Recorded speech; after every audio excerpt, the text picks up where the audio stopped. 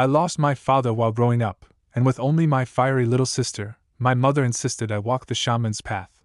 She said spirits favored me, warned me not to reject destiny or disaster would strike. She forced rituals and strange practices on me, which I rejected. I focused on study instead. I died in an accident, and trouble came as warned. Then I was reborn, and her words felt true. I wondered what I was doing here. I was now an instructor at a magic academy. At a railway station, the traveler read his destination, cabin 403, fourth carriage, third room. Inside, an elderly man sat reading a newspaper. The headline declared the Utah Kingdom's civil war over. The young man remarked on the conflict finally ending. The old man said he too had waited for its conclusion. The young man noted how the princess's faction gained momentum earlier, and was relieved the war ended sooner than expected. He introduced himself as Ludger Kelesi. The old man replied his name was Gerard, and observed Ludger seemed of noble origin. Ludger explained his family had lost that status long ago. Gerard said he was headed to Line de Bruno, the empire's capital and a major attraction. Ludger informed he was going to let Helk as a newly appointed instructor at Soren Academy. Gerard assumed he must be talented. Ludger denied it, saying he barely made it in. Gerard encouraged him, reminding him many fail. Ludger brought up a rumor from the Civil War. The decisive figure behind the princess's victory was not a mage or knight, but a wandering mercenary named Machiavelli. Gerard dismissed it as gossip, though he knew it was true. Machiavelli was one of his former identities. Gerard asked if Ludger would handle students immediately. Ludger confirmed he would be responsible for the second years. Gerard said that starting at such a level meant he was more capable than he let on. Suddenly, a violent impact shook the carriage. Ludger wondered if the engine had exploded. Gerard said that was impossible due to magical protection and declared it an attack. He suggested hiding or fleeing, but Ludger offered to take the lead. Looking outside, Ludger noted they were the only ones in the fourth carriage. Gerard explained passengers would remain in their cabins due to protective magic, but the attackers had broken the barrier with their own magic, making the cabins unsafe. The blast had come from the third compartment beside them. Ludger asked why the attackers hadn't reached them yet. Gerard said robbers always targeted the first compartment first, where the wealthy sat. This delay was fortunate, and he urged they move to the rear before guards arrived. A robber smashed through the window. Ludger told Gerard to step back. As the robber lunged, Ludger struck him with lightning, dropping him. Gerard asked if he had killed him. Ludger said he only stunned him. Ludger insisted on questioning him. He demanded the reason for the attack. Finally, the robber muttered that people like them deserved death and opened his jacket, revealing a bomb strapped to his chest with 1 second left. Gerard shouted for Ludger to move. The carriage exploded. Gerard called out for Ludger, searching the shattered wreckage. Removing his mask, he revealed a much younger face and wondered bitterly why disaster always sought him out. I never had any grand purpose for borrowing the name Machiavelli. I simply felt like using the identity of someone renowned from the memories of my previous life. I had spent years drifting across the world, constantly entangled in one mess after another, forcing me to switch identities repeatedly, and Machiavelli was only one mask among many. Those years were chaotic, always pulling in unwanted eyes, and dangerous for someone who needed to remain hidden.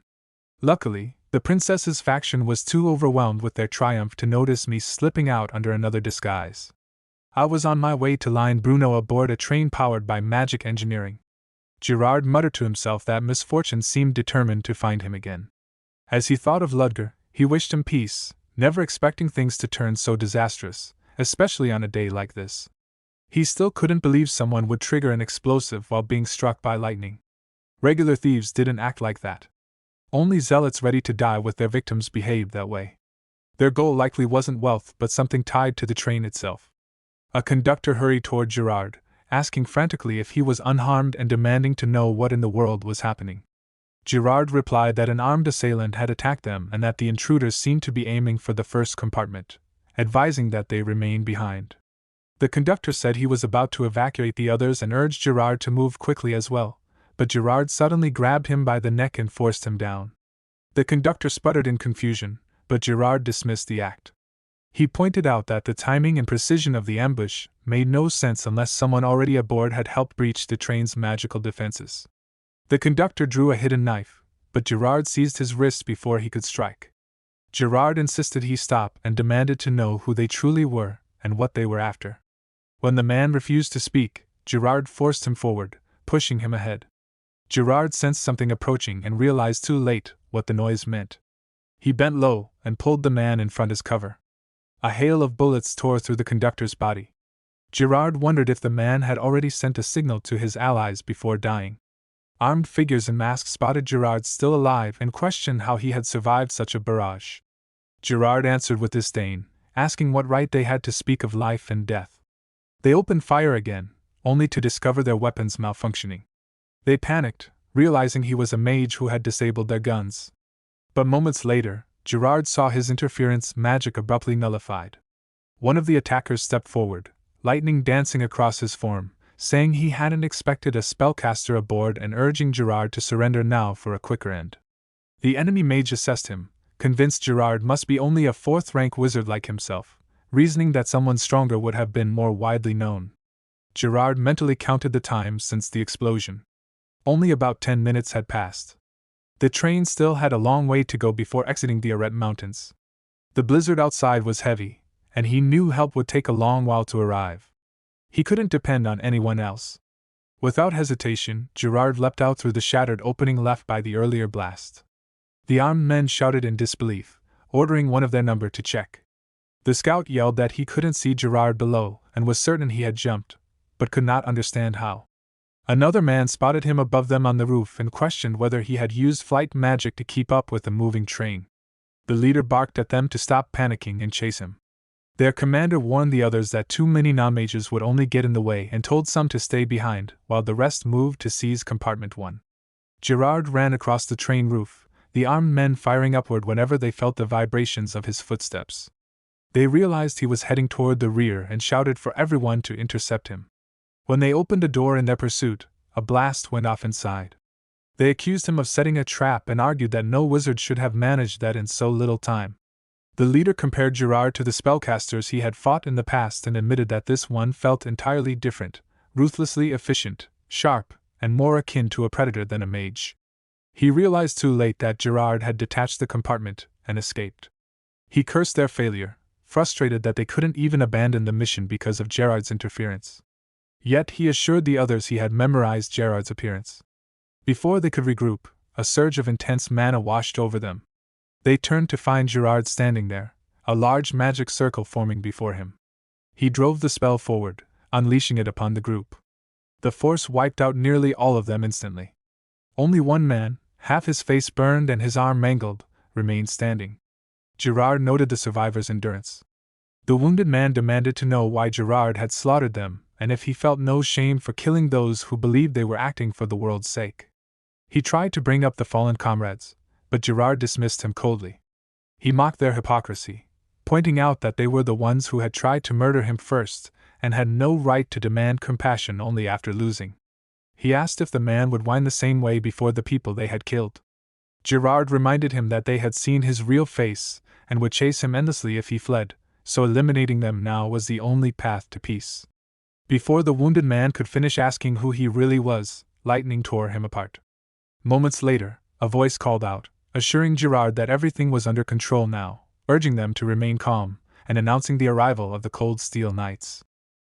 Gunfire echoed as the armed men turned their weapons on the Cold Steel Knights, cursing that the knights had already arrived and were even using flight magic despite the brutal weather.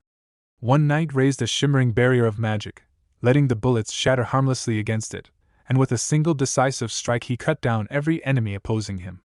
Through the communication link in his earpiece, he calmly reported that the second compartment had been secured.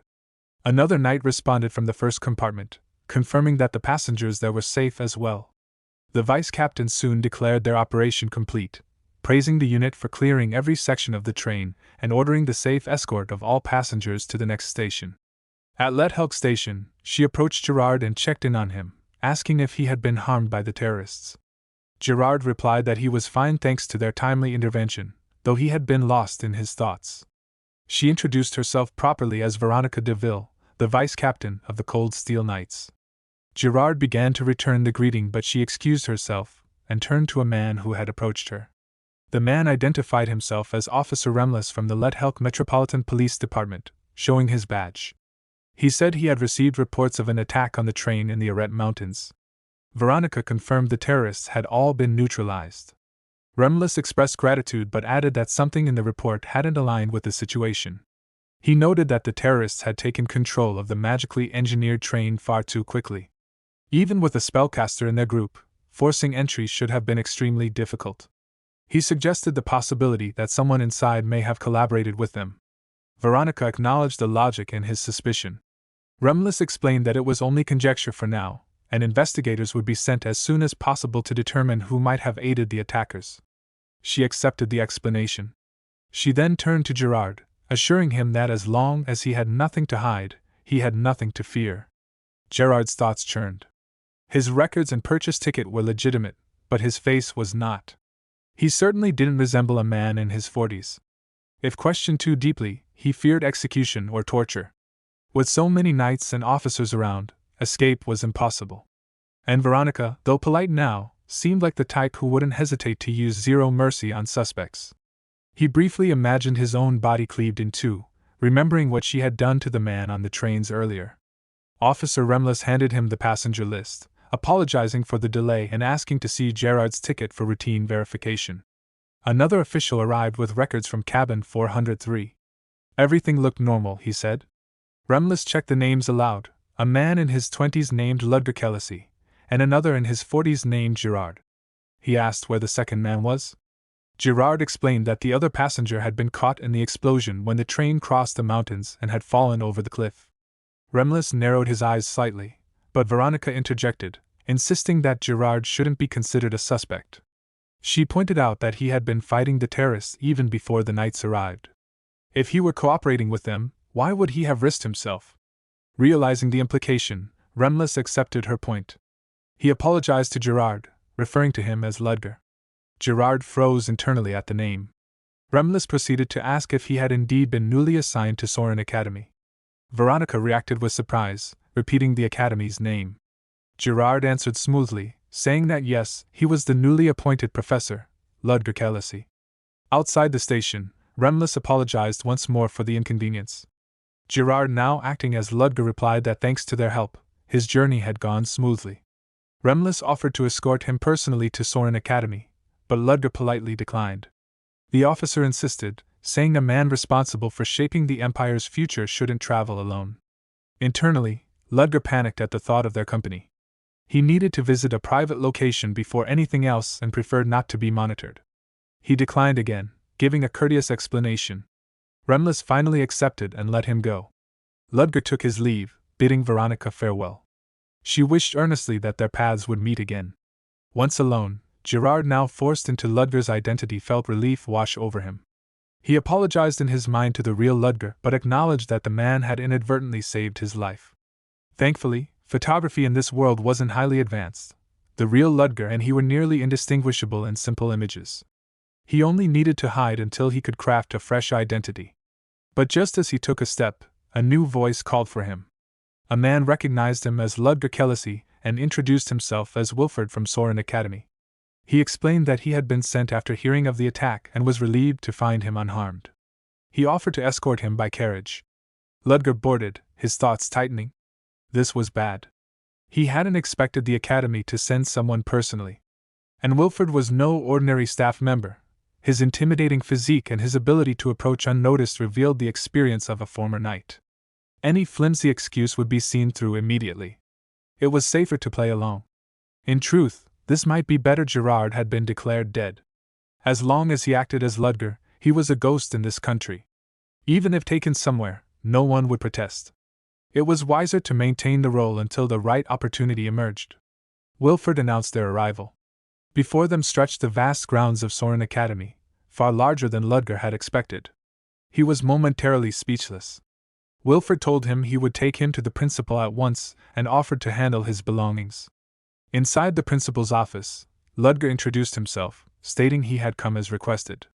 The principal, Elisa Willow, welcomed him warmly and said she had been expecting his arrival. The principal greeted him with forced cheer, asking about his condition after hearing he'd been caught in a terrorist attack.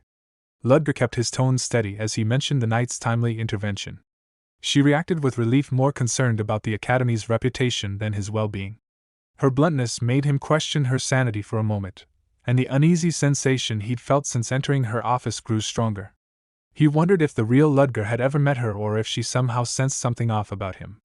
She remarked with open admiration that he looked better in person than she expected, which immediately told him she had never seen the real man. He accepted the compliment politely, downplaying it as empty courtesy. The principal handed him a contract and reminded him of its details: a 2-year term, salary noted, room and board included. Ludger examined it casually at first, only to freeze when he saw the numbers. 30 imperial gold coins per month, an amount equal to 30 million dinars, or roughly $300,000. He masked his shock as she asked for his opinion. Calling it not bad was all he allowed himself to say, though inside he was celebrating a jackpot beyond his imagination. The price, however, was equally high. Soren Academy was known for housing prodigies, and his act would have to withstand scrutiny from all of them. Backing out now would only make him suspicious. He maintained his composure, stated that he had double-checked everything, and agreed to the contract. He reminded himself that he had real-world experience, and more than enough theoretical knowledge to fake competency for 2 years. The principal welcomed him as Professor Ludger, and he returned the courtesy. 2 years. He convinced himself he only needed to endure it that long to reclaim his freedom. That night, resting on the sofa of the house the Academy had rented for him, he mentally organized the tasks ahead. 3 weeks remained before classes began, more than enough time to prepare. He still found it absurd that he'd ended up as a professor, 27 years after arriving in this world with no powers and only the memories of his previous life. He had survived cruel parents, constant danger, and countless near-death situations. Now he was essentially undercover, though forced into the role. The identity he had taken, Ludger Kelesi, was perfect: a fallen noble, only child, parents deceased, acquaintances distant. No one who might recognize him. The only things left were lecture planning and gathering information about the academy. He decided to handle everything starting the next day, realizing he hadn't eaten since the train incident. 2 weeks later, he sipped tea at a cafe, thinking about how quickly time passed. His preparations were almost complete. Only 1 week remained before lectures began. His disguise was ready, and his research nearly finished. He planned to return for orientation soon until someone sat in the chair behind him, back to back. A voice expressed relief that he was safe and remarked on his 2 weeks of silence. The other members, the voice said, were concerned about the whereabouts of the First Order. Ludger's surprise was immediate, though he hid it perfectly. They hadn't mistaken him for someone else, they had come for Ludger Kelesi. He answered calmly that he had something to verify. The girl hurried to excuse the terrorist attack as an accident, claiming the rebels' timing was unexpected. Ludger mentioned needing information about Soren, which confused the girl, who insisted they had already sent it. Ludger smoothly stated that he'd been confirming the accuracy, earning the girl's flustered acceptance. Internally, he cursed. Something was seriously wrong, but acting suspicious now would only endanger him. When he asked whether everything on their end had been handled properly, the girl proudly explained that all key academy figures had been assassinated and traitors rooted out. The grisly description that followed tested Ludger's ability to remain outwardly calm. He lifted his coffee to steady himself while the girl apologized for not personally verifying earlier reports. Ludger pushed aside his rising dread and asked why he had been approached so suddenly. The girl explained that nearly half a month had passed since the First Order arrived with no updates, so she had taken initiative. Ludger pointed out how reckless that was, and the girl shrank under the rebuke. The girl's fear of Ludger was unmistakable. They treated the real one like some terrifying figure, enough that even minor actions made them panic. Ludger decided to press further, asking how many people had infiltrated so far. The girl listed 31 second orders, 7 third orders, and the early arrived first orders already settled in place. It was far worse than Ludger expected. He stood, and the girl scrambled up as well. When the girl tried to confirm the meeting procedure, Ludger dismissed his excuses and asserted that meetings would only happen when summoned by someone of equal rank or higher. The girl nervously clarified if he meant those of 0 order.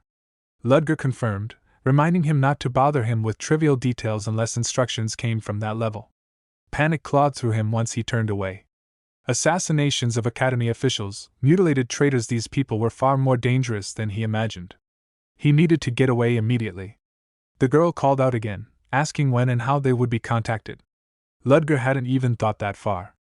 Holding back frustration, he forced the girl to realize how absurd it was to ask such a thing.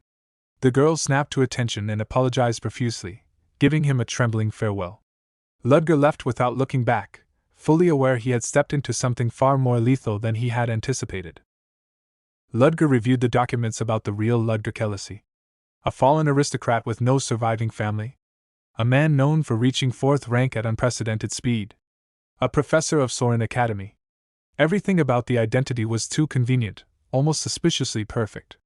He realized too late why. The identity wasn't ideal by coincidence. It had been crafted for infiltration from the very beginning. The letters exchanged under Ludger's name were likely coded messages disguised as formalities from acquaintances. He dropped onto the pile of letters with a frustrated sigh. He had rushed into this decision, only to discover he had stepped onto a landmine. Sitting at his desk later, he scrutinized the awkwardly phrased letters again. Quietin's language, the phrasing was unnatural because it hid codes. And among them, one message stood out, an instruction ordering the First Order to infiltrate Soren Academy and earn the Academy's trust. More directives would follow as the situation developed. He rubbed his forehead. Soren Academy wasn't the only danger. The more he thought about it, the more unbelievable it became. What kind of high-ranking secret society operative dies in a train hijack? Someone capable of placing dozens of spies in Soren shouldn't have died so easily.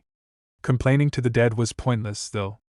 Now there were two identities he had to hide from, Soren Academy and the secret society.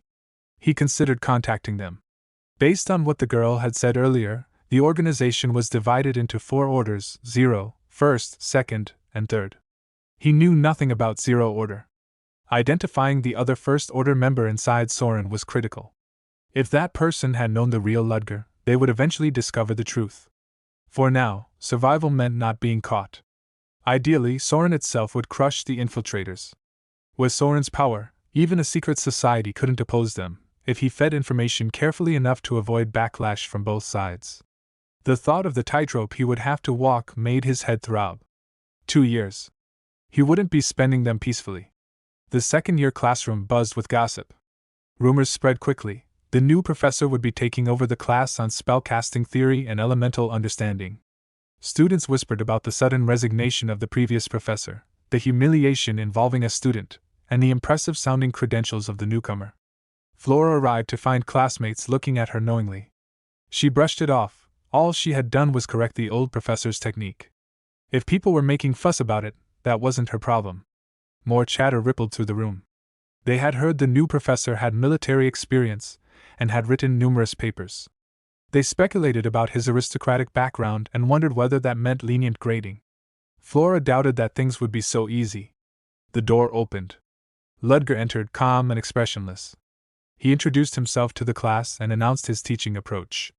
Instead of sticking to theory, he would focus on practical spell casting. The class would be open not only to sophomores but also to freshmen. This set off murmurs. He lifted his hand to silence them. He made it clear he had no intention of lowering difficulty.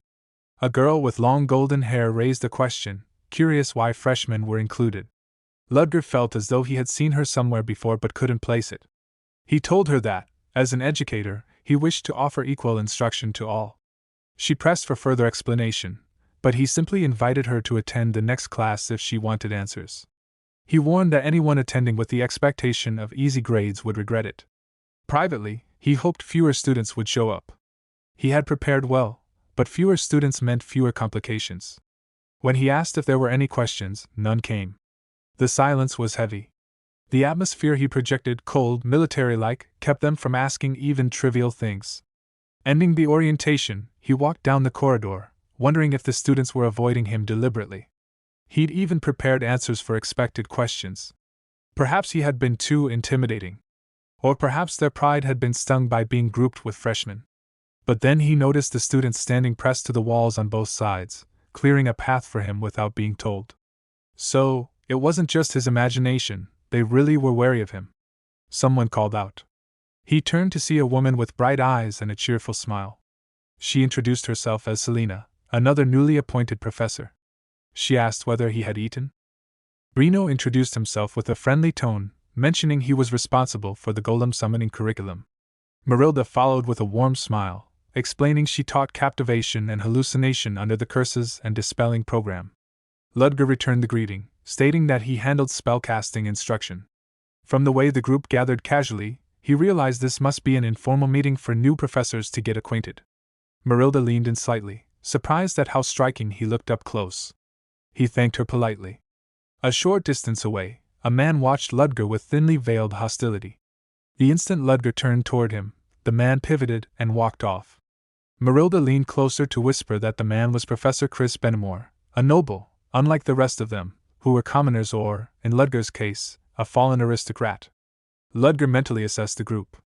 1 noble, 1 fallen noble, and 3 commoners. Their backgrounds differed, but each possessed considerable expertise. It made him uneasy.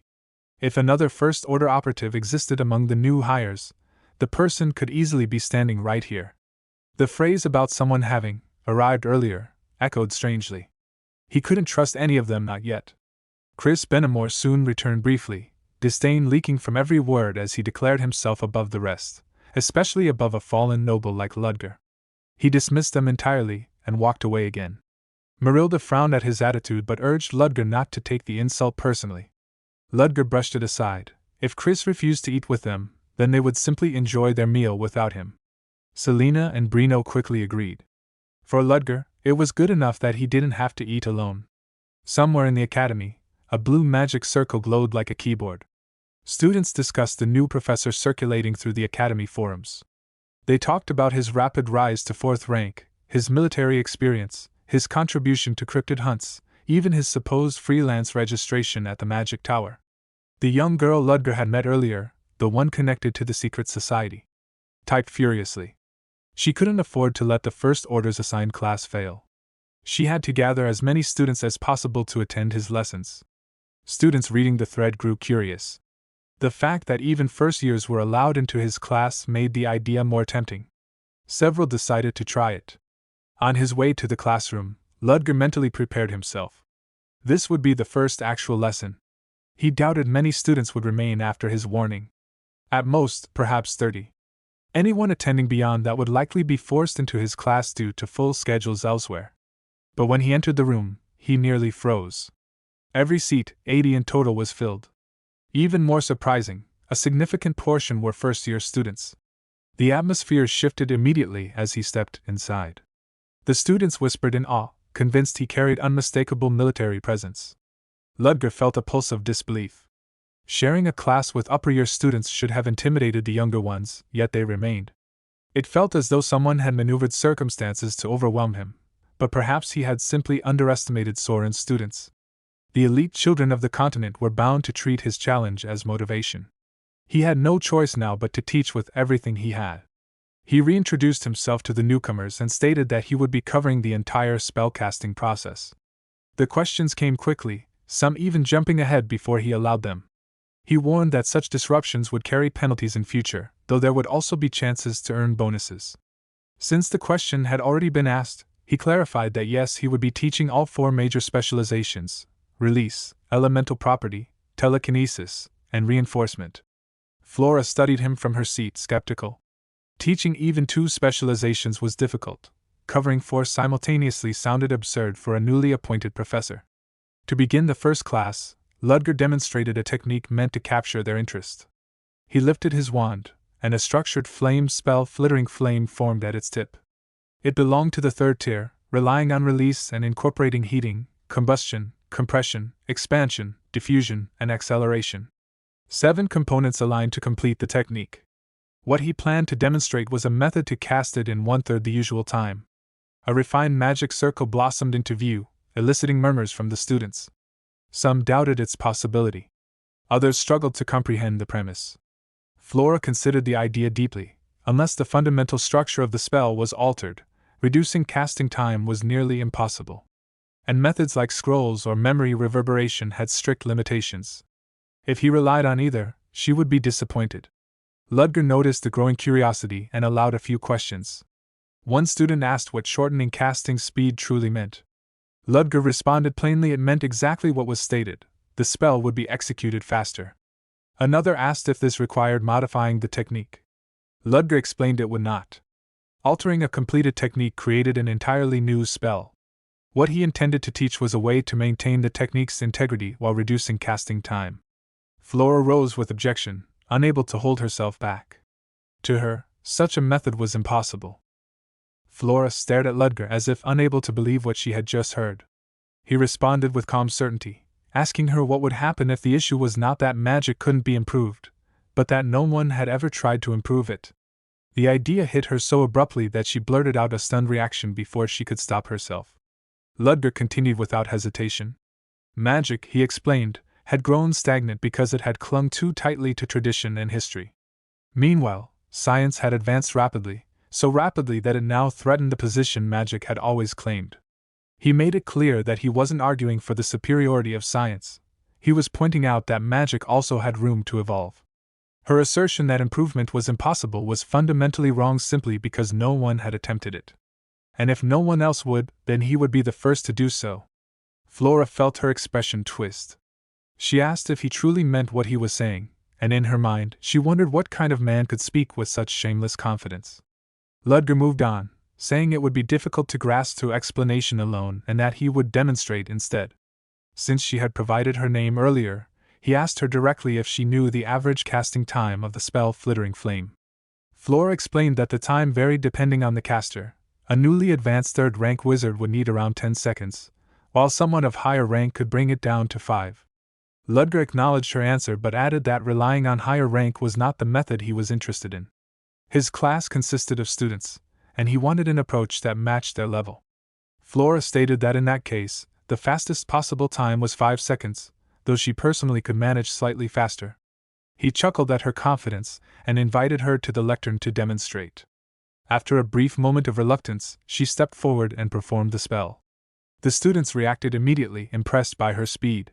Some whispered among themselves, noting that such skill was expected from a daughter of the Lumos family. Ludger evaluated her performance. She had cast the spell in 4.78 seconds, astonishingly fast for a sophomore, and executed with flawless technique. Flora brushed off the praise, insisting it wasn't much. But Ludger followed with a statement that froze her in place. It was still far too slow. She asked him what he meant. He replied that the fastest time on record for a third-rank wizard was 4.41 seconds. Even that, he said, was excessively slow. Flora insisted that she could improve with practice, but Ludger dismissed the idea entirely. The 4.41-second record itself, he said, was slow beyond reason. The students whispered again, wondering if he truly meant what he was saying. Some questioned how fast he must be if he spoke so confidently. Ludger told them to watch closely. He raised his hand and cast Flittering Flame. Flora's thoughts scrambled. What he was doing did not resemble the established technique for Flittering Flame at all. Yet in the next instant, the spell was fully formed. The students gasped. The completion was so fast it took less than a single second. Flora stared, shaken. There had been no recognizable process at all. The spell simply existed. Ludger asked if they had seen clearly enough and performed the demonstration a second time for those who might have missed it. Now every expression in the classroom had changed. He informed them that the spell he had just cast required only 0.24 seconds, an overwhelming improvement compared to any existing record. And yes, the structure they had witnessed moments earlier was not the technique for Flittering Flame, yet the spell produced was undeniably Flittering Flame. He clarified the truth. He had used one spell as the medium to cast another. The room erupted in confusion. A spell technique used to cast an entirely different spell? None of them had ever heard of such a concept. Ludger explained that the method functioned like a blueprint, something that, once given nutrients, would output the desired result instantly. Through a wizard's biological framework, using mana as data and following a system of technique as though it were a program, he activated magic as if executing software. He referred to this framework as source code. Flora felt her thoughts spin again. She had never heard of any magical theory resembling this. She found herself wondering what kind of person he really was.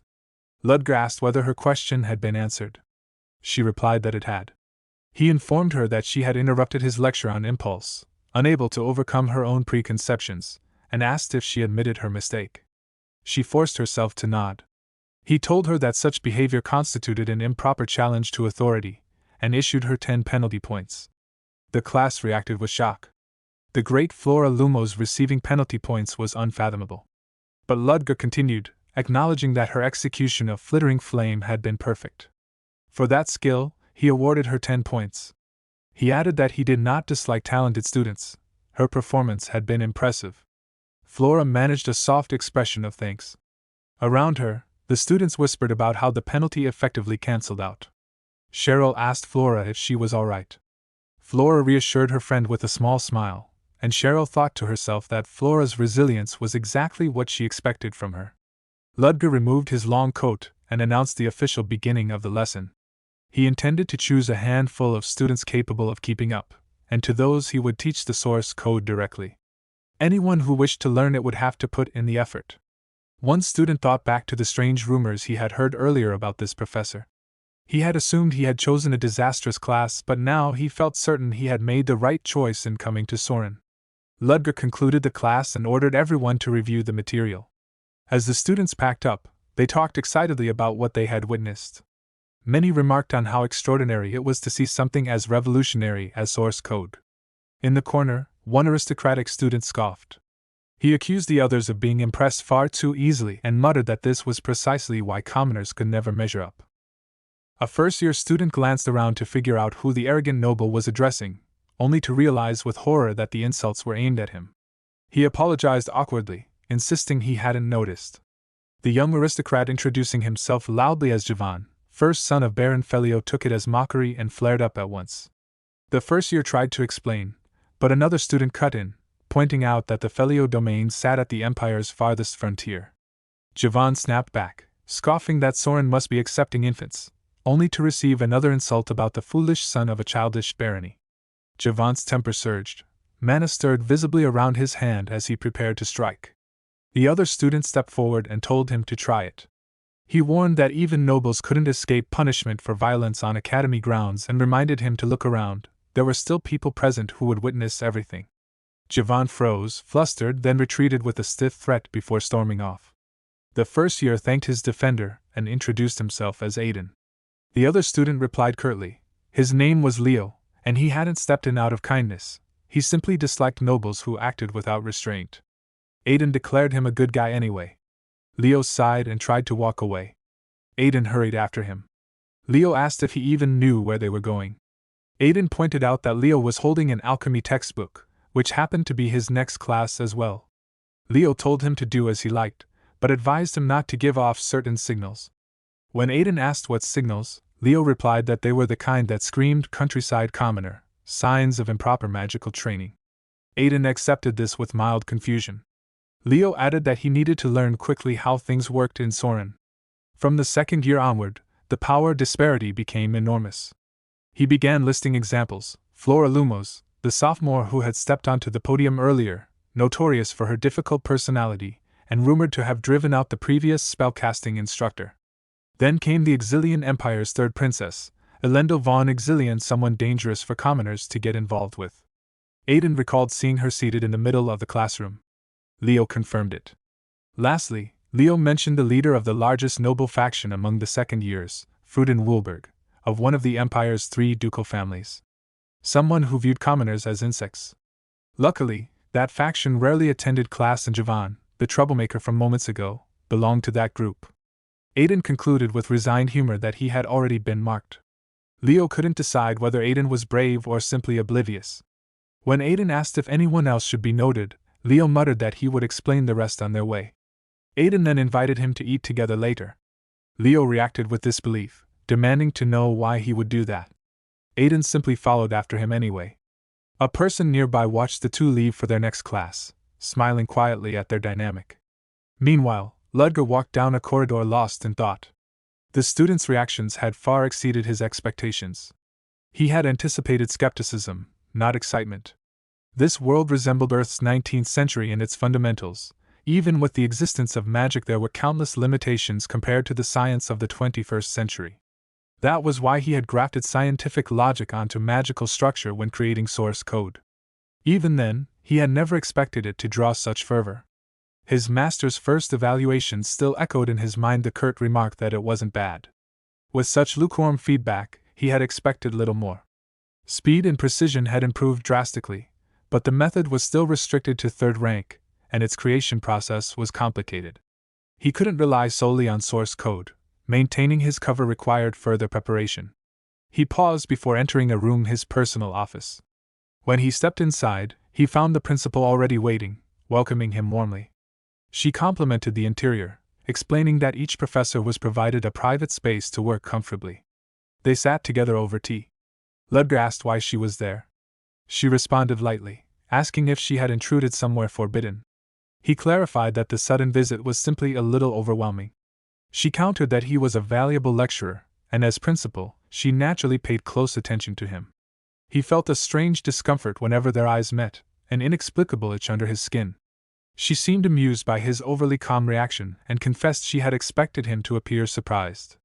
He thought to himself that he had already exhausted his capacity for shock. Appearing like a ghost in his office doorway would hardly have startled him more.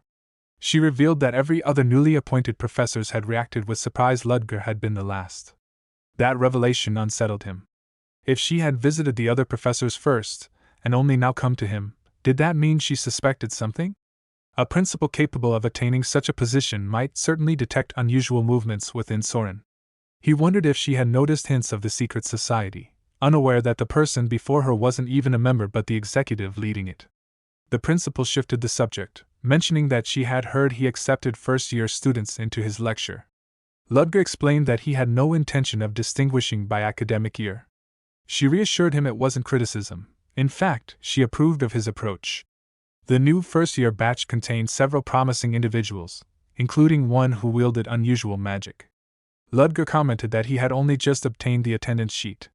She reminded him that because the princess was enrolled, he should be cautious. There was no need for special treatment, but complications involving royalty tended to turn thorny. He paused. Royal princess? The principal expressed her expectations for him and said she was relieved his first lecture had gone well. The students had spoken favorably about it. Ludger urged her to finish her tea before leaving. She thanked him but explained she had a mountain of work awaiting her. As she excused herself, she wished for smooth cooperation going forward. When she closed the door behind her, a man standing in the hallway asked quietly how it had gone and whether the new professor was trustworthy. The principal admitted that she still had no clear answer. She had been observing the individuals who seemed most suspicious, yet no solid conclusion had formed.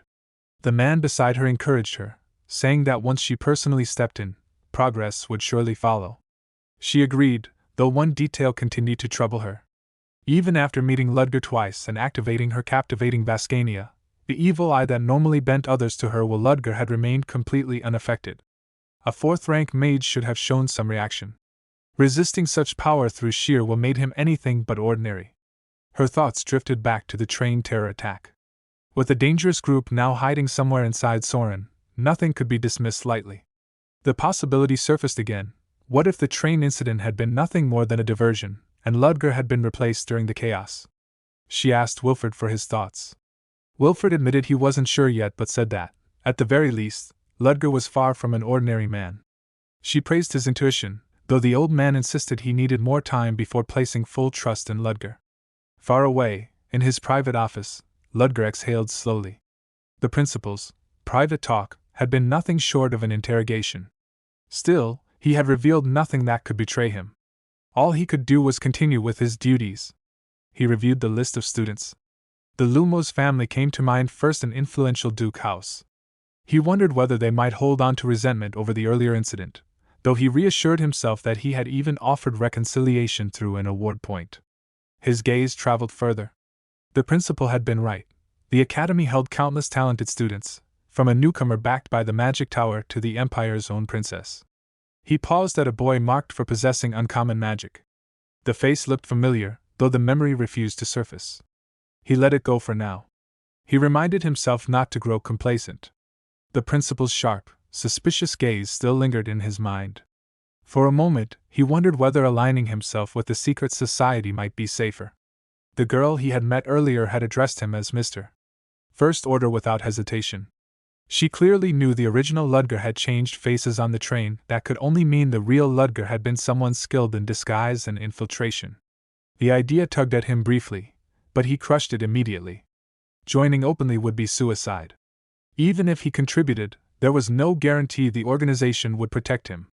For now, the safest choice was to fulfill his role as professor. A knock interrupted his thoughts. A staff member stepped in to deliver a patrol warrant. It was his turn for night duty, exactly as described in his contract. The man hurried away, leaving Ludger staring at the paper. It was probably just a routine patrol. Probably. Two girls stood facing each other. One demanded the other repeat herself. The second calmly stated that the training grounds were open to everyone. If someone felt uncomfortable, they were free to leave. The first girl bristled, offended that a commoner would talk back. The second reminded her that Soren valued all students equally, regardless of bloodline. Her words drew mocking laughter from the noble girl's companions, who sneered at the idea of equality and mocked the commoners. The first girl realized nothing she said would change their minds and turned to walk away. But Lady Dyneema's irritation only grew. Her followers jeered that the commoner should kneel and beg forgiveness. Dyneema's frustration hardened into anger. She raised her wand, determined to strike. The spell never reached its target. It dissolved instantly. Dyneema spun, demanding to know who interfered. On the second-floor walkway, Ludger stood with a calm, piercing gaze. He looked down at the group with quiet disappointment. He reminded them that the training grounds existed to hone their abilities, not to host petty ambushes. And worse, this wasn't a duel. It was a one-sided attack at the very start of the semester, making a mockery of Soren. The commoner girl recognized him, whispering his name. Ludger descended the stairs, stating he might have overlooked the matter with a warning had it been a fair fight. But this was clearly not one. Dyneema protested, insisting she was merely protecting aristocratic authority. Ludger dismissed the notion. At Soren, every student stood on equal ground, regardless of the blood they carried. He informed her that he could not overlook the incident, and ordered her to follow him. Dyneema trembled with rage, muttering that a mere fallen aristocrat dared to lecture her. The students around her stiffened.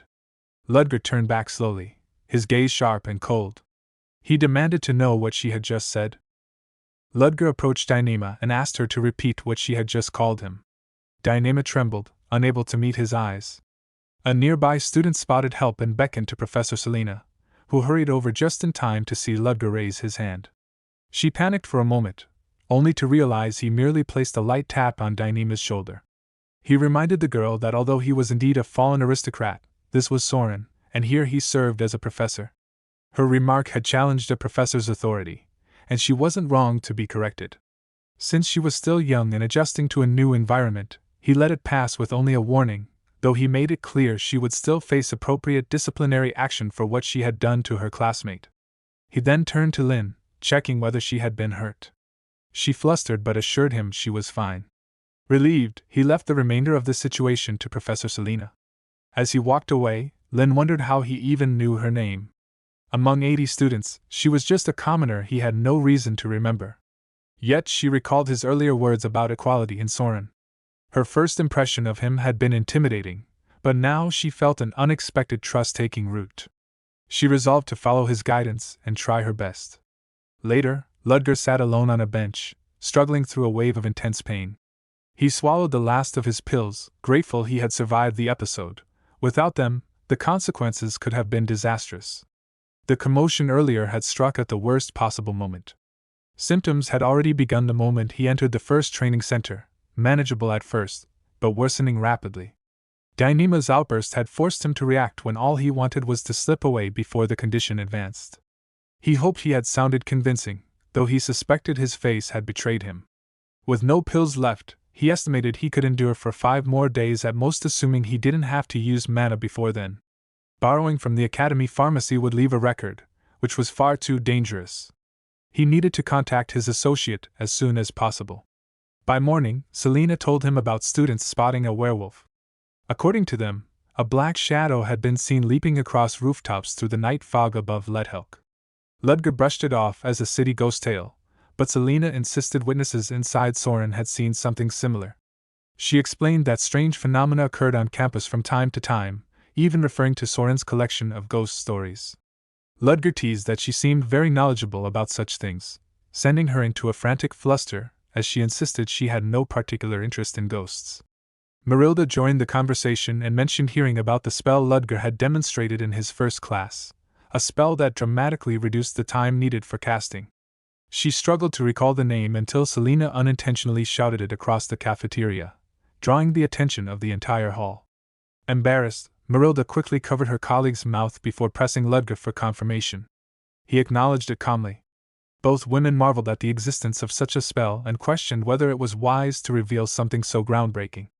Selena even mentioned that a spell of that caliber could earn a patent from the magic tower.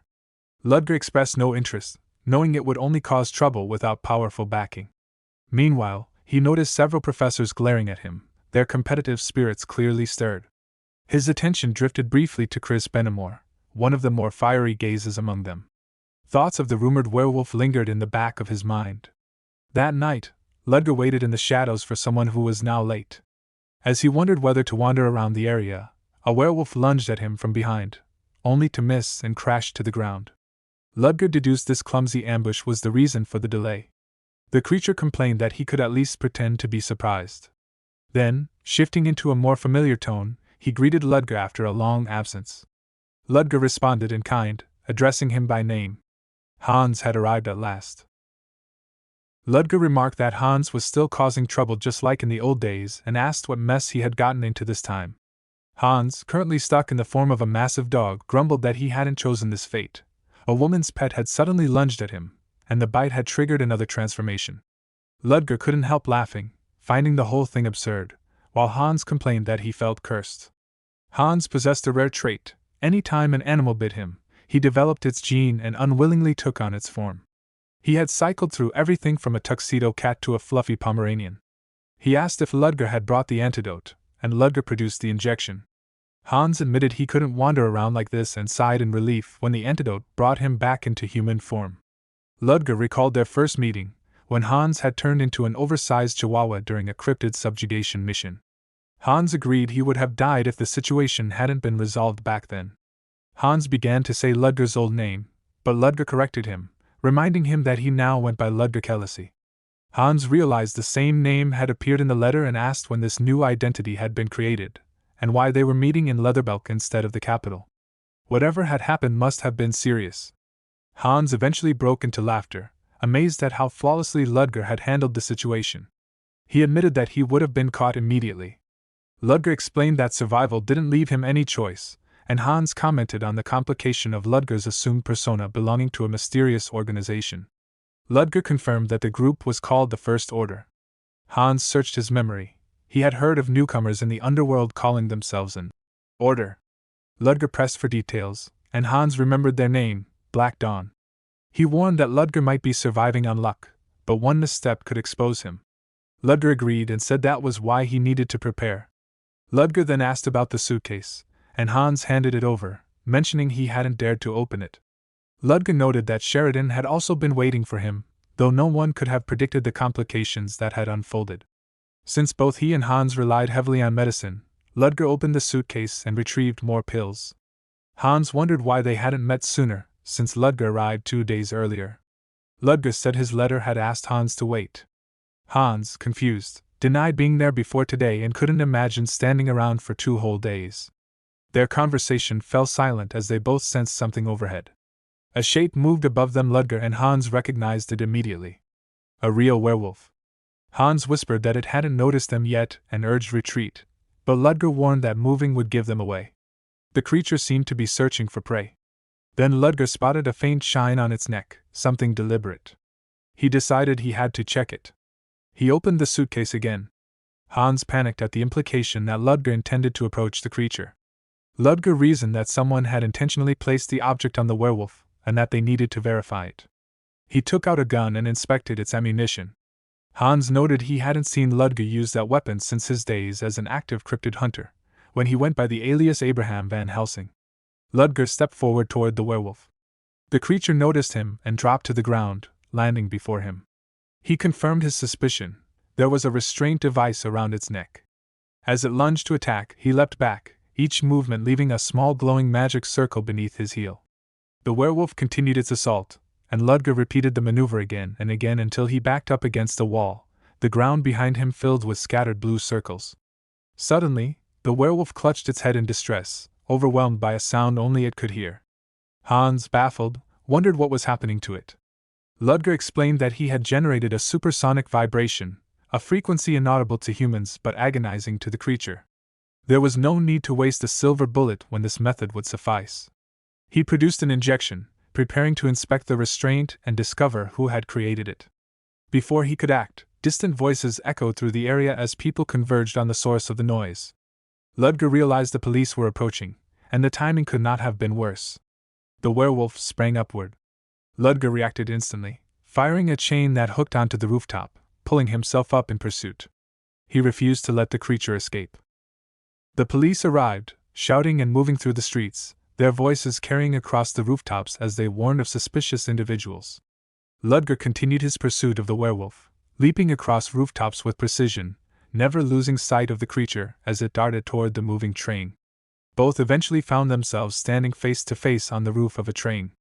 Ludger had initially planned only to subdue the werewolf, but its relentless behavior left him no choice. He threw a shuriken, which circled the creature before returning to his hand, a clear demonstration of its heightened senses. The simple attack had proven insufficient. Drawing his staff, Ludger sprinted toward the beast, landing on its back. The werewolf snapped at the staff, forcing him to unsheathe the long, slender blade hidden within and slash accurately. The beast yelped and recoiled, caught off guard by Ludger's precision. Below, Hans paced nervously, holding Ludger's suitcase tightly.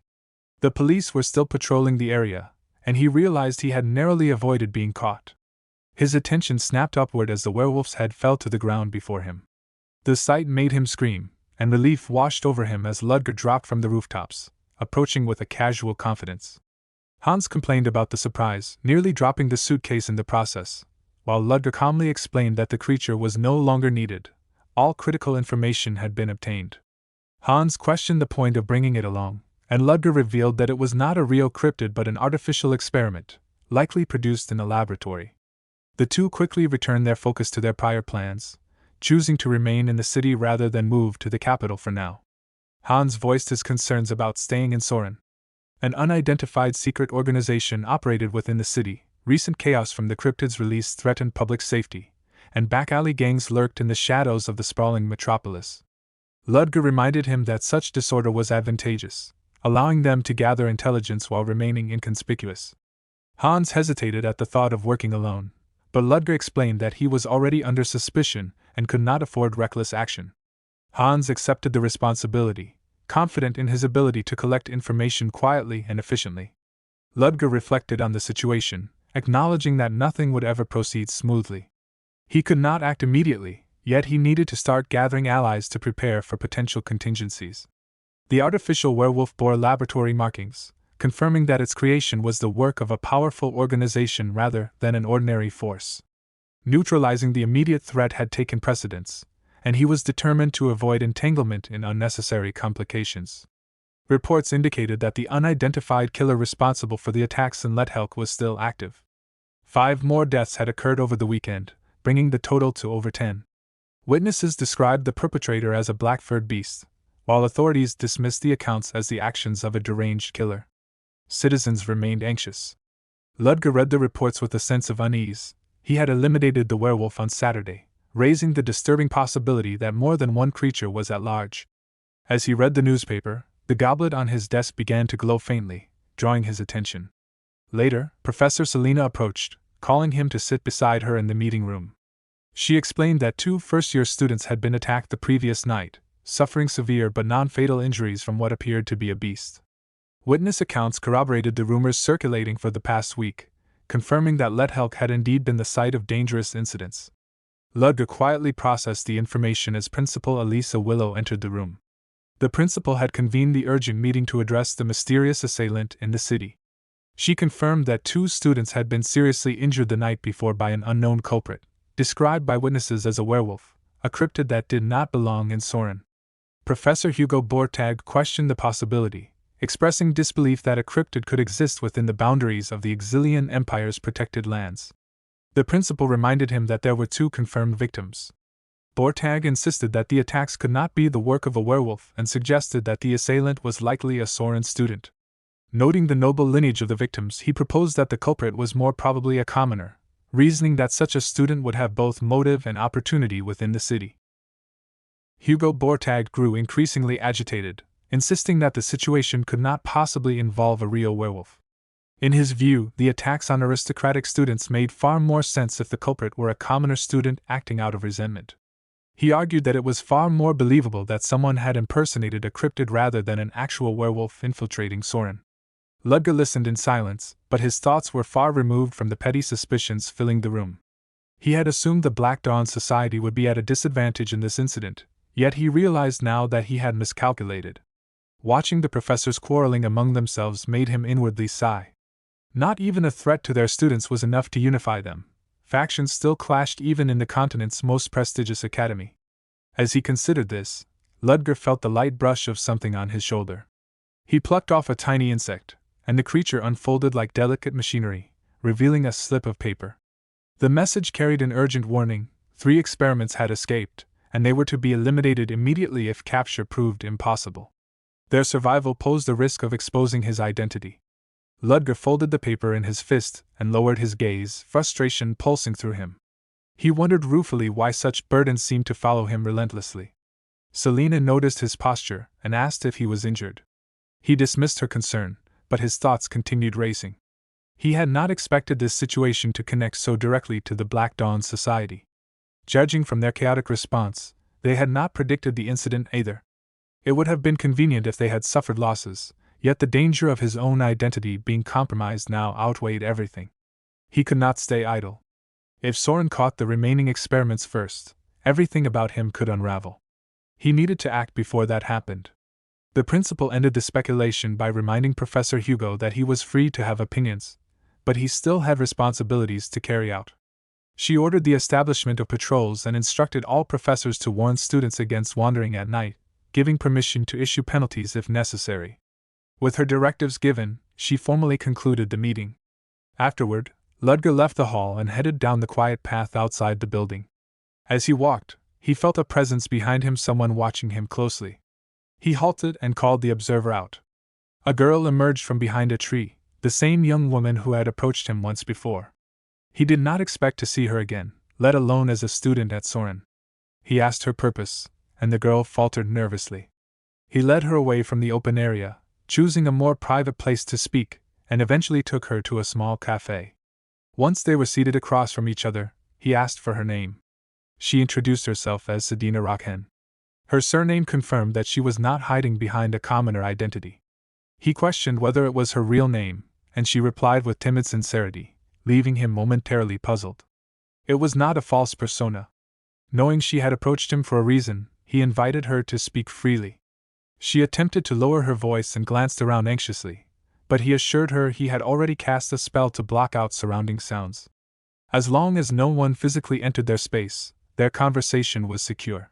She expressed admiration, referring to him by a title from their secret organization, but he sharply instructed her to stop using it. If she addressed him that way in public, it would bring disaster. She accepted the correction immediately, and he redirected her to the matter at hand. Sedina explained that the recent werewolf incident was connected to their affiliated organization.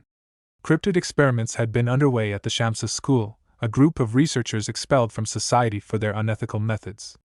3 experimental subjects had escaped, one of which had entered Soren through the sewer systems and caused casualties. She apologized for speaking too quickly, but he urged her to continue. She explained that the responsibility technically fell on their organization, yet she had come because the matter was tied to him. He had lent his name under Victor Dreadful's command, and the situation had spiraled beyond expectation.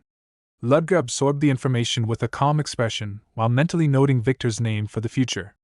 Sedina added that since 3 experiments had escaped, their group intended to eliminate them swiftly. Ludger corrected her, stating that only 2 remained. Her confusion lingered until he revealed the tooth from the slain creature.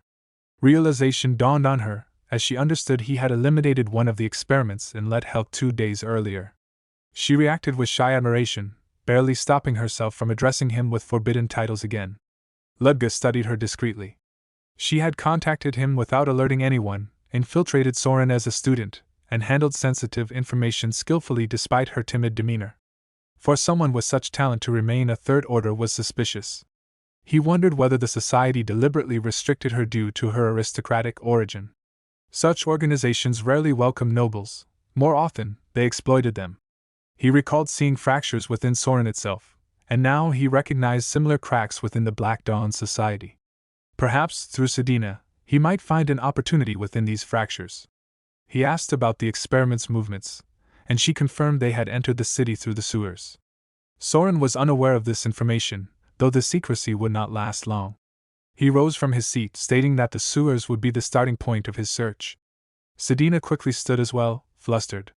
As he ended the voice-blocking spell, she stopped him briefly, thanking him shyly for listening and saying she had done her best to explain. He acknowledged her effort with an uncharacteristically gentle remark before leaving the cafe.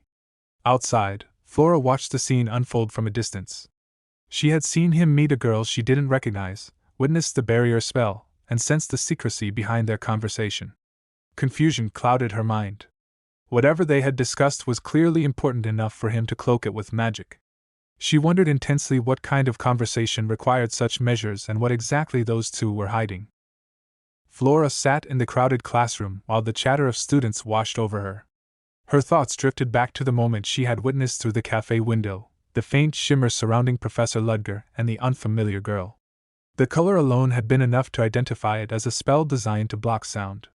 Ordinary people could neither see the hues embedded in magic nor catch the subtle scent woven within it, yet she had seen it clearly. The question tormented her now. What kind of conversation would require such secrecy? The lecture ended when the professor reminded everyone to avoid roaming around at night, and warned them that anyone caught entertaining strange rumors or wandering carelessly would receive penalty points. The room erupted into voices the moment she left. Students eagerly shared their excitement about the werewolf incident, debating the reward money and plotting ways to go hunting without being discovered. Leo eventually turned to Aiden, asking for his opinion. Aiden simply stated that the safest choice was to avoid unnecessary risks. Taking penalty points for curiosity was foolish. Leo admitted that he thought the same, especially since people had already been hurt. But their exchange was abruptly interrupted when Tessie marched over and struck their desk, announcing her dissatisfaction with leaving their earlier rivalry unresolved. She insisted on a proper match, one without restrictions or hidden strength. Aiden immediately declined, citing classes and the danger of wandering outside at night. Tessie mocked him for being scared, demanding an honest answer. Cornered, Aiden finally admitted defeat. Not satisfied, Tessie then proposed a new contest. Whoever captured the werewolf first would win. Aiden hesitated, but Leo agreed impulsively, assuming the professors would handle the matter long before any student had the chance. Tessie left energized, certain she would emerge victorious. Only once she was gone did Aiden confront Leo for agreeing so recklessly. Leo brushed it off, convinced that Tessie wouldn't attempt anything so dangerous alone. Their confidence vanished the moment they glanced out the window and saw Tessie heading off in the wrong direction. She was clearly not going to the dormitories. Aiden and Leo froze, realizing that the trouble they feared was already racing straight toward them. Night fell over Soren as Ludger patrolled the dim pathways, aware that an increasing number of people were searching for him or for the creature he pursued. The memory of an earlier conversation with Hugo resurfaced, the man's desperation almost palpable. Hugo had urged him to show favoritism to aristocratic students in exchange for support in restoring his family's standing. Ludger had refused outright, holding firm to the principle that Soren recognized no noble or commoner distinctions. He had no intention of bending that rule merely to placate a nervous aristocrat. Hugo's offer only increased the risk of exposing his fabricated origins, and antagonizing the principal for no reason was the last thing he wished to do. As he continued his patrol, Ludger sensed movement. A group of students attempted to hide poorly behind a tree. He confronted them, reminding them of the rule to return directly to their dormitories. Their awkward excuses did nothing to sway him. Each of them earned penalty points and scurried away. This was the 20th group he had caught tonight. Reward money had clearly attracted far more students than expected. Penalizing them was a temporary solution. The situation could only worsen if left unchecked. He would have to end this matter before it spiraled any further. He headed toward the sewage treatment plant, descending into the dark, damp tunnels beneath the academy. Based on Sedina's information, this was the only waterway large enough for a werewolf to pass through. Illuminating his path with a brief spell, he confirmed that no one else had searched this area yet. The footprints on the ground confirmed his suspicion. 2 sets, one large, one much smaller, moving in the same direction. Their tracks eventually diverged. The larger one had gone toward the academy grounds, likely hunting. A scream tore through the silence. He abandoned the trail immediately and ran toward the sound. Following the footsteps would take too long. He needed to move directly toward the threat. By the time he arrived, a werewolf was already lunging at 2 students. He cursed under his breath. He was seconds away from being too late. A burst of force exploded from his staff, striking the beast hard enough to send it fleeing into the darkness. The 2 girls he had saved were Lin and Elendil von Exilian. Relief washed across their faces when they recognized him, relief that dissipated instantly as he delivered punishment in his usual cold manner. Both received penalty points on the spot, leaving them frozen in shock as the echo of the attack faded into the night. Elendil's frustration rose the moment Ludger turned his back. She called after him, insisting he should have checked on them first. He barely slowed, questioning what she had done to justify shouting in the first place. She hurried to explain that she had tried to send the wandering students back. His response was cold, noting that her sharp tongue seemed perfectly fine despite failing to protect herself. Lin stepped forward, flustered, asking him to at least spare Elendil from punishment. Ludger stopped, surprised by the request. She claimed she had simply fallen asleep while studying, ending up outside by accident. He acknowledged her determination, though he reminded her that she should have understood the danger. Lin apologized quickly. Elendil could only stare, startled by the difference in how he spoke to each of them. Then Ludger instructed her to escort Lin back to the dorms, adding that he would remove their penalties. Elendil froze, hardly believing it until he threatened to assign them again as she refused. She grabbed Lin immediately, urging her along before he could change his mind. Before they could leave, the werewolf reappeared behind them. Elendil pointed it out, startled, but Ludger had already sensed it. The creature turned and bolted. Ludger broke into a sprint, telling the girls to evacuate to safety as he pursued. The werewolf vaulted onto a rooftop without effort. Ludger fired a chain upward, letting its momentum pull him into the air. Lin stopped to glance back, witnessing the impossible sight of her professor leaping from roof to roof in the moonlight, chasing the beast across the skyline. She whispered in awe, barely recognizing the technique as levitation magic, while Elendil stood speechless beside her.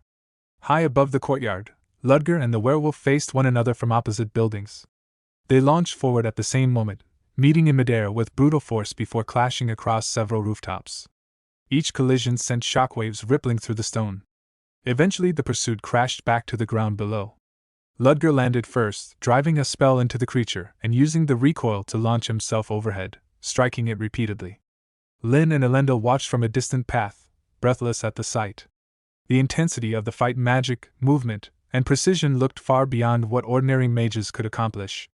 Ludger pressed onward, striking the creature 3-4 more times before it finally collapsed.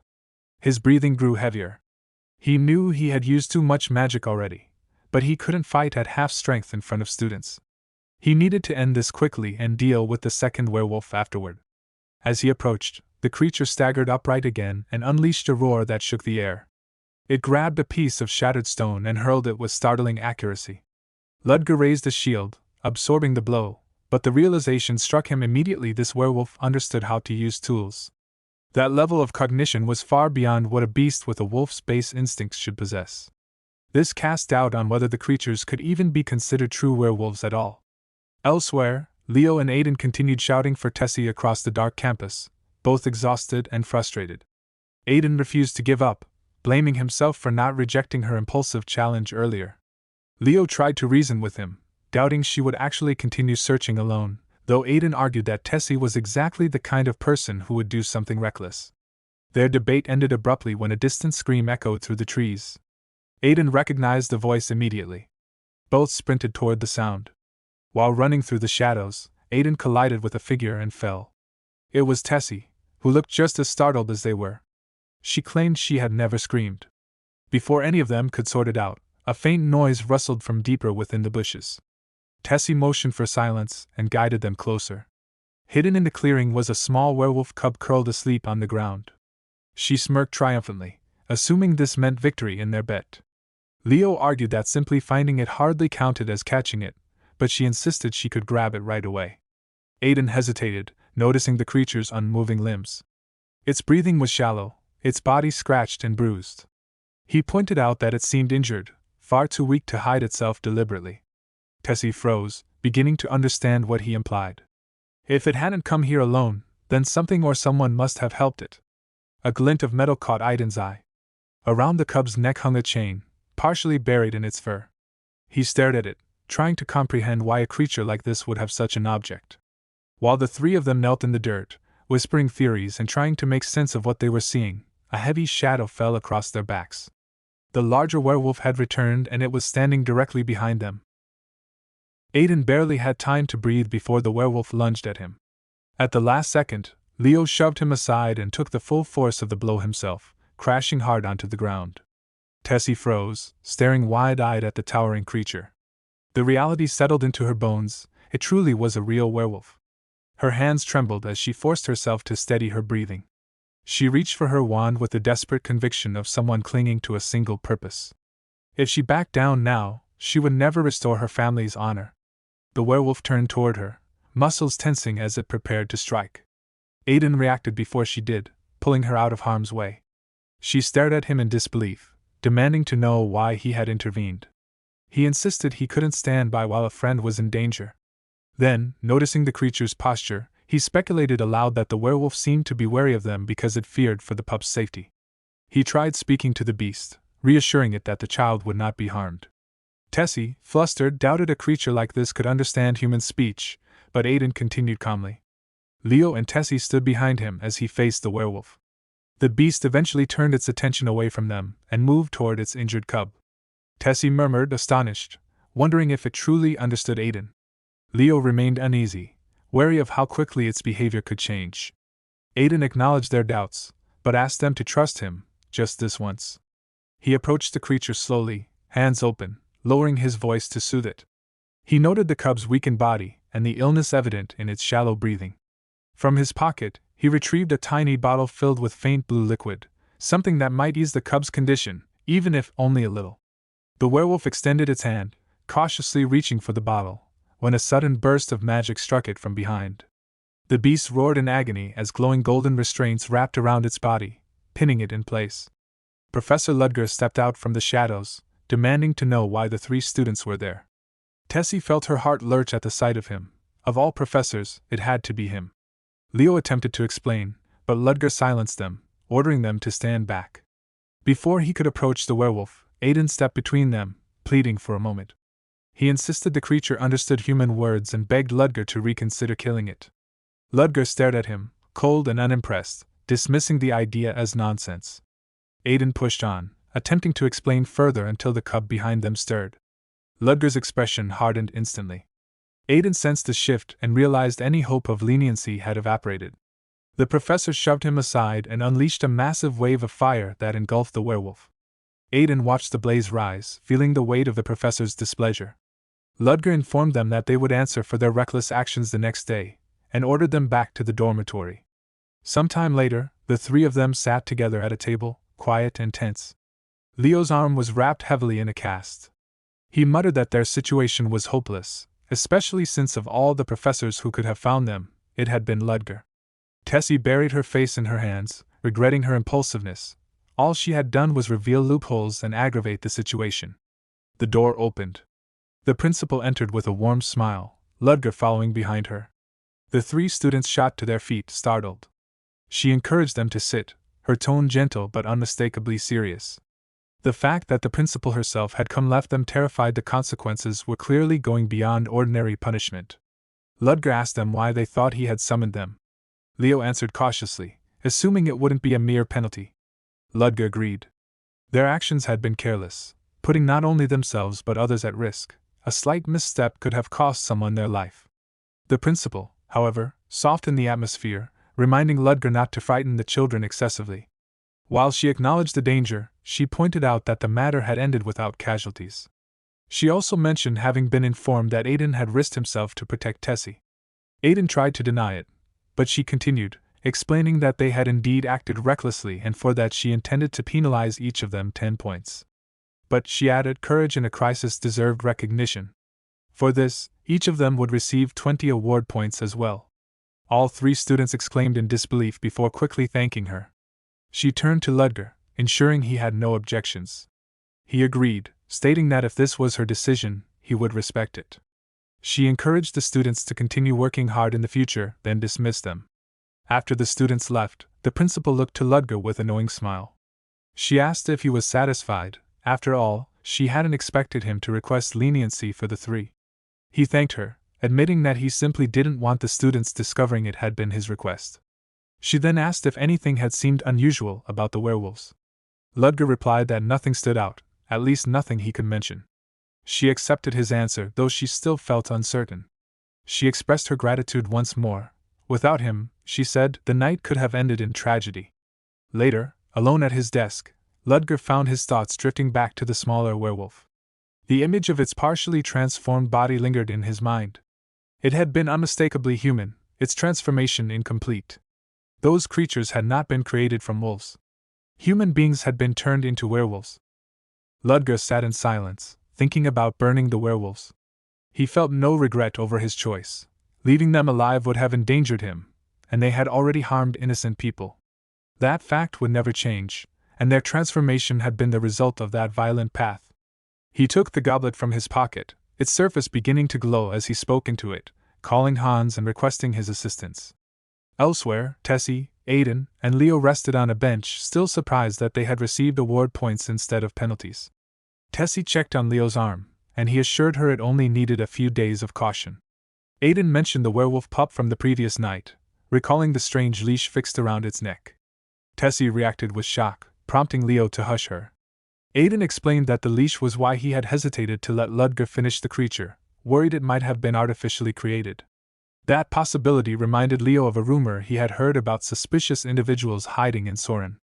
Tessie dismissed it as gossip, but Leo remained uncertain, noting again how unusual it was for a werewolf to wear a leash. Aiden continued, uncertain of his own thoughts, and finally admitted he had been troubled by Ludger's expression the previous night. He felt that Ludger had seen something and might have been hiding it. Tessie immediately rejected the idea, reminding him that the principal had said Ludger had explained the situation thoroughly. She insisted that Ludger had protected them, even if he had tried not to show it, and scolded the others for suspecting him. Aiden accepted her point, and Leo added that there was no reason for them to worry. Hunger overtook their conversation, and Aiden suggested they go eat. Leo agreed, and Aiden called Tessie to join them. Flustered but smiling, she followed, admitting that eating together was what friends did. Through the glowing goblet, Hans briefed Ludger on the materials he had sent. Ludger examined the papers, connecting the missing persons and let help with the areas where certain groups gathered. Hans reported seeing large men frequently entering and leaving an abandoned factory nearby, convinced the place was involved. Ludger commended his work. Hans continued with additional findings, including several workers who had recently disappeared outside the city. Ludger immediately asked about the family of three, and Hans confirmed that they were the only case in which an entire family had vanished. Ludger fell silent, then said he would head there soon. Outside the factory, two men stood guard and complained about the monotony of their watch. One asked how long they would be stuck there, and the other estimated a couple of days. They discussed the escape incident, how the kidnapped boy had not received enough medicine and had caused a commotion when they tried to increase his dosage. No one had expected his transformed parents to react so violently. Despite having become werewolves, the parents had still tried to protect their child, creating chaos and ultimately fleeing. The men remarked that someone trustworthy had been asked to deal with the situation and cursed the child for causing them trouble. Their conversation stopped abruptly when they sensed movement from the tunnel. A gun flashed, and both fell with bullets to the head. Ludger emerged from the shadows, dressed in a long coat with his face hidden beneath a hood. Outside the factory, Hans stood waiting as Ludger approached, dressed in a long coat with his face concealed beneath a hood. Hans glanced at him and noted how prepared he looked, asking whether he intended to go in alone. He admitted he might be able to knock down one or two opponents if absolutely necessary, but Ludger dismissed the idea, insisting he could handle the job himself. Hans then reported the situation directly. Nearly 40 people were inside, and they were preparing to leave soon. Any delay of a few days would render the entire operation useless. Ludger lifted his hood for a moment and asked about their combat ability. Hans explained that it would be safest to assume every person inside was armed. 3 wore reinforced armor, and 2 were wizards. He pointed out a sewer entrance that would allow Ludger to slip in unnoticed and urged him to be careful. As Ludger prepared to move, he asked Hans again about the missing family, specifically the child. Hans confirmed that the boy had been only 7 years old. Ludger's expression tightened as he covered his face once more. The weight of that detail stayed with him as he made his way toward the hidden entrance. A child so young, only 7. He slipped inside, met immediately by distant shouts echoing through the corridors. A trail of bodies marked the path he had already carved through earlier resistance, and he stepped over them without slowing. Alone he hovered in the dim light, tracking his movements. Deeper within, 2 men sat in uneasy conversation, aware that someone had infiltrated the facility. One suspected an intruder from the security department, and prepared to send people out to search. The other dismissed the idea when the bee landed on his finger, concluding that the newcomer was not associated with security at all. That, he remarked with grim satisfaction, meant that no one would care if the intruder disappeared within the building. The men opened fire on Ludger, bullets raining toward him, but none of them reached their mark. A circle of rotating metal gears materialized around him, shielding him effortlessly. Their frantic shouts filled the corridor as they realized what they were up against, scrambling to switch from guns to blades. Ludger drew his own firearm, and one of the men tried to mock him, only to have his words cut short when a magic-infused bullet pierced his forehead. The others recoiled in disbelief, recognizing the shimmering rounds for what they were. A towering figure emerged from behind them, clad in heavy armor and wielding a massive weapon. He forced the others aside, eager to take the lead. He fired a blast powerful enough to level a small structure, confident that even a mage could not withstand such force. His confidence died the moment he saw the energy dissolve harmlessly against metallic elemental magic. As he realized that lightning-based attacks were useless, Ludger unleashed a coordinated strike that swept across the entire group. By the time he lowered his weapon, nearly 20 men lay motionless on the ground.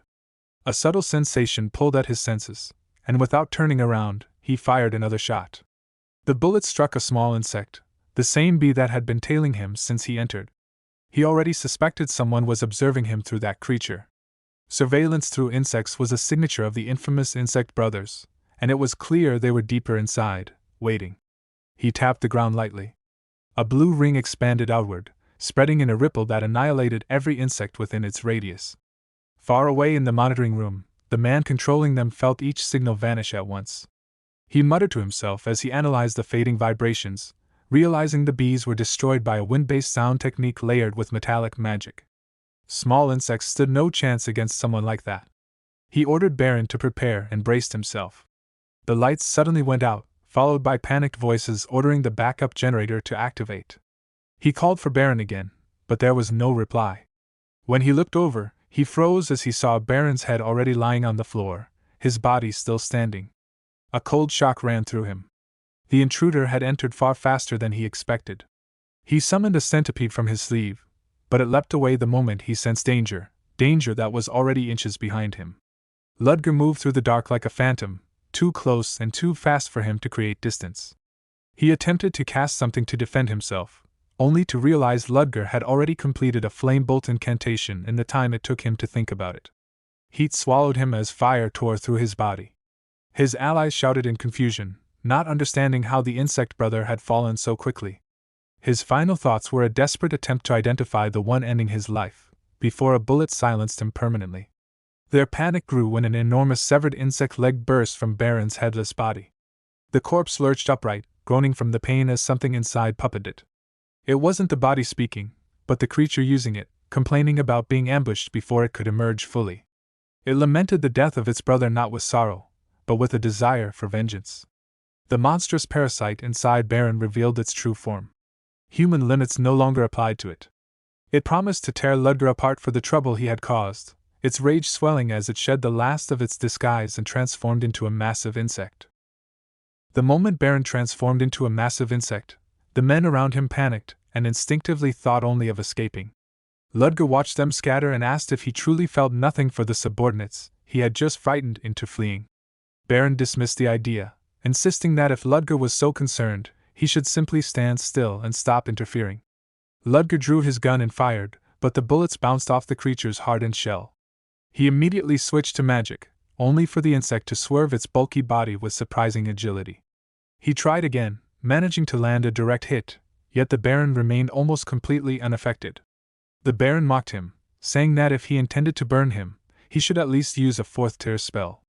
In the blur of movement that followed, Ludger vanished from sight.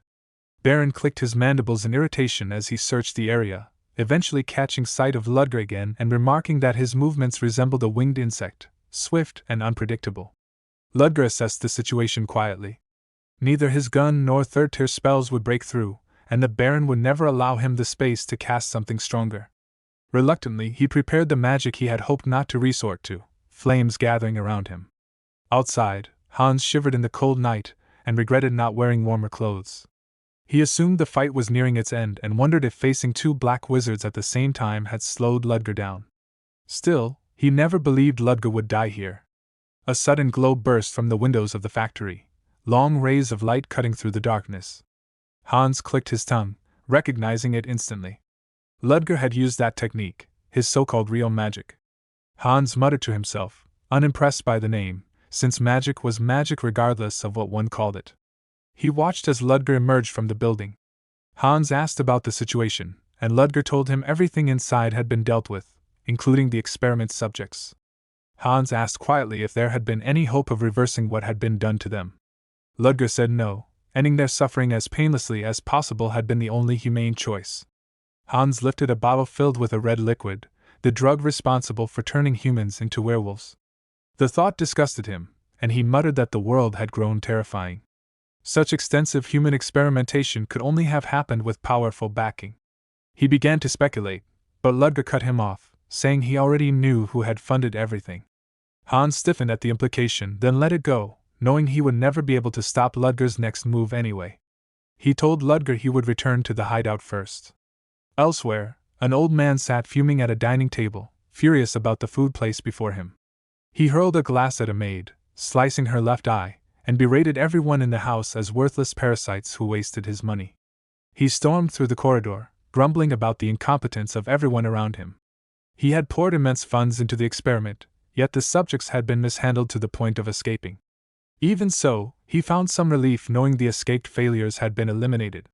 The final results of the research were nearly within reach, and soon the drug that would restore his decaying body to his youthful prime would be complete. He envisioned a version of himself far stronger and more perfect than he had ever been during the years he clawed his way to power. As he passed the terrace, unaware of the figure waiting behind him, Ludger stood there, watching him silently. The old man turned, startled, demanding to know who he was. In one swift movement, Ludger leapt forward and knocked him to the ground. The old man frantically yelled for guards, but Ludger remained still over him and explained that no one would hear him, not with the sound barrier enveloping the entire room. Ludger seized him by the collar and asked a single question. There had been a 7-year-old child among the victims of the experiment, a child forced into a monstrous form alongside his parents. Ludger recalled the small werewolf who had smiled at him, even at the moment Ludger was about to end his suffering, the grateful, innocent smile of someone too young to understand cruelty. The memory pressed on Ludger's mind, along with the agony that came with having to grant that child a merciful death. He demanded to know what the old man thought a person would feel in such a moment. The old man laughed, realizing this was the one who had eliminated the escaped subjects. He tried to coax Ludger into loosening his grip so they could talk. Ludger ignored him and repeated the question. The old man brushed aside the deaths, claiming the subjects were worthless lives to begin with. He insisted they had been given a chance to contribute to the advancement of humanity, and that their sacrifice was something noble. Ludger exhaled quietly. That answer was more than enough. Without another word, he injected the man with the very drug that transformed humans into werewolves.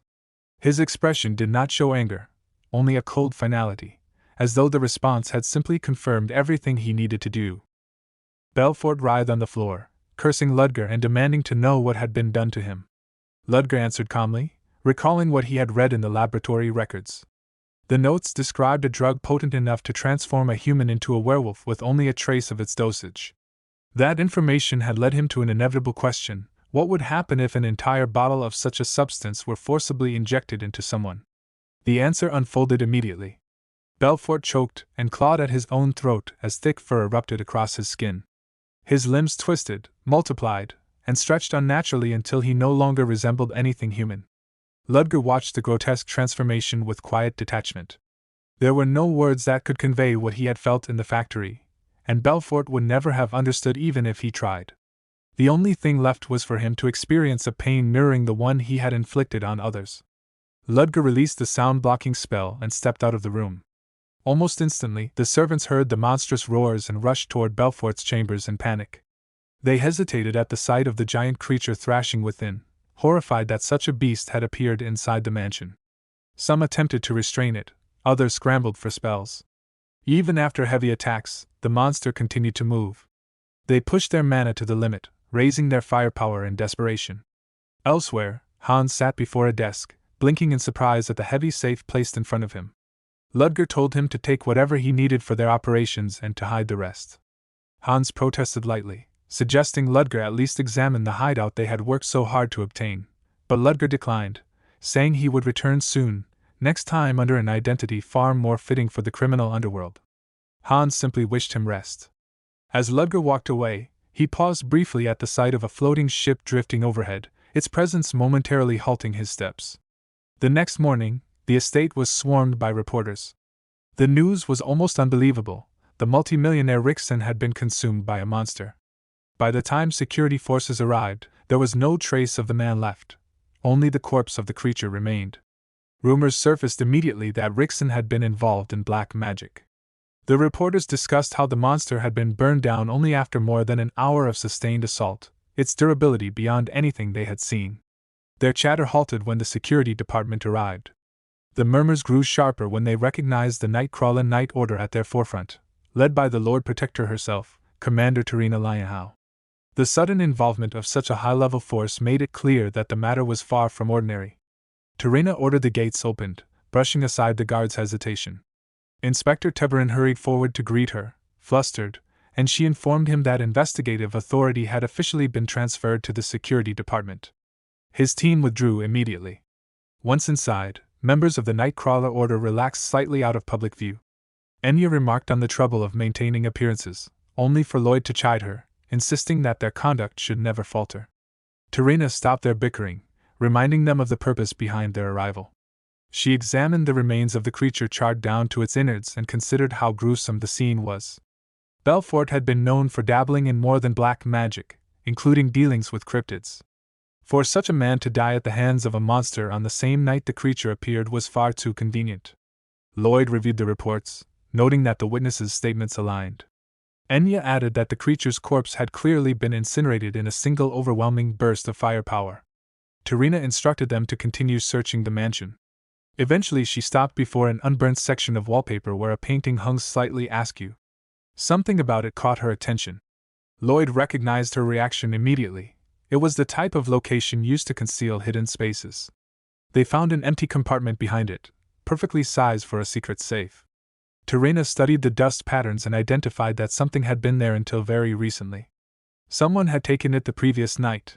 The millionaire's mysterious death, the sudden appearance of a monster, and the disappearance of a hidden safe all pointed in one direction.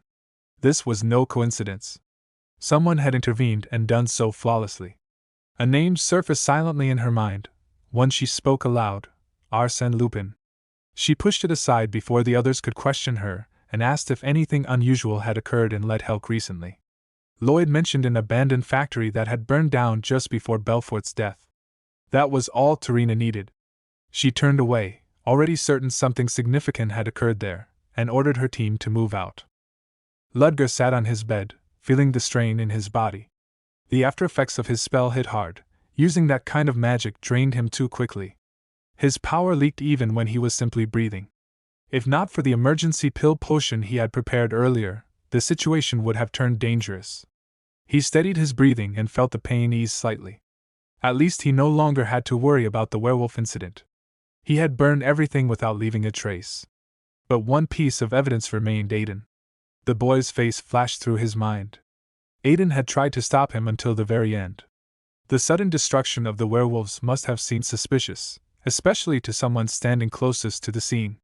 Ludger had burned everything instantly, leaving little for the eye to catch, but what if Aiden had still managed to glimpse something?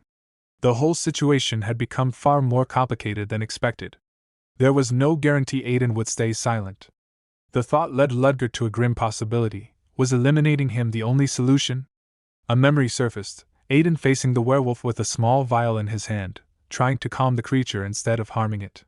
The recollection made Ludger clench his fist. Killing a Soren student was impossible. The risk was too great, and the principal already watched Aiden closely due to his irregular magic. If anything happened to him, suspicion would immediately fall on Ludger. He lay back on the bed, exhausted, deciding recovery came first. Still, Aiden's file echoed in his thoughts. He had learned irregular magic from a mysterious mage during childhood. The timing felt too strange to be coincidence. At the burned factory site, Tarina examined the ruin with a grim expression. Everything had been reduced to ash. Enya and Lloyd confirmed that investigating in this condition would be nearly impossible. Lloyd reasoned that the factory must have still been in use, otherwise a fire made no sense. They speculated about black magic or cryptid research and whether the culprits burned evidence to avoid getting caught, though none of them knew by whom. Tarina replayed her own movements, remembering how she had been keeping watch without intending to investigate the factory. Whether the destruction was meant to remove suspicion or simply an unfortunate coincidence, the unanswered questions bothered her. She asked Lloyd if anything else unusual had happened. He reported a recent werewolf incident in the city, the same creature that had infiltrated Soren Academy through the sewer pipes. It had wounded 3 students before being taken down by a professor. When asked about the corpse, he explained it had been completely burned. That detail made Tarina pause. She ordered Lloyd to continue gathering clues nearby and kept both cases in mind as a possible connection. Eliminating threats to the Empire was the duty of the Nightcrawler Knights, and she intended to uphold it. Back at Soren, students whispered excitedly. Their professor had apparently hunted the werewolf himself. His military background and past involvement in taking down cryptids made the rumors sound believable. Lynn entered the classroom, searching for a seat. Despite empty spots in the middle row, no one budged, keeping their distance from her after the incident with Lady Dyneema. The only available space was beside the princess. Elendil waved warmly and greeted her, and Lynn sat down nervously, unsure how to behave. The princess's presence felt overwhelming.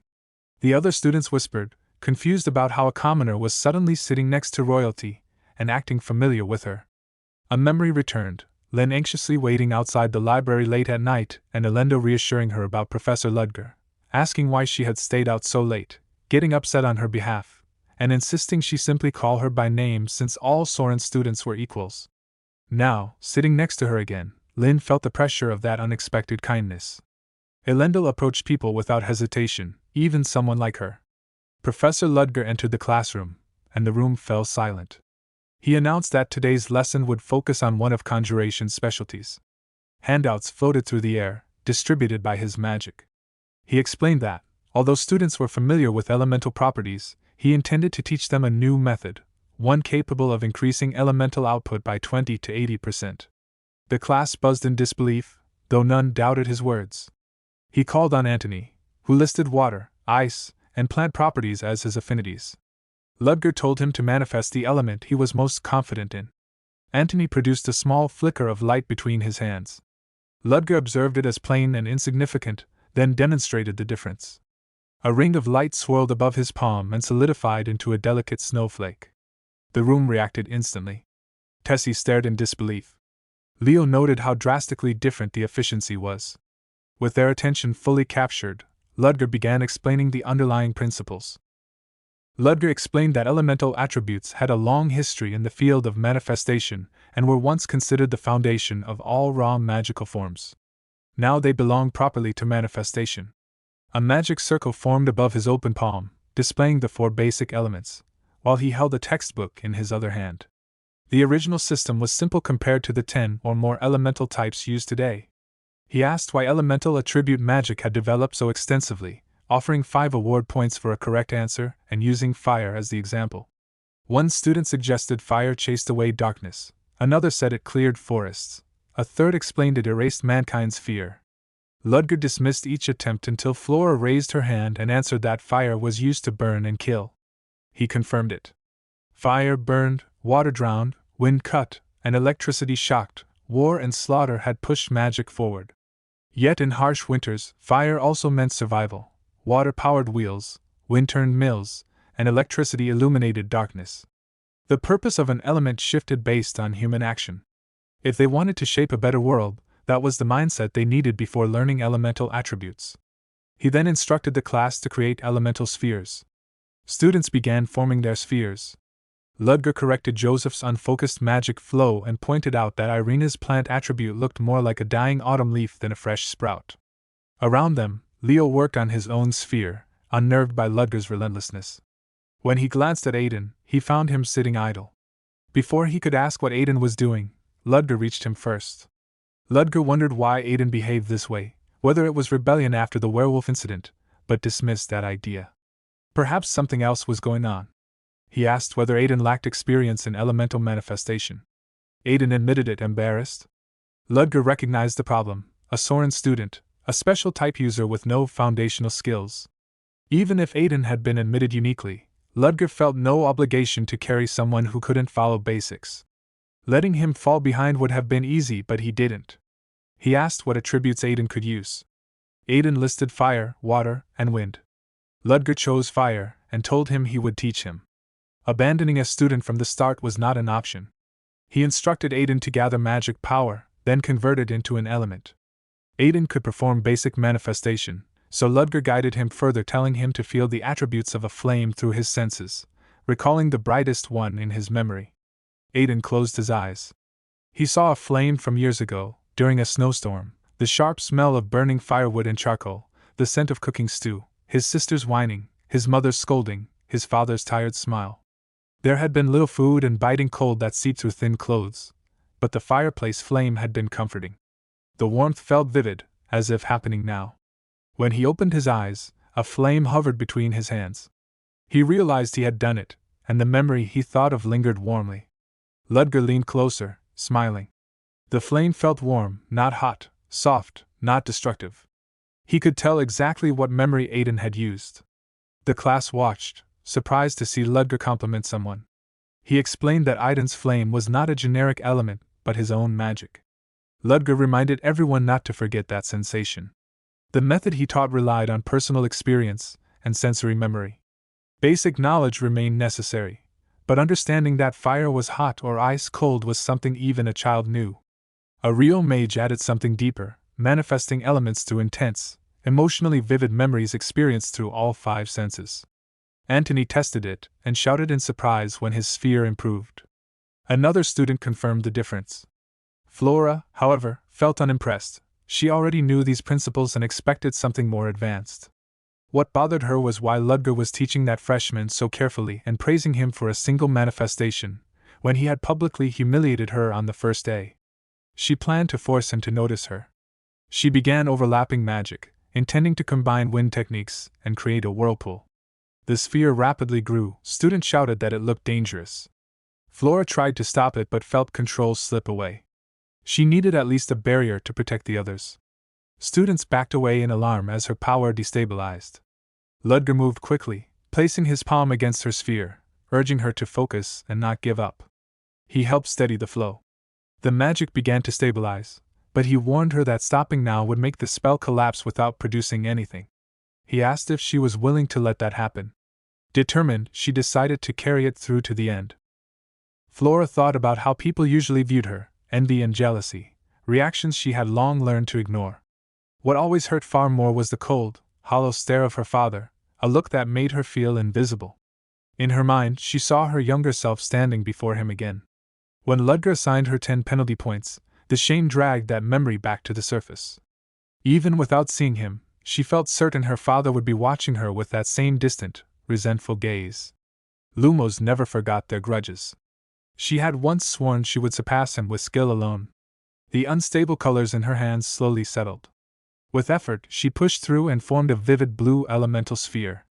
Before she could feel proud, Ludger's voice cut through, sharp with disapproval. He said failing a spell was normal, but forcing others to endure unstable magic was not. Her ability to merge elements was still weak. Startled, Flora protested. She insisted she had successfully combined fire and ice. She admitted attempting 3 elements was reckless, but her 2-element fusion had been flawless. Ludger immediately combined fire and ice himself, demonstrating the difference. He acknowledged her sphere was beautiful, a frozen flame, yet reminded her that beauty alone wasn't a purpose. He asked what meaning her magic held beyond impressing people. Then he lifted his own merged sphere and let it unravel into falling snow. The class watched in awe. Flora realized he had used the same elements to create something practical, a spell perfect for extinguishing flames. Her own work suddenly felt small. It was complete defeat. Ludger told her his criticism wasn't about talent. Her ability was remarkable for her age. His concern was that her magic felt empty, performed only to showcase power. He couldn't choose her path, but he hoped she would find a purpose worthy of her potential. The word worth echoed painfully. When he dismissed the class and sent everyone back to their seats, Flora realized he wasn't mocking or disappointed, he was genuinely worried. Even her father had never looked at her that way. Her body felt drained, dizziness creeping in, and she wondered if he was alright after using even more mana than she had. Ludger quietly thanked the hidden medicine in his mouth. His head throbbed. Flora had nearly completed a high-level triple-element fusion. He remembered his own teacher scolding him for arrogance, and hoped Flora wouldn't misinterpret his sternness. His advice had been sincere. Soren Academy was full of promising students, just as the principal had said. This year truly felt like a golden age. Noticing Lin's hesitation, he realized her elemental sphere wasn't manifesting at all. There was no element inside it. He ended the class, assigned homework, and asked Lin to follow him to the office. Inside, he told her to wait. Panic overtook her. Was he removing her from his class? A student who couldn't materialize an element would struggle in manifestation, but she desperately didn't want to leave. Then she noticed him reviewing paperwork and fear spiked when she saw what looked like a transfer form. When he called her name, she burst out, pleading with frantic determination, promising to work harder and obey anything as long as she could stay. Ludger, confused, handed her a book instead. Realizing it wasn't a transfer form, she felt her knees weaken in relief. He told her to read it. It introduced a method she had likely never encountered. The title read Understanding of Non-Elemental Magic. Surprised, she asked where he found such a book.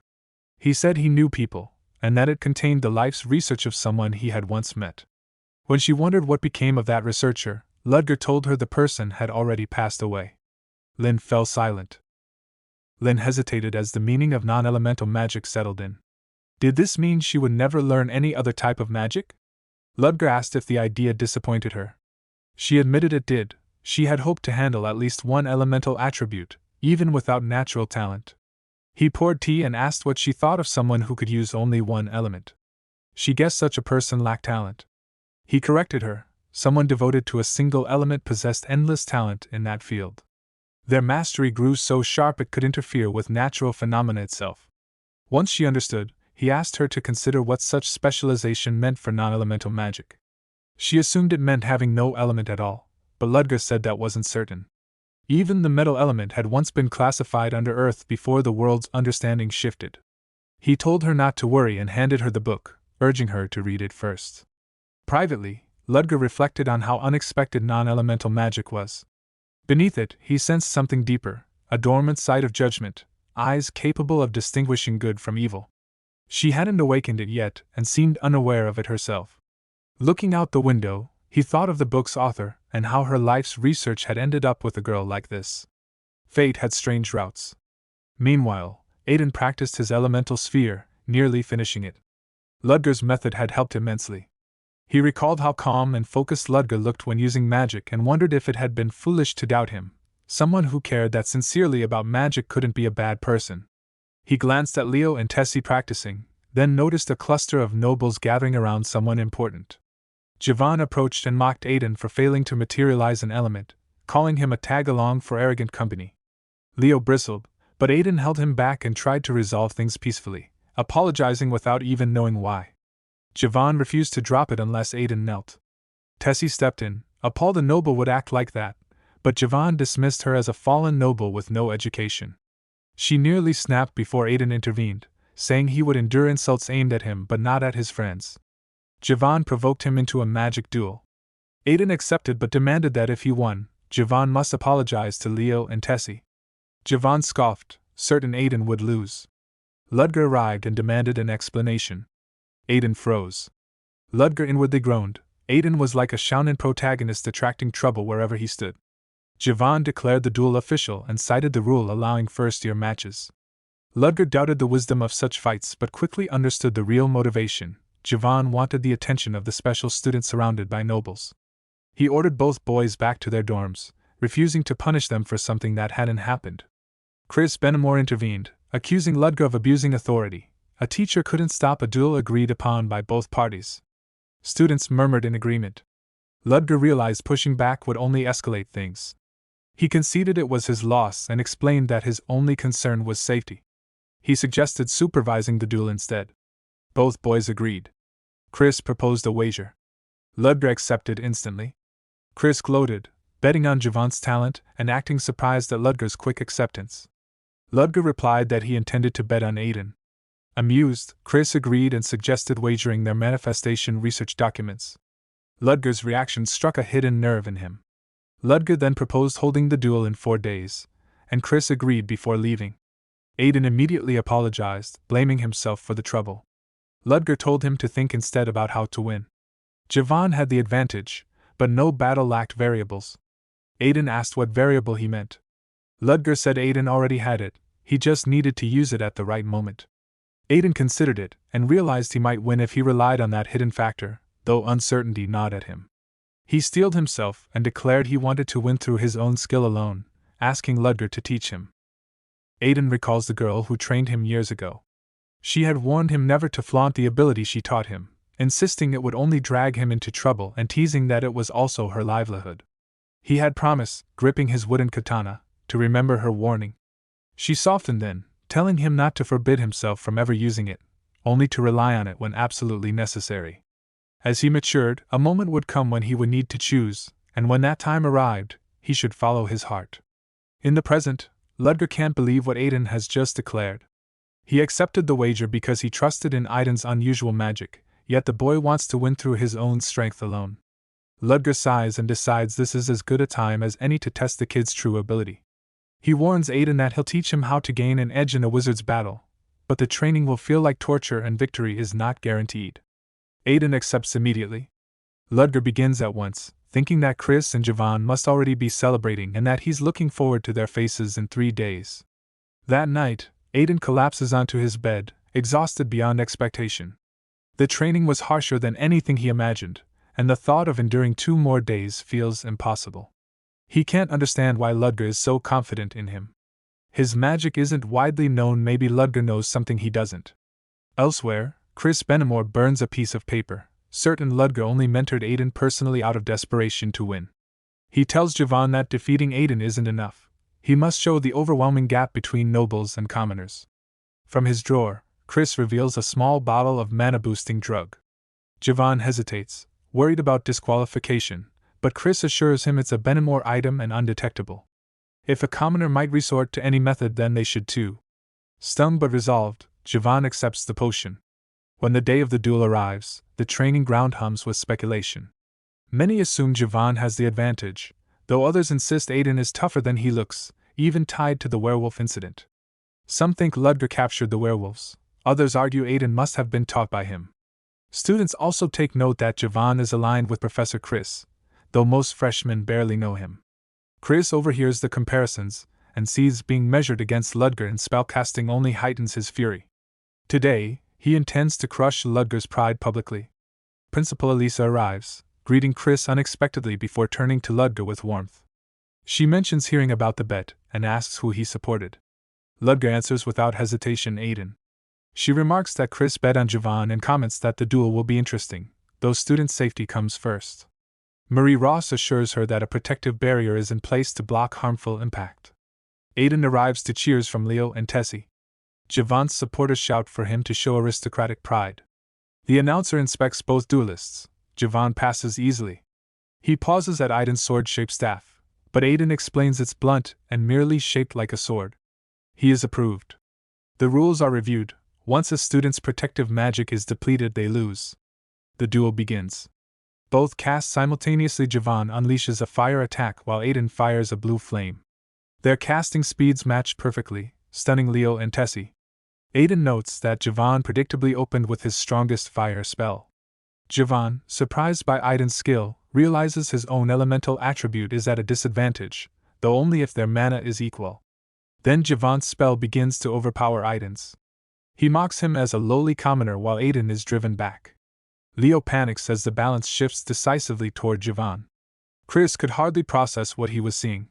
The technique Aiden was using, moving magus, belonged to trained war mages.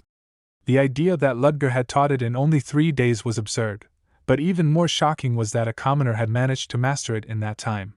Nothing about it made sense. Javon tried to steady himself. Magic demanded absolute focus, and moving magus should have shattered Aiden's concentration. He reminded himself that his own spell was already finished, and that he could break Aiden's rhythm if he struck quickly. He launched his attack, but Aiden didn't budge. Javon's confidence cracked as he realized that Aiden's technique wasn't collapsing at all. Aiden pushed back with the full force of moving magus, sending Javon crashing down. He advanced, ready to continue, while Javon instinctively tried to stall. The announcer declared Aiden victor, and the training ground erupted. Students cheered Aiden's performance, praising the results of his training and mocking Javon's defeat. Even the aristocrats had nothing but disdain for him. They dismissed him as nothing more than a baron who had embarrassed their status by losing to a commoner. Javon felt the world around him distort. Losing felt impossible to accept. He convinced himself something had gone wrong, insisting internally that Aiden must have cheated, because the idea of a commoner casting while moving was unthinkable. Rage overtook him. Determined to strike back, he formed another magic circle. Tessie saw it first and panicked. Leo shouted for Aiden to move. Aiden paused for a heartbeat as memories of his teacher's warning returned to him, the reminder that a moment would come when he'd have to make a choice, and when it arrived, he needed to follow what felt right. His resolve settled. Aiden surged forward, raised his blade, and unleashed his uncommon magic, slicing straight through Javon's spell as if it were nothing. Students stared in disbelief, struggling to understand how he had cut magic apart. Ludger observed from the side, recognizing that the stubborn boy had chosen exactly the right moment to use the ability he had tried so hard to avoid. Chris was stunned. Anti-magic, an uncommon spell capable of erasing magic, combined with moving magus was something even aristocratic elites struggled to accomplish. The fact that Aiden had done it so naturally left him grasping for explanations. Aiden approached Javon and struck him across the face. Javon collapsed again. Aiden's disappointment was plain. He hadn't expected Javon to degrade himself further after the duel. Henry watched with disdain and commented to Fruden, who showed little reaction. Fruden, however, quietly noted that Aiden's capability far surpassed the average aristocrat and decided that he needed to observe the commoner more closely. Chris confronted Ludger afterward, demanding to know whether he'd been aware of Aiden's anti-magic. Ludger confirmed it without concern and questioned why Chris, as the freshman instructor, hadn't reviewed the student's capabilities himself. He pointed out that anti-magic hadn't even influenced the duel's outcome, and dismissed the idea of taking Chris's research as a wager prize, stating that exploiting someone else's work held no appeal for him. Chris was left frustrated and humiliated by the casual dismissal. Sedina approached Ludger to congratulate him for winning the bet, though she expressed concern about the attention the incident would bring to Soren. Ludger welcomed it, explaining that the principal already viewed him with suspicion. Becoming someone she spoke of positively, at least temporarily, would make things easier. Sedina realized the shift in strategy, and eagerly affirmed her support. Ludger instructed her to cooperate by acting publicly as a top student so their interactions wouldn't seem suspicious. Sedina accepted with dramatic determination, though her intensity only made Ludger feel she was becoming more troublesome by the minute. Ludger considered his situation carefully. Recent events let him appear aligned with the Chancellor's faction, and he had even informed Black Dawn that he couldn't move boldly for now. But he knew this couldn't last. If he wanted real progress, he needed an organization of his own. He was still deciding where to begin when the goblet on his desk glowed. Hans reported that he had checked the surrounding areas, but the back alley was unstable and their position shaky. Ludger understood immediately, force would be required. Hans recognized the shift in his tone. Ludger decided to head out at once despite Hans's warning that the situation wouldn't resolve quickly. If needed, he would end it swiftly. In a nearby pub, Deturi brooded. Belfort's collapse had ruined their investment and left him furious. Their funds were drying up, and they needed new methods before everything fell apart. That was why he had gathered his men, planning a large expansion. The first target was the Black Rose. He was already irritated when someone approached. He barked that the place was closed. The stranger ignored him and addressed him by name, identifying him as the leader of the Red Society. Dituri didn't recognize him at first until the man politely introduced himself as James Moriarty. Dituri froze. The notorious crime consultant who once ruled Delica's back alley had disappeared years ago. Unsure whether this was truly him, Dituri decided to test him. He welcomed him with forced enthusiasm but openly questioned his identity. Moriarty acknowledged the doubt, and Dituri signaled his men. Guns were drawn from all sides, but Moriarty remained calm, almost amused. Dituri intended to have him shot in the shoulder, but before the trigger could be pulled, the weapons malfunctioned. Moriarty stood, revealing the cause: fire's silence. Dituri was stunned, unsure when the spell had been cast. Before anyone could react, a werewolf crashed through the entrance and stepped behind Moriarty. Shock rippled through the room as whispers spread, wondering if the previous werewolf incident had been connected to this man as well. Earlier, Hans had briefed Ludger on the back alley. 4 major dark organizations ruled the area, and the Red Society controlled most operations, maintaining their grip through filth and violence. Ludger chose them as the ideal target. Hans worried the group was too large to take down directly and suggested starting lower, but Ludger refused. If the leader fell, the smaller groups would submit. And the timing was perfect since the gang was currently assembled. Hans realized the tension had started after Belfort Rixon's death. Clearly, the Red Society had been tied to him. If they were involved in Belfort's experiments, his downfall had shaken them. He tried again to warn Ludger of their strength, but Ludger pointed out that although their force rivaled mercenaries or amateur knights, they lacked true knights. Their numbers were impressive, but not enough to trouble him. Still, he acknowledged they weren't weak. He told Hans he would need help this time, startling him. Back in the pub, that help had arrived. Hans himself, transformed into the werewolf sent to apply pressure. He whispered nervously to Moriarty that he would run if a real fight broke out. Moriarty assured him that keeping up the atmosphere was enough. Dituri watched with growing unease. Whether this Moriarty was genuine or not, underestimating him was no longer possible. Magic was expected, a werewolf servant was not. He reluctantly accepted Moriarty's identity and apologized for doubting him. Moriarty accepted and moved straight to business. He announced his intention to start a new enterprise in the city.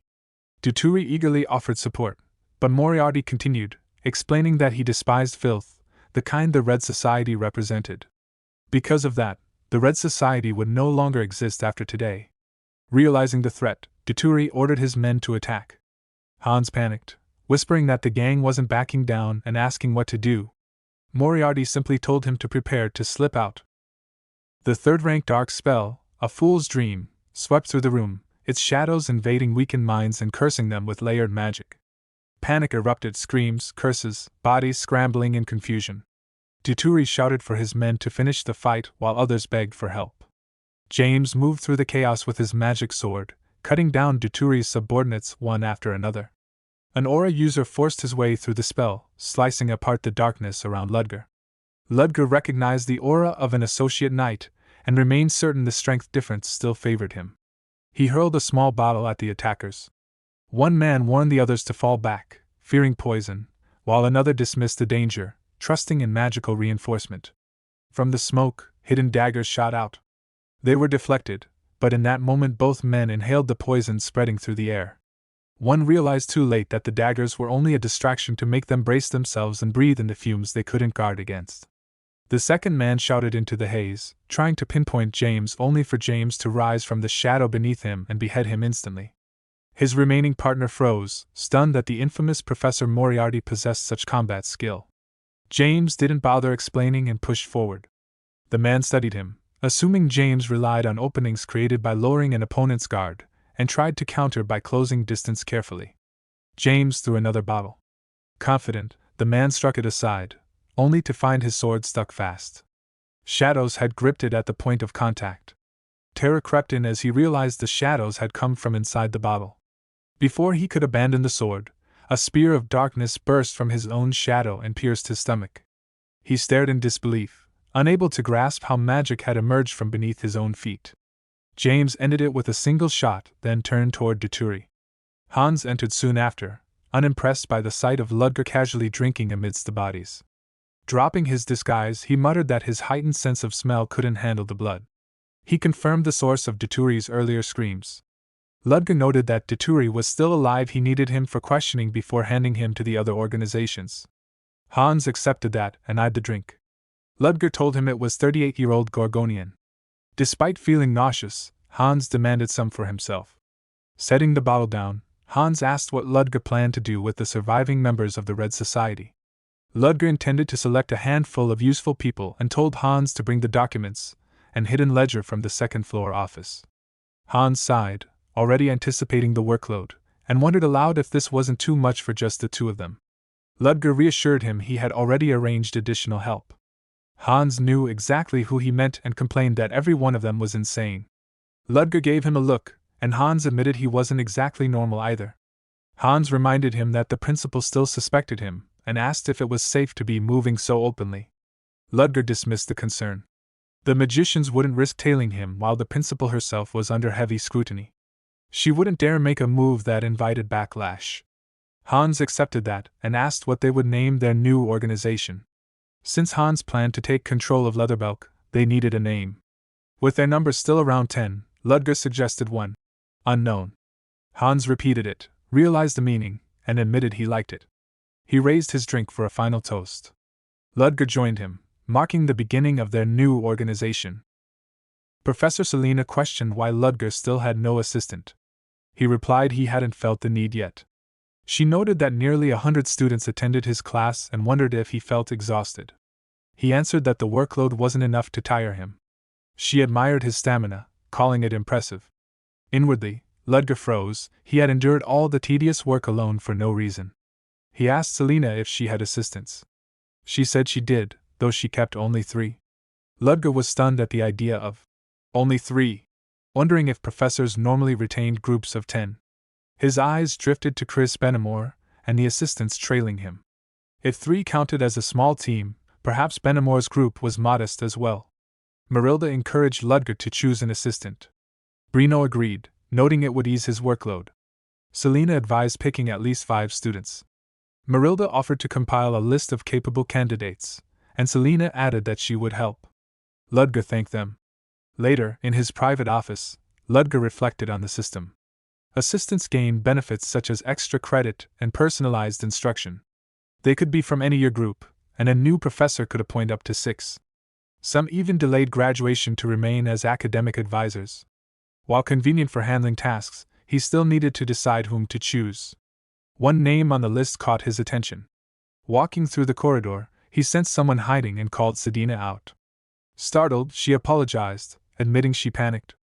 Ludger doubted anyone hid unconsciously and wondered if she had too much free time. He reassured her and said the timing was perfect to discuss something. She seemed unsure why he addressed her. He asked if she had classes Wednesday and Thursday between 10 and noon. She replied the period overlapped with his lectures, but she was free. Hesitant, she waited. Ludger smiled faintly, saying he wanted her to become his assistant. She froze, unable to understand the sudden proposal. He explained that having her as an assistant would allow discreet meetings. Sedina worried it might look suspicious since they never interacted publicly. Ludger assured her name was already on the recommendation list. She understood. He added he would never force the role if she disliked it. Flustered, she rejected that implication. He asked if she agreed. Once she nodded, he instructed her to submit a completed assistant application within 2 days. She accepted. Privately, Ludger acknowledged she was reasonable, and keeping her close would allow him to gather information on the Black Dawn Society. It took only 1 hour. Sedina returned with the finished application. Ludger accepted it and told her she had worked hard. She beamed nervously. He hadn't expected her to complete it so quickly. In the classroom, the atmosphere buzzed more than usual. Lin noticed the energy. Elendil explained that a rumor claimed Ludger was searching for an assistant. Lin found the idea tempting. Elendil added that many found it surprising he hadn't chosen anyone yet, and some speculated he hadn't known the program existed. Lin found that hard to believe. He added that the most popular rumor wasn't about the assistant position but about an omnipotent stone said to grant wishes, supposedly hidden in Soren. Lin questioned the plausibility. Elendil insisted undiscovered mysteries were plentiful, and Soren, the center of magic, could hold such a relic. Flora listened with irritation. The rumor seemed childish. If an omnipotent stone existed, those in power would have claimed it long ago. What bothered her more was the idea of Ludger choosing an assistant. Assistants represented the professor and needed matching competence. She considered the possibility, perhaps even accepting if personally approached. Sedina entered, asking for silence as the professor would arrive soon. Students whispered, unsure of who she was or why she carried class materials. Many suspected she was Ludger's new assistant. Flora stared in disbelief. Ludger arrived, told Sedina she had done well, and dismissed her. She hurried out. Students continued staring. Ludger wondered what was wrong before calling them to focus as he began the lesson. After class, he reminded them to review the day's content for the exam. Julia approached with a question. Ludger recognized her as the highest scoring freshman, supported by the magic tower. She was mildly surprised he knew her name. Ludger asked what she wanted. She hesitated, admitting the question wasn't crucial. She wanted to know how he selected his assistant. Ludger realized this wasn't innocent. He explained he chose personally. She asked if requirements like magical ability or a prestigious background mattered. He noted internally this wasn't casual curiosity. He answered that personality mattered most, though basic screening occurred. He added that someone asking such a question likely didn't meet his expectations and had no need to pursue an interview. With nothing further to discuss, he excused her, reminding her the first exam period was approaching. Ludger stepped out of the lecture hall and noticed Sedina waiting in the corridor. He told her not to wait outside in the future and to use the assistant's room instead. She agreed quickly but seemed to want to say more before losing her nerve, simply wishing him a good day. He handed her the stack of assignments submitted that morning and instructed her to finish sorting them before the day ended. She accepted with nervous enthusiasm. Before he could leave, Flora approached, uncertain, admitting she had heard he had chosen an assistant. Ludger asked if she had been interested. She flustered immediately, denying it. He asked why she had come, and she explained she wanted to thank him for his previous advice, which had been helpful. Ludger said he had only done what any professor should, and that taking his words seriously was enough. She hesitated, asking if he had been all right during that incident, noting he must have used even more mana. He assured her he was fine, though he remembered how close he had come to collapsing. Flora shifted the topic, asking how many elements he could control, having seen him use 5 in class. He said 5 was the limit. In truth, he could handle all 10, but that marked him as a multipath outlier, powerful in breadth but shallow in mastery. Revealing the truth would cause more problems than advantages. Flora muttered that even 5 was extraordinary. When she had nothing more to ask, he dismissed her. She tried to speak again, unsure, and he added that if she ever changed her mind about the assistant position, she was welcome to apply any time. She accepted the statement with quiet acknowledgement. At the principal's office, Ludger was met with unexpected seriousness. She asked if he had heard the rumors about a universal stone capable of granting wishes. He assumed it was student gossip, but she corrected him, the stone existed. She revealed a small blue gem circling with mana above her palm, an ancient relic of unknown origin, said to surpass the finest artifacts of a grand mage by 100-fold. Ludger was stunned the academy had housed such an object. She explained its existence had been strictly confidential and that the rumor indicated a leak. She suggested the leak might have occurred during mandatory maintenance of the chamber where it was stored, though the specificity troubled her. She asked Ludger to investigate discreetly, report anyone suspicious, and assist during the upcoming transport of the relic. When he asked if other professors were involved, she confirmed it, though each was assigned to separate areas. For now, he was to continue acting normally. Back at his desk, Ludger considered the situation. A leak could mean the Black Order had moved again, though Sedina had reported nothing. Whether it was the First Order, another group, or something else, an incident felt inevitable. Beyond that, the mention of a relic stirred something deeper. He had traveled under countless identities: mercenary, consultant, merchant, all to locate fragments of his own relic. He had come to the Empire believing one piece was here and had never imagined Soren held another relic entirely. Even if different, the Universal Stone might help him locate his own. The goblet on his desk glowed. Hans's voice reported that the situation had stabilized. With the Red Society gone, the other 3 organizations had quieted, though opportunists were now erupting in chaos, eager to replace the fallen faction. He warned he might need Ludger's help soon. Ludger said he would be available in a week. Hans asked if something had happened. Ludger replied that Soren possessed a relic. Hans was stunned, remarking Ludger faced stranger incidents than he did. He joked about a secret dungeon under the principal's office. Ludger told him to stop. Hans sighed, promised to find a date for their next move, and ended the call. Alone, Ludger continued thinking. If circumstances allowed, he would move immediately, but the principal's request required patience. A relic that granted wishes was too valuable to ignore. Relics were nearly impossible to find. After years of searching, he had uncovered only 3 pieces. Judging from their shape and size, 4 fragments remained. Once all 7 were united, his relic would be complete. Elendil dismissed the attendant and moved to sit on her bed, exhaustion weighing on her shoulders. The constant interruptions clawed at her patience, yet she reminded herself that her status made solitude a luxury she could rarely enjoy. A normal life, like the other students lived so freely, remained an unreachable wish. Another knock interrupted her brief moment of rest. The attendant returned, announcing an unexpected visitor. Tarina of the Nightcrawler Night Order materialized from the faint shimmer of light, arriving with urgency despite the late hour. Elendil composed herself, ready to hear whatever business brought a knight to her so suddenly. Tarina reported the rumors of werewolves at Soren and sought confirmation. Elendil acknowledged the incident and explained that a professor had resolved the threat. Tarina then revealed that she was investigating a related case, one tied to confidential matters, and sought to meet the professor involved. Elendil provided the name, Ludger Kellysi, and wished her progress in her search. Before leaving, Tarina relayed a message from the first princess, noting her disappointment at Elendil's silence. Elendil accepted the reminder quietly, understanding that delivering it through Tarina was her sister's attempt at being considerate, though it left her feeling strangely uncomfortable. When Tarina departed, Elendil reflected that she should contact her sister soon, if only to ease the tension between them. Elsewhere, Lloyd questioned Tarina about the situation, and she explained that the werewolf incident had been handled by a new professor whom she planned to meet. She then asked Enya about the investigation at the factory. Enya reported finding partially burned documents suggesting research on some kind of development, though the finer details were lost. The findings were inconclusive, and even the lead about the Red Society vanishing overnight in Leatherbelk offered nothing directly useful.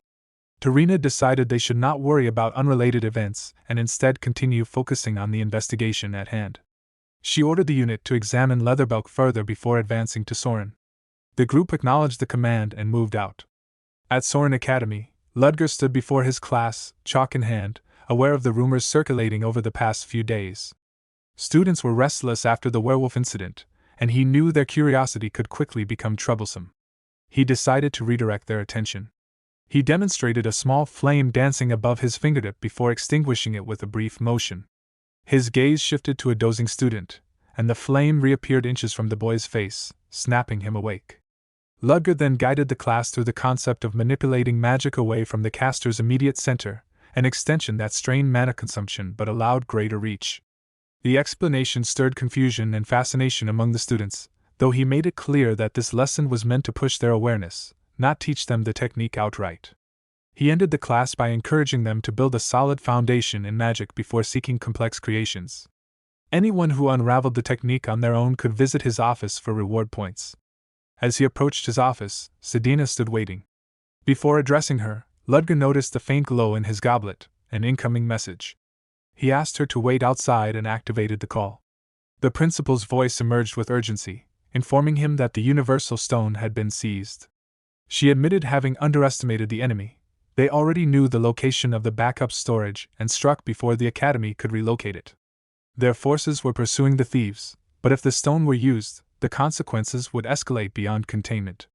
Ludger asked how long they had before the situation became irreversible, and she estimated that they had until midnight. He urged her to act rather than linger over questions, and she ended the call to mobilize. Ludger dimmed the goblet, absorbing the weight of the situation. He had anticipated trouble, but not quite this sudden. The attacker's intentions were unclear, and he still had not completely erased the principal's suspicions about him. In the worst case, he could even be grouped among the culprits. Something about the entire event felt wrong, too calculated to be the work of the First Order alone. He called Sedina back inside. She entered quietly, waiting. Ludger informed her that a subordinate had acted independently. She confirmed it. He instructed her to recount everything from the beginning, without missing a detail. Sedina reported her findings from the investigation. It appeared that everything began when a member of the Third Order started asking questions while gathering information about Soren. During the search, he discovered a document related to the Universal Stone. When rumors of the stone spread among the students, he connected them with what he had already seen and soon learned both its existence and its location.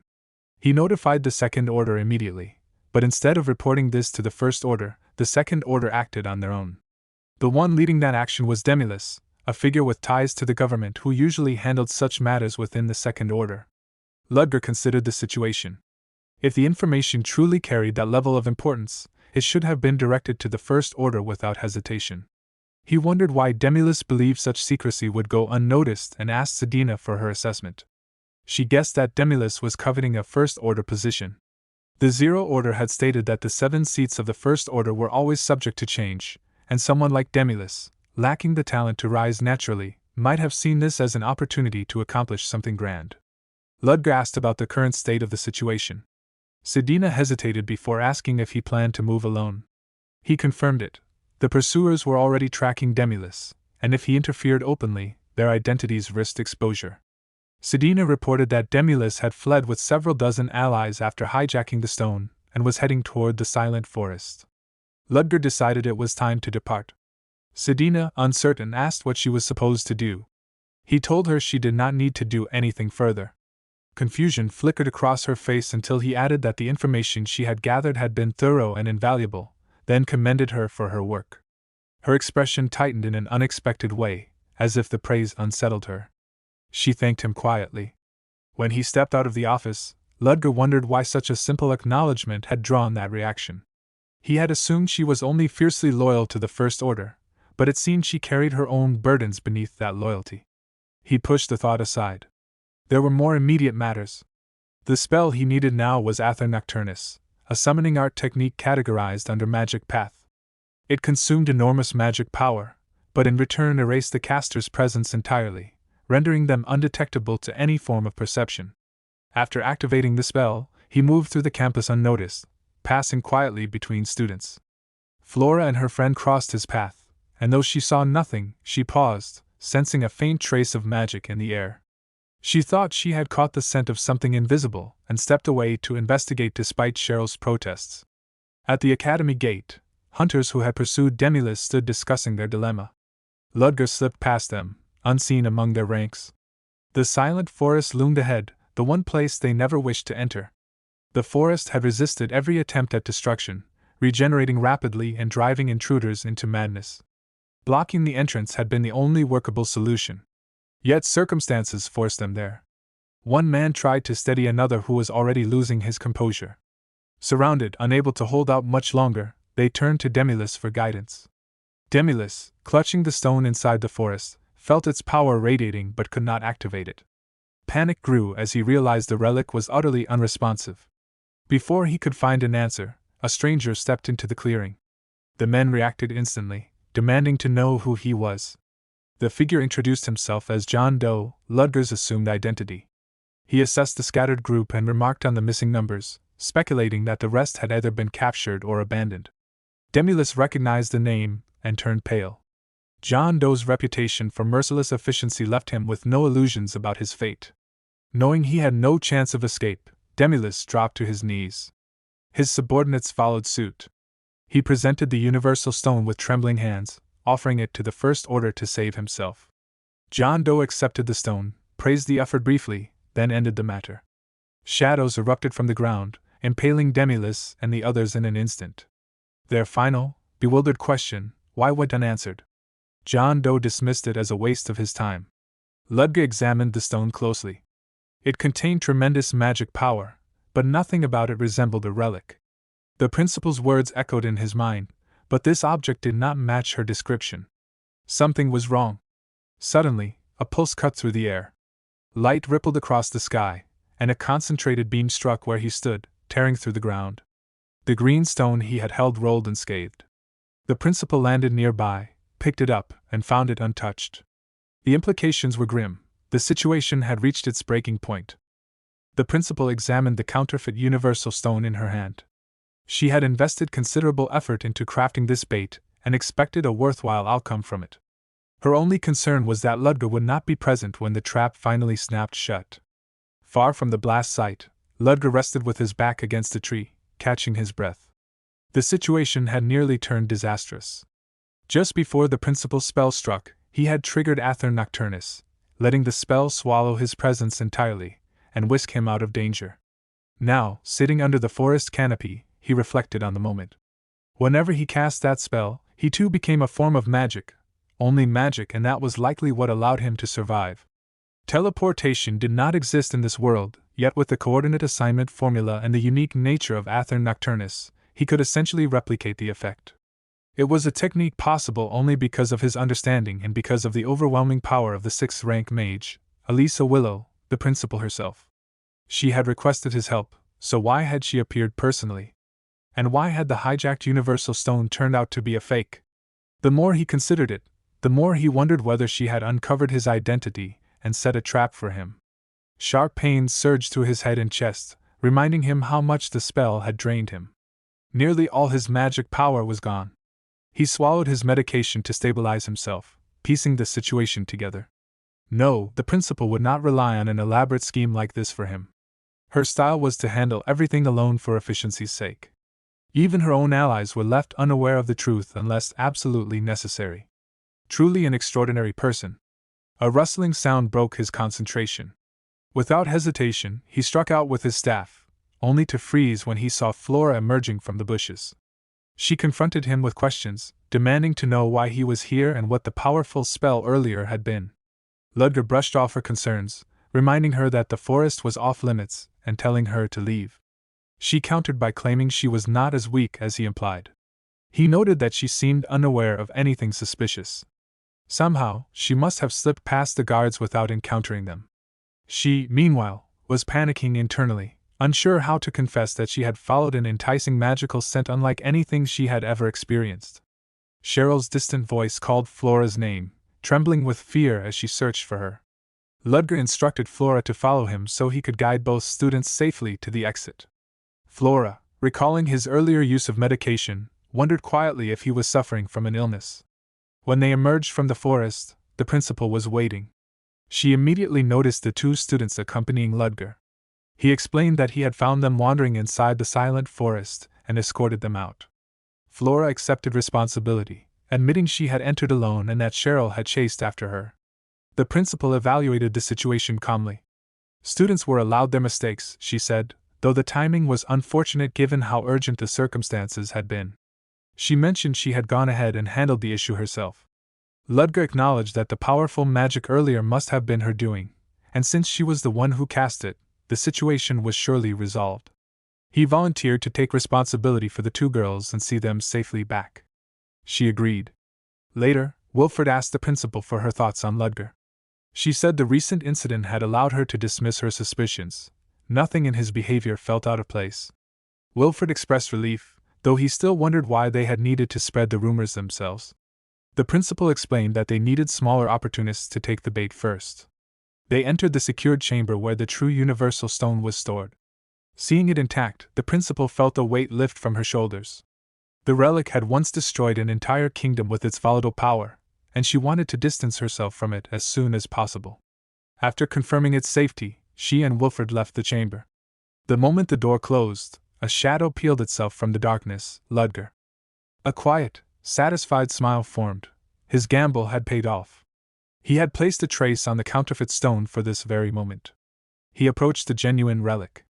Its magic pulsed far more intensely, swirling in vibrant green currents, tugging at him as though trying to pull him inside. He knew the truth, despite its overwhelming energy, it could not grant his deepest wish. Still, it had a use. Placing his hand on the stone, he held back the surge, forcing it to remain still. Then he commanded it to reveal the locations of the remaining relic fragments.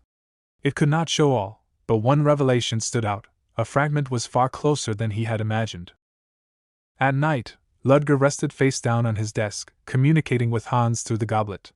Hans immediately noticed something was off, asking what had happened. Ludger informed him that the task he had mentioned earlier was finally complete, and that their appointment should be moved up to the following night. Hans agreed, saying it was better since their deadline was approaching, though he questioned why Ludger's voice sounded strained. Ludger insisted everything had gone well. They had finally found the relic's location, but retrieving it would not be easy, especially after how much he had overworked himself. Hans understood. There had been one incident after another and mentioned that while one relic was already roughly known, the other was more troublesome. Ludger explained that the second relic was in Leatherbelk, most likely within the auction house, judging from the scenery the relic had shown him. Hans immediately recognized the place as the Kunst auction house, which was preparing for a major event. Ludger suspected the relic might be one of the items up for auction and told Hans to check the list. Hans agreed, saying he would see him the following night, and Ludger ended the communication. The next morning, Ludger found Flora waiting outside his office, startled by his sudden appearance. She seemed unsure of what to say, debating internally whether to ask about the special magic he used before or the medicine she had seen him take, but her nerves kept stopping her. Ludger, already irritated, told her he was heading inside if she had nothing to say, forcing her to speak up. When she finally showed him her coordinate assignment formula, he stopped in surprise, genuinely impressed that a student had already succeeded in implementing it. Flora confidently claimed it was because she was a genius and wondered aloud about her reward. Ludger admitted she deserved one and suggested giving her the highest grade he could offer, but Flora wanted something more substantial than just a grade. He led her inside. As she entered his office and then the research lab, Flora realized it was her first time seeing the space. Strange diagrams and patterns covered the lab, none of which she recognized. Ludger explained that coordinate assignment was fundamentally a mathematical formula used to control mana at a specific point, though Flora privately admitted she had only copied what she had observed. Since she managed to execute it properly, Ludger decided to show her something else. He lifted his wand, swirling at once, forming a glowing shape resembling a bottle. Flora's mind throbbed sharply, a sensation so overwhelming she collapsed before she could even process it. When she woke, Ludger told her only half an hour had passed. She asked about the magic he had shown her, and he identified it as a Klein bottle, something he had once seen and recreated purely for experimental purposes. Flora was stunned he would create something like that for experimentation alone. Ludger then checked if her eyes and nose were fine, reminding her that she possessed a specialty that allowed her to feel the full sensory flow of magic. He had noticed how her pupils had dilated and her fingertips had trembled when she saw the formula, far more than an ordinary reaction, so it was clear she had sensed it on a level most people couldn't. Flora asked if he wasn't curious about her specialty, but he dismissed the idea completely. He wasn't interested in specialties. Others, however, might not be so indifferent, so she was better off hiding it. As it was getting late, he told her to leave. Flora couldn't understand how he could remain so calm after discovering her unusual ability, and wondered if he had once met someone like her. Only then did she remember that she still hadn't been properly rewarded. Later, Ludger met Hans in person, noting he was still unaccustomed to Hans's extravagant appearance. Hans ignored the comment and asked if he planned to behave as usual. Ludger agreed. Hans explained the car he had used was provided by the Society's best, which Ludger found fitting. The Kunst auction house was lively, flashy, and noisy, far more extravagant than Ludger preferred. Hans noted that for a place this famous, it was better than dirty or dull. Ludger asked which floor their appointment was on. Hans said the fourth. At the stairs, guards attempted to stop them, but Hans presented a pass, granting immediate access. The fourth floor's atmosphere was completely different. Hans explained it was a neutral zone often used by underworld organizations, with an unwritten rule: no one fought there, so no guards were stationed. Ludger suspected their invitation had been intentional, perhaps to test whether they would respect the rule. Hans guided them toward their destination. Reaching the appointed room, he glanced at Ludger, suggesting they make their appearance. Violetta, her face concealed behind a black cloth, regarded James Moriarty with suspicion, certain he wouldn't dare lie in a place like this. She remembered how he vanished after failing to spark a war in the Delica Kingdom, and demanded to know his purpose here, wondering if he had returned to complete the scheme he once abandoned. James calmly drank his wine and dismissed her suspicion, saying she was imagining things.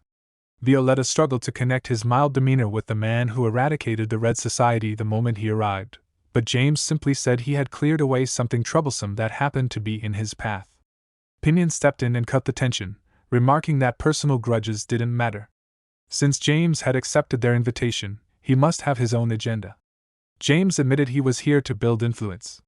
Pinion laughed at the idea, asking if he planned to recreate the Red Society, but James said the atmosphere felt strained and he wanted to clear the misunderstanding first.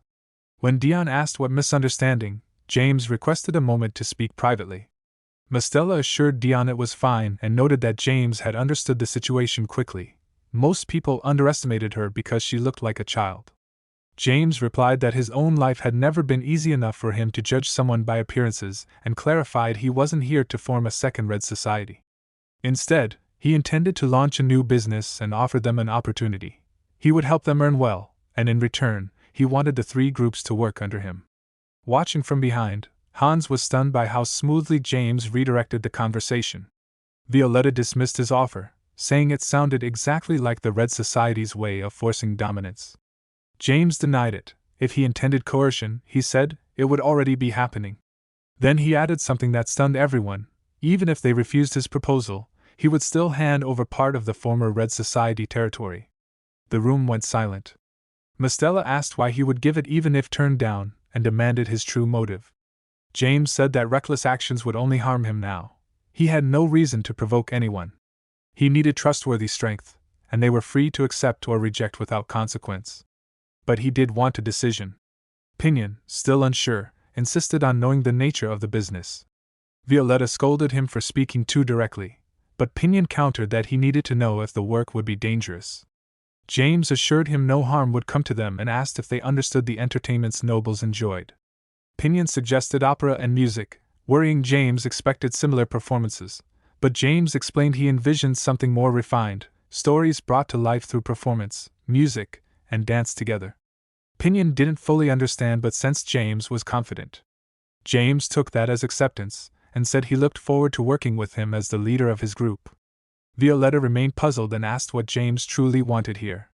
James said that outside the forges and factories, this area was a forgotten place under constant gray skies, with nothing for people to look forward to. He wanted to turn this neglected alley into a brighter district for everyone. He also intended to offer appropriate projects to the other organizations and handed each group a set of documents to review before replying. After meeting the groups, Ludger and Hans walked back. Hans admired the ambitious plans Ludger had laid out and was amazed that all three organizations had accepted. Ludger brushed it off, saying the idea wasn't entirely his. Before he could continue, he sensed someone nearby and called out. Violetta emerged alone. She asked to speak privately, and Ludger told Hans to return first. Hans left. Violetta asked if Ludger genuinely thought the business could succeed. Ludger asked whether she doubted it.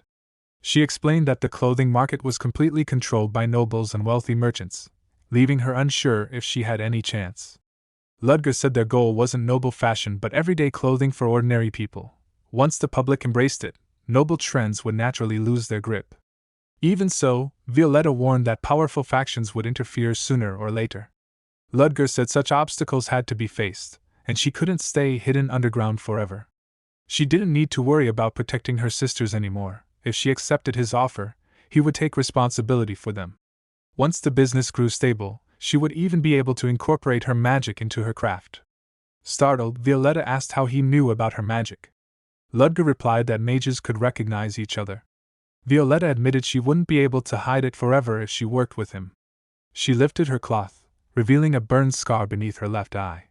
Ludger recognized immediately that it was caused by magic. Violetta explained that the mage who had taught her, twisted and possessive, left the injury. She had sought healing too late, and even the Luminous Healer Apostles couldn't mend it. She turned to leave. Ludger stopped her, gently taking her wrists before she could cover her face again. Since she had trusted him with something she never showed others, he felt he should respond. He brushed his thumb lightly across the scar. Confused, Violetta asked what he was doing. He told her to check her reflection. When she looked in a mirror, she saw the burn had disappeared. She asked how it was possible, and he simply called it true magic. He added that hiding her face over a single scar didn't suit her. Violetta admitted she still preferred covering her face for now, and Ludger accepted that. She said she would begin the work he assigned, finding their talk unexpectedly meaningful. As she turned away, Ludger called her name. When she looked back, he suddenly pulled her aside and arrow pierced the wall where her head had been. She thanked him, shaken by the ambush, and wondered who attacked. Ludger drew his staff, saying he had his suspicions but wasn't sure how many enemies lurked nearby. A voice mocked James Moriarty, saying he had made things easy by walking without protection. The attacker introduced himself as one of the surviving Red Society members, claiming he fully understood why his group fell and had prepared accordingly. A strange scent spread through the air. James recognized it instantly and warned Violetta not to cast spells. The diffusion would make magic unstable. Violetta noted how familiar he sounded and stiffened when she recognized the voice. The attacker boasted about catching 2 valuable targets at once. Violetta sighed, gripping her closed umbrella, irritated that the situation forced her into physical combat, which she disliked. James asked if she intended to fight. She said they had already been discovered and had no path of escape. James then asked if she could dance. Violetta replied that she could dance well enough to match anyone. James trusted her and said he would leave his back to her. James and Violetta struggled to hold back the attackers, realizing that without magic their disadvantage was obvious, though their opponents showed signs of fatigue. James urged her to endure a little longer. She admitted she was already worn out and blamed her lack of physical training, prompting James to note that improving her stamina after this would be wise. He searched for the archer who fired the first shot but sensed nothing. Someone with refined killing intent and rare diffusion incense had masked their presence. He concluded a seasoned killer was among them. Calling to Violetta, he lifted her effortlessly onto his shoulder and sprinted away. Their pursuers shouted in anger as they ran. She demanded to know what he was doing, and he explained that a professional assassin was hidden among the group, making a drawn-out fight too risky. Her voice wavered at the thought. 2 figures in dark garb rushed after them, daggers glinting. She recognized something about them, and James explained that assassins from the southern desert, killers for hire, were said to be active. The region confirmed his suspicion, Kalsapa assassins. He warned her not to bite her tongue as he used his chain to pull them both up onto a rooftop. They landed and braced for combat. Violetta blocked a strike with her umbrella only to find the material dissolving. She realized their blades carried something corrosive, and James confirmed it was a poison unique to the Kalsapa, nearly impossible to defend against. She asked what they were supposed to do, and he listed their options: wait for the assassins to expend their weapons or escape altogether. She immediately chose the latter. He swept her up again and dashed off. As they retreated, she shouted after him, accusing him of abandoning her and calling him a coward. One assassin watched her from below, convinced she was bait and that James was lying in ambush. As he crept toward her, James drove his sword through the man's chest. The assassin gasped in disbelief, and James explained that he had used a bit of magic along with the lingering incense to his advantage. He withdrew the blade, thinking that although faint, the remaining incense didn't interfere with mana, allowing him to transmit sound through it. Violetta suddenly warned him to look up. The second assassin dropped toward him, hurling a chain. James drew another weapon and cut him down, noting that the man's initial judgment had been sharp but he had let his guard slip at the crucial moment. Voices were closing in from the distance, orders to capture them echoing through the streets. James sensed the incense dissipating and asked whether she could handle the rest. She assured him that it would be simple. When more enemies appeared, she snapped open her umbrella and dispatched them in a single stroke. She surveyed the aftermath, surprised the attackers had regrouped for an ambush even after their organization had fallen apart. James reasoned they must have been hired. When she asked who might be pulling the strings, he said the same person who commissioned the assassins. He also mentioned that he had already eliminated Belfort Rixin, removing him from suspicion. She was stunned that James was responsible, and he explained that Rixin had been involved in various underhanded acts while financially supporting Daughtry, crossing lines that harmed human dignity. James wanted no association with someone like that. He added that he would hand over Daughtry's recruits to her group and told her to treat them however she saw fit. In return, they would pursue the one behind this incident, which he would have requested separately anyway. Violetta admitted that things were about to get hectic, especially with the new business James had pushed onto them. He asked if she could manage it, and she reminded him not to underestimate her, promising to perform both tasks with precision. He approved of her resolve and left her to it. They parted ways, heading toward their next obligations. Sheridan called for help in her usual impatient tone, and Hans immediately bristled at the nickname. She barked at him to hurry. Ludger entered after hearing the noise, finding Hans cornered while Sheridan glared in annoyance. Hans begged for rescue, and Ludger dryly commented on the commotion. To redirect her, he showed her the device he brought, and she eagerly dove into examining it. She immediately noted he had dragged the mechanism while also carrying someone, putting too much strain on the wiring. Hans reminded him the device wasn't built for two, and Sheridan pointed out the clamp had loosened because of it. Ludger said he had his reasons. Sheridan estimated a few minutes for repairs, though she was known for underestimating. Hans muttered about her attitude, and Ludger said Hans was simply easy for her to push around. He added Hans should be patient since she was older. Hans admitted that when they first rescued her from the Delica Kingdom mines, he thought she was a child. They remembered finding her surrounded by explosives, a disaster waiting to happen. Hans still shuddered at the memory. An explosion in those depths would have killed even a knight captain. Hans then mentioned having seen suspicious men approach Ludger earlier. Ludger confirmed he had taken care of them, remnants of the Red Society, and said someone was directing them. He asked Hans to investigate, but Hans complained he was already overwhelmed organizing the auction items. Sheridan interrupted, ordering her assistant back. Ludger told Hans to help her and make sure she didn't get near gunpowder. Alone, Ludger looked out the window, guessing Sheridan's 10-minute estimate really meant 30. He decided to rest until then. Across the street, 3 cloaked figures moved in tight formation, their steps silent and coordinated, far too practiced to be ordinary. When one of them, Terena, glanced back, Ludger quickly stepped away from the window. She hadn't seen him. The silver hair confirmed it. Terena Liahau, Lord Protector of the Nightcrawler Knight Order. He wondered what she was doing in Leatherbelk, especially since she had been assigned to Belfort Rixon's murder case. If she suspected a connection to the earlier attack, it was fortunate he had cleaned up quickly. The last thing he wanted was another encounter with her. Sheridan returned proudly, announcing the repairs done and explaining she had checked every part. Ludger attached the device to his wrist, noticing it was slimmer and lighter. She urged him to test it. When he extended his hand, the chain shot out and bit into the wall with more force than before. She explained she had doubled its output and strengthened it for carrying 2 people. She demonstrated another function, clenching his fist and bending his wrist extended a hidden blade, loosening his hand retracted it. Then she showed him a tiny port that could launch paralyzing needles. Ludger approved, and she glowed at the praise, saying only someone like him recognized true craftsmanship, unlike Hans, who always panicked about danger. Ludger ignored the embellishment. Sheridan added that his current outfit suited him, giving him an aristocratic look. Ludger accepted the compliment and prepared to leave, calling it a short errand. Before he got far, Terena arrived at the site of the earlier battle. She inspected the bodies and identified one as a Red Society member. Enya was surprised, thinking they were already gone. Lloyd found more corpses. Terena detected a sharp sour scent, poison used by the Kalsapa assassins. Lloyd asked if they were killers from Fatima's desert. Enya wondered whether the Red Society and Kalsapa had fought each other. Terena dismissed that. None of the victims died from poison, meaning the 2 groups were allies. They had instead been killed by clean, decisive blows. Lloyd pointed out another body pierced through the heart from behind. Terena concluded the assassins misjudged their target, assuming they had cornered a mage helpless at close range. Instead, they met someone equally skilled with magic and the blade, the same man who wiped out the Red Society. Enya asked how it all connected.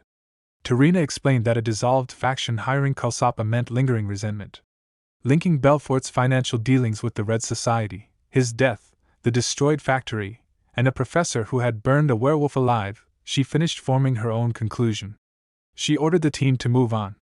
When Lloyd pointed out they had found no answers, she said another location might still hold clues.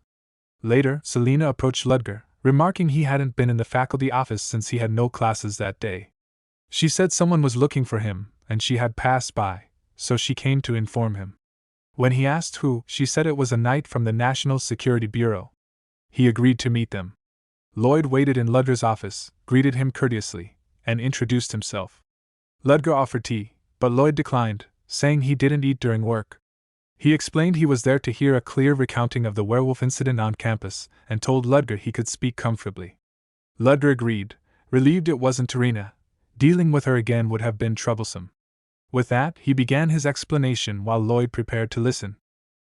Lloyd waited on a bench until Terena and Enya arrived.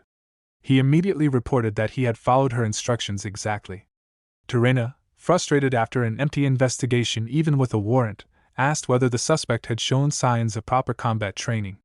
Lloyd explained that despite the gloves, the handshake felt like that of an average mage with no experience handling knives. Enya questioned him, but he remained confident. Tarina, surprised by the result, realized the case had slipped back into uncertainty. With no leads left, she ordered Enya to stay behind and monitor anything unusual. Enya tried to object and bring up another meeting, but Tarina shut it down, reminding her of the condition they had agreed to. The principal called out to Tarina with loud familiarity, startling Lloyd, who recognized her as Chancellor Elisa Willow. Enya also wondered how they knew each other. The principal scolded Tarina jokingly for her cold greeting and questioned why she had prevented the meeting with Ludger. Tarina noted that Elisa was being overly considerate after deliberately blocking it. Elisa teased her for her harsh reputation and claimed she was simply protecting a newcomer she liked and didn't trust Tarina with. Tarina took the jab quietly and prepared to leave, refusing Elisa's offer to stay for tea, even when Elisa called after her. Watching from his window, Ludger took in the interaction. The connection between the principal and the protector remained unclear to him, but he was relieved that their involvement had spared him a direct confrontation. Lloyd, however, was someone he couldn't afford to drop his guard around. The man had checked for dust, maintained a spotless appearance, and behaved like a meticulous germaphobe.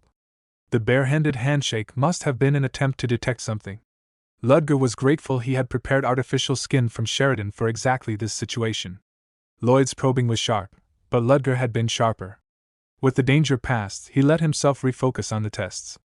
A week later, Ludger worked in his office while Sedina delivered updates. She reported that students had been unusually cautious ever since the protector's visit, avoiding close interactions and hosting private gatherings off campus.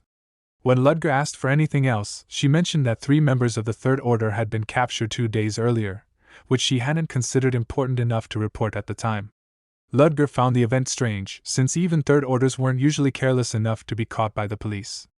Sedina added that the culprits included 3 of his students, Aiden, Leo, and Tessie. He found it surprising that those particular 3 had managed to subdue Third Orders, given he had been watching them but hadn't expected this level of competence. Sedina asked how she should handle the matter, but Ludger dismissed it, saying he had no use for agents who lost to mere students. Startled, Sedina agreed quickly. Aside from that, she said everyone seemed to think it was best to keep a low profile.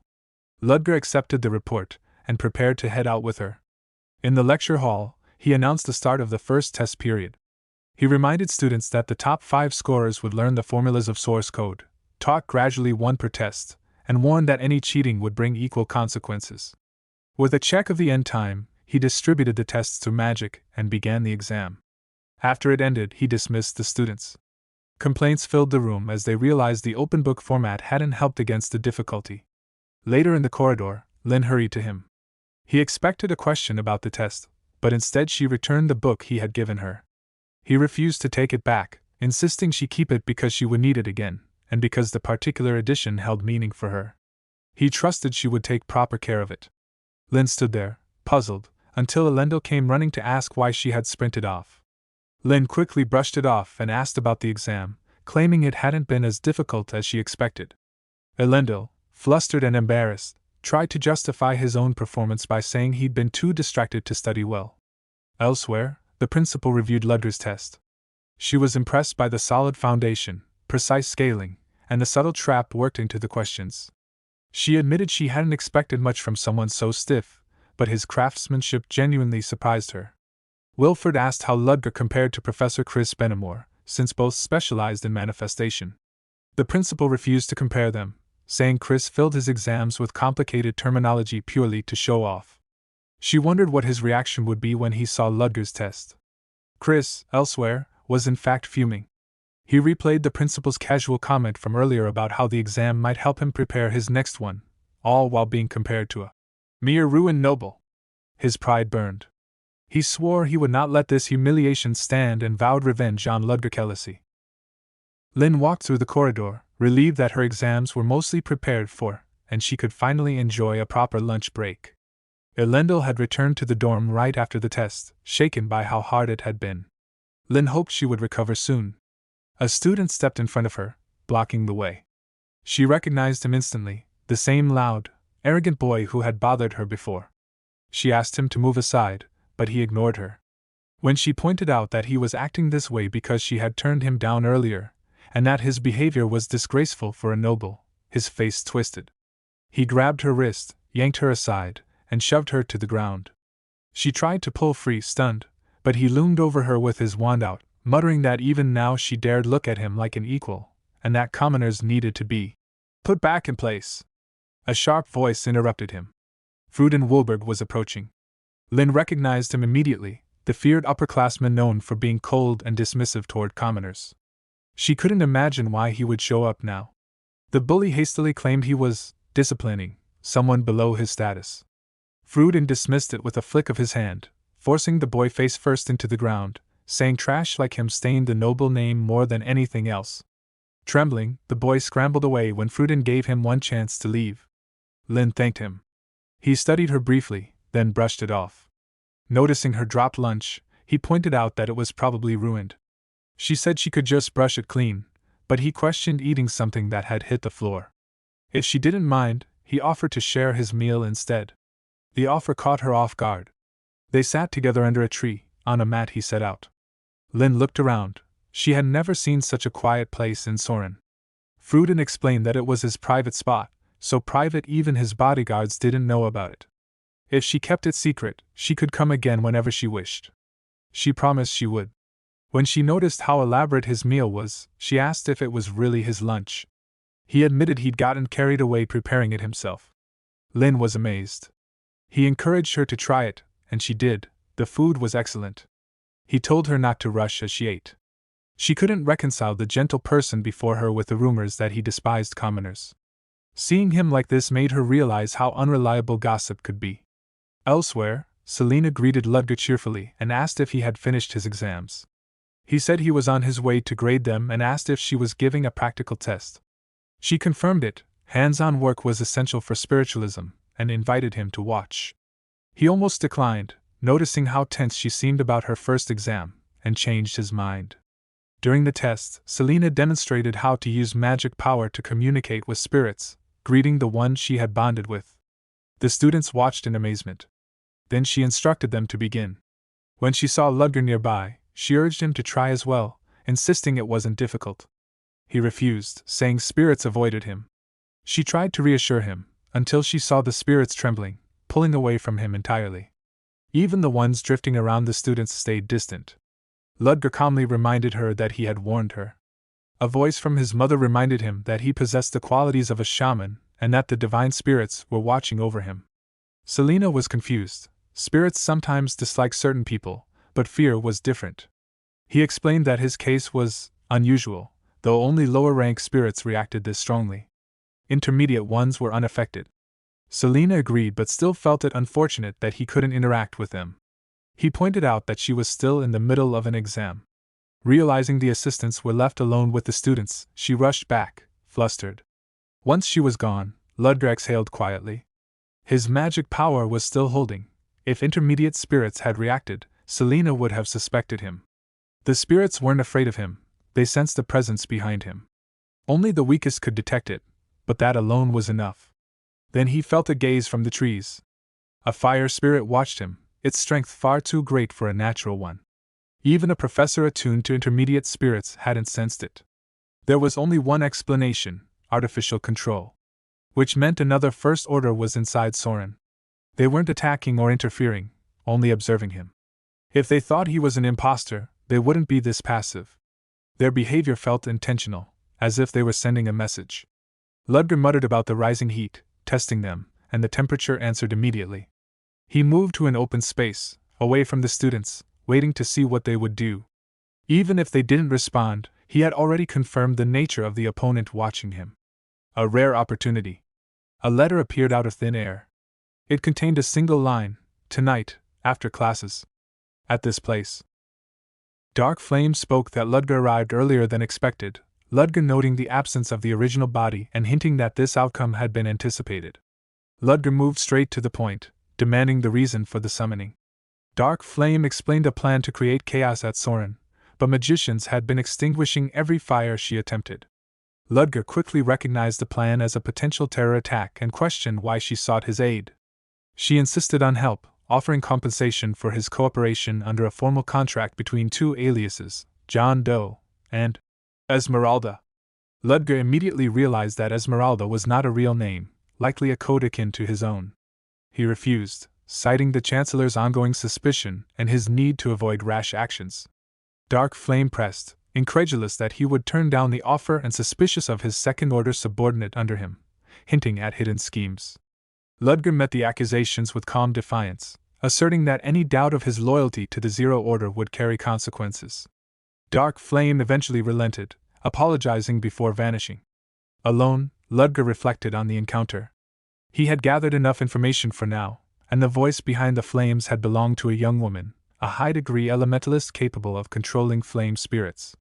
His mind raced through potential suspects, professors and students with the skill to manipulate flame spirits. The upcoming new professor welcome event at Leatherbelk, where all sponsors and faculty would assemble, would be the perfect chance to observe and narrow down suspects.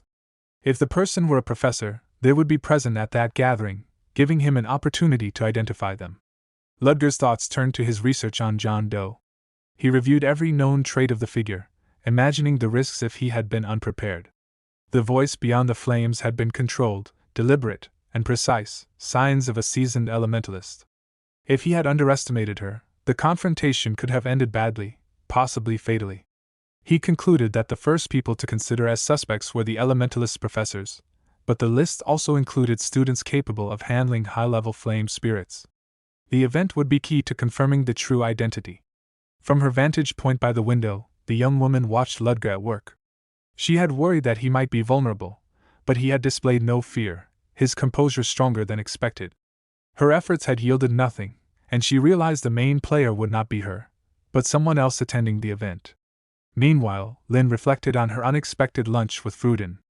Despite rumors of him being merciless toward commoners, she sensed no ill intent. Since childhood, she had been able to detect malice or ill will, and only Fruden, Elendil, and Professor Ludger were free of harmful intentions toward her. She noted that Ludger's feelings were likely not friendly, but instead carried sorrow or guilt, though the reason remained a mystery. Henry, a friend of Elendil and Fruden, approached Lin after noticing her with Fruden. He introduced himself and explained that he had observed Fruden's recent activities out of curiosity. He reassured Lin that she had no reason to keep her guard up and offered a secure, well-paying part-time job, understanding the financial difficulties faced by commoner students at Soren. He also expressed surprise at seeing Fruden spending time with a commoner like her, teasing her gently about the unusual sight. Lin considered his comments, noting that she had found Fruden to be a good person despite what rumors claimed. Henry laughed at her observation, incredulous that she would call Fruden good, yet admitted that his time beside him had shown the same truth. He encouraged her to decide for herself whether to accept the job, leaving the choice in her hands. At the welcome event, all the key figures of the party had gathered. The new professors were noted for their skill, and anticipation filled the air. Among them, Ludger Kelesi drew attention as the man of rumors, his presence commanding scrutiny and curiosity.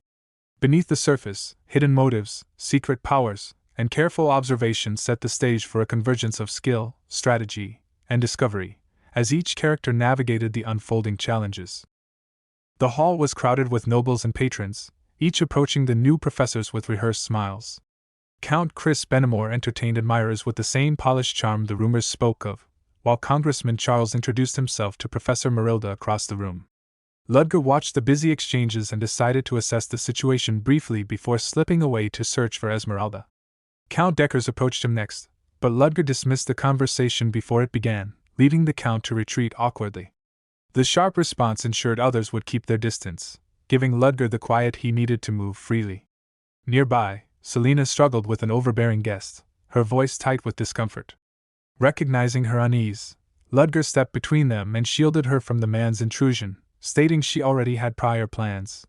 The man paused, offended, until someone behind him whispered an explanation about Ludger's identity. His arrogance only inflated, and he introduced himself as Evan Luke of the prestigious Luke Company, expecting Ludger to step aside. Selena's trembling grip on Ludger's coat made his choice clear, and he held his position. Evan continued provoking him until Ludger finally caught the hand jabbing at his chest, matching the man's bravado and rejecting the implied threat of professional retaliation. Evan's aide hurried to intervene, but Evan lashed out even at him, slapping him for using the wrong title and demanding obedience. The confrontation grew louder than Ludger expected, far from the quiet exit he had planned. The principal arrived, amused by the commotion, and Evan seized the moment to demand that Ludger be dismissed. Her reaction, however, shifted the atmosphere instantly. She identified Evan as the chairman's son and questioned whether his claims had even been discussed with his father. When the chairman himself appeared, he publicly apologized for his son's behavior. The principal proposed a straightforward solution, a duel in front of everyone, ensuring either side could claim unfairness afterward. Ludger accepted without hesitation, noting that resolving it here would prevent lingering trouble. Since Evan lacked magical ability, Ludger allowed him to choose a representative, and Evan immediately pushed the task onto his aide, confident that the man's skills were enough to win. That confidence quickly evaporated when Ludger defeated the aide with efficiency that left the spectators murmuring about unique magic formulas and the unexpected capabilities of Soren's professors. Even the chairman seemed startled, though he accepted the result and promised to discipline his son. When he attempted to approach Ludger afterward, the principal cut him off, refusing to allow any contact with the academy's staff. Ludger finally slipped away from the crowd, relieved that the ordeal had ended, and redirected his focus toward his original objective. Selena caught up with him first, thanking him and explaining that the chairman had apologized directly to her. She asked about his plans and invited him to accompany her to meet the animism professors. Hearing that, Ludger immediately recognized the opportunity and followed her. The 4 animism professors welcomed Selena warmly and acknowledged Ludger as the new instructor assigned to the second years. Ludger observed each professor carefully, hoping for even the smallest reaction, but none of them showed anything unusual. The woman he sought, Esmeralda, had been fiery and difficult in their last encounter, not someone who would remain composed at the sight of him. It left him uncertain whether she was among them at all, and he concluded he still lacked too much information to rule anything out. Feeling parched, he picked up a drink from the tray carried by a passing server, only to recognize Lynn standing behind it. She explained she was working part-time at the event, along with a few classmates who had accepted the same job. He reminded her not to exhaust herself, and urged her to head home once she finished. Selena rejoined him shortly after and recognized Lynn as well, mentioning that her own assistant was also working in the venue. She pointed out Joanna Lovett, a first-year student already showing strong talent in animism. Ludger watched Joanna Lovett slip away with the tray and wondered why she left so abruptly, realizing she had only gone to set it down. He scolded himself for becoming overly sensitive, knowing he might start missing details he would normally notice. His thoughts drifted back to the group planning a business, concluding from their bulk fabric purchases that they were aiming for the clothing industry. The nobles nearby sneered at the ambition of lower-class people, amused by the audacity of commoners conducting business dealings inside the imperial household. Ludger recognized Violetta's hand in this, noting how quickly she was moving despite her attempt to mask her desperation and fragile hope. Their mockery continued, confident the plan would collapse and joking about watching from afar with a glass of wine. Ludger dismissed them as fools, fully aware that their scorn would not stop the chain of changes now forming beneath the surface. A sudden pressure struck him, forcing a small wince. Selena noticed and checked on him, and he excused himself, blaming the slippery floor before stepping outside for air. Chris saw him leave and quietly followed as an overwhelming noise filled Ludger's head, the voices insisting he was chosen and telling him to take their power. He forced them back and swallowed his pills, annoyed at himself for overexerting mana during the duel and failing to notice how drained he'd become. Chris, hidden in the shadows, saw the pills in his hand and wondered about them. Returning inside, Ludger heard shouts and confusion breaking out. People scattered in panic as a towering figure of fire erupted into the hall, and he immediately recognized Esmeralda's involvement. Mages attempted to restrain it while others directed the evacuation, but the creature's flames overwhelmed every attempt. The animism professors Angela Anderson and Viorano Dentes commanded coordinated attacks, yet nothing pierced the creature's molten exterior. Debris crashed from above, black flames consumed everything they touched, and panic surged through the crowd. Assessing the creature, Ludger realized its fire resembled magma and possessed destructive power matching the highest-level spirits, rivaling the 6th rank. Its humanoid form was wrong, lacking a proper lower half.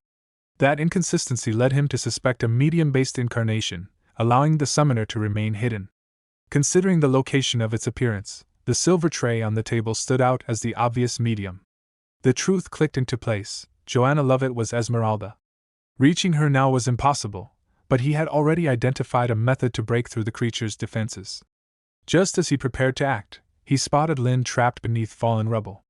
Lin stirred in confusion, only to freeze in terror at the sight of the fiery beast, unable to move her injured leg. Ludger used Aether Nocturnus to teleport her and himself to safety. He knelt beside her, noting her wound and treating it quickly, while she stared at him with a faint sense of familiarity she couldn't explain. She asked about it, unsure where she had seen this scene before, but he dismissed it gently and urged her to leave immediately.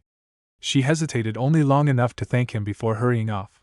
Once she was safely away, Ludger stepped back into the chaos, used Aether Nocturnus again to reappear before the raging spirit, and prepared to end everything as the ceremony reached its breaking point. Angela pushed forward with her water spirit, sending it to bite into the fiery creature. For a moment it seemed effective, the monster's arm snapped off, but the victory was brief. Viorano immediately sensed the problem. The attack had barely hurt it, and Angela's spirit was already straining from the effort.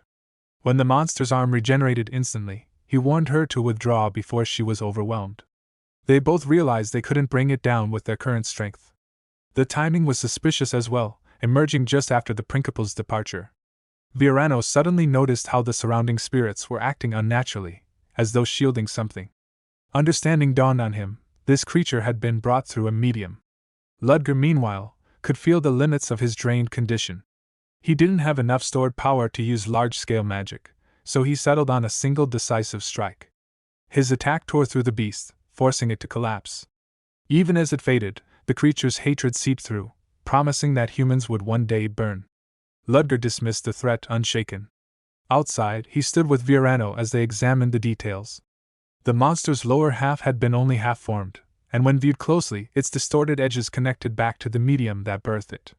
Viorano admitted he had failed to catch such a thing, his background in animism making him overlook the possibility of forced summoning.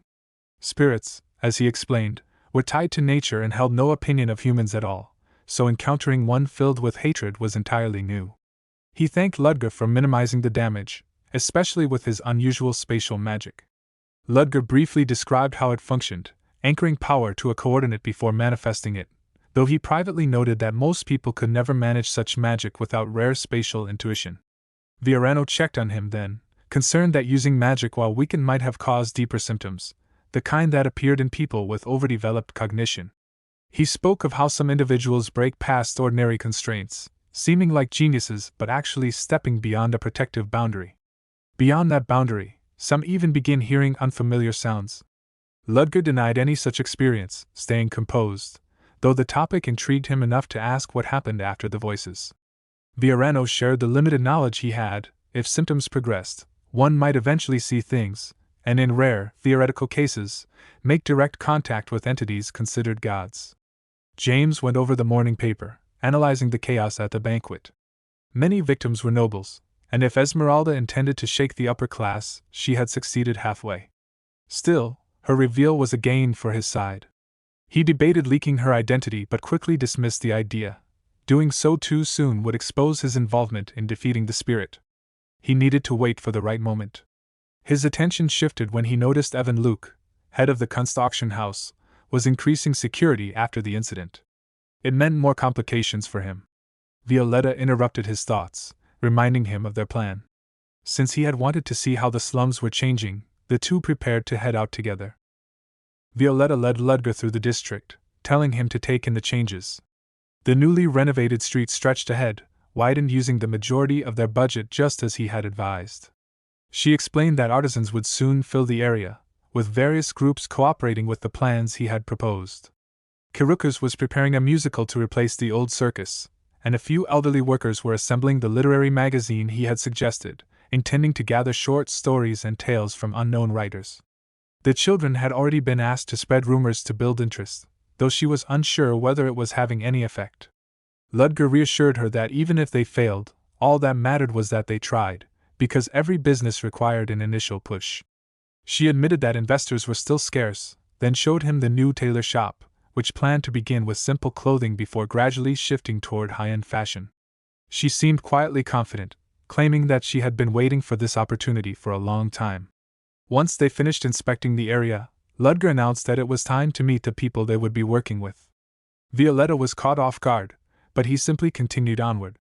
They found a familiar man sweet-talking a woman, and Ludger approached him directly, pulling him away under the excuse of an existing appointment. The man, Alex of Yen Owen, looked disappointed, noting that they were not scheduled to meet until later. Ludger remarked that he would have been late otherwise. Alex immediately shifted his attention to Violetta with shameless enthusiasm, prompting her to question whether he truly belonged with them. Ludger affirmed that, despite his mannerisms, Alex was competent. She reluctantly considered the possibility that there was more to him than appearances suggested. Alex, meanwhile, asked what treasures or women they would be pursuing that day, prompting her to recoil even further. He introduced himself as a noble from the southern Fatima kingdom, only for Ludger to warn her not to trust his claims too easily, knowing full well that Alex's habits bordered on fraud. Once Alex finished complaining and asking why he had been summoned early, Ludger told him they would discuss matters back at the hideout. Alex worried aloud that the place might be disappointingly ordinary, but Ludger assured him it would not be. At the hideout, Hans looked exhausted but relieved to see Ludger return. Before he could report on anything, Bellaluna, a member of Yen Owen, burst in calling his name. She froze when she noticed Ludger, greeted him quickly, then went straight back to her business with Hans. Violetta stared, startled by the sight of an elf in their group. Ludger confirmed it, explaining that Bellaluna handled medicine and gunpowder production. She immediately began applying a concoction to Hans, insisting it would only sting a little. Alex, watching her work, remarked on the contradiction of an elf crafting man-made substances, but Ludger dismissed his assumption, noting that stereotypes about races didn't always hold true. Alex muttered uncertainty about what Ludger really thought of him. Soon Arfa arrived, surprised that everyone else was already present. Violetta welcomed him and Phantos as they entered. Ludger called everyone together, and they took their seats around the table. He asked Alex to conclude his introduction, then turned the attention to the others. Phantos introduced himself briefly, leaving Alex baffled by how little he spoke. Arfa explained with a laugh that Phantos was simply quiet, before introducing himself without a family name. Hans, curious, asked how Arfa had come to know Ludger. Arfa explained that he had considered Ludger a father figure since the day he was born, having learned everything about the world from him. Violetta almost leapt from her seat, and Ludger clarified that Arfa was not his biological son, though their circumstances were unusual. Ludger then asked Phantos to remove his hat, revealing the beast-man ears hidden beneath his white hair. Hans was astonished by the sight. Ludger described Phantos's background, how his immense strength made him valuable in many tasks, even those as daunting as whale hunting. When Hans asked whether beast-men were not afraid of water, Ludger corrected the assumption. Phantos added that despite his abilities, he had once been defeated by Ludger, which was why he now served him. Ludger assigned Phantos the role of their primary combat agent, declaring him the second strongest in their group. Finally, he turned to Violetta. She hesitated, insisting that she had only come along to guide him and was already overwhelmed with her work. But he reminded her that her projects were already progressing, and that he would not have brought her here if he thought she lacked the skill to contribute. He told her plainly that he wanted the truth, whether she would join them. After wrestling with her uncertainty, she agreed. With that, Ludger felt confident that he had assembled the best team he could have hoped for. He then introduced the goal of their next operation. In the coming days, they would be raiding the Kunst auction. Violetta was stunned at the very idea. Alex pointed out that for 20 years, hundreds had attempted such a feat, but none had succeeded, and with recent incidents, security had tightened even further. Rumors even spoke of an artifact capable of observing the storage area at all times. But he knew Ludger well enough to assume that a plan already existed. Ludger confirmed this and instructed Hans to bring out the necessary materials. When the blueprint was laid on the table, he told everyone to pay close attention. Their target was clearly marked. Ludger noticed Professor Selena and Joanna Lovett talking with someone and wondered who it was. Selena greeted him warmly, mentioning how long it had been since the banquet incident. The man they were speaking to excused himself and left. Ludger asked if they had discussed anything important, but Selena said he had only been concerned about the banquet. He then asked how she had been and admitted he should have asked sooner. She thanked him on behalf of the students, and confirmed her assistant Esmeralda had expressed gratitude. Esmeralda bowed, and Ludger decided to act unaware of her meaning. Selena apologized, wishing she could have done more during the incident. Ludger reassured her that she had evacuated people effectively. She insisted she had only managed that because she lacked the necessary skills. Ludger realized she had been worrying unnecessarily and told her she had something he didn't: the ability to stay bright and kind under pressure, calming those around her. She hesitated but noted class was about to start, apologized for taking his time, and promised to treat him to a meal. Sedina slipped out from behind Ludger, clearly unsettled, complaining someone had burdened him with personal worries. Ludger told her to handle such situations more naturally. He then asked her to investigate someone. She eagerly agreed, joking she could look into nieces and cousins if needed. He corrected her: the only person to investigate was Joanna Lovett, and she rushed off. At the construction site, Evan anxiously waited outside, fearing he might miss the arrival of important guests. This event was Luke Incorporated's chance to surpass Los Hen and regain his father's trust.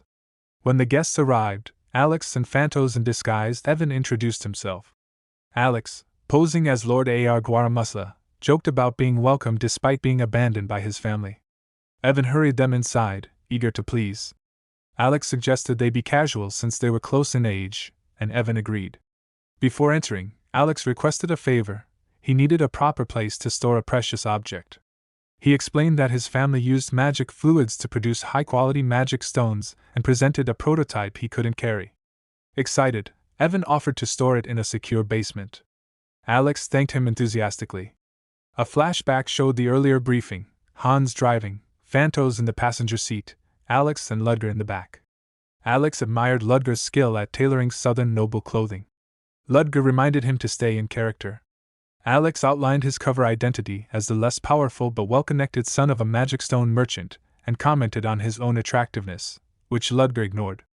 Phantos was instructed to act as a silent bodyguard.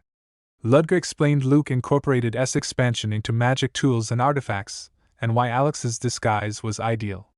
He handed Alex a comms device made by Sheridan. Back in the present, Alex informed the team via the device that he and Melvin were proceeding to the target. Evan asked if he had said something, but Alex brushed it off.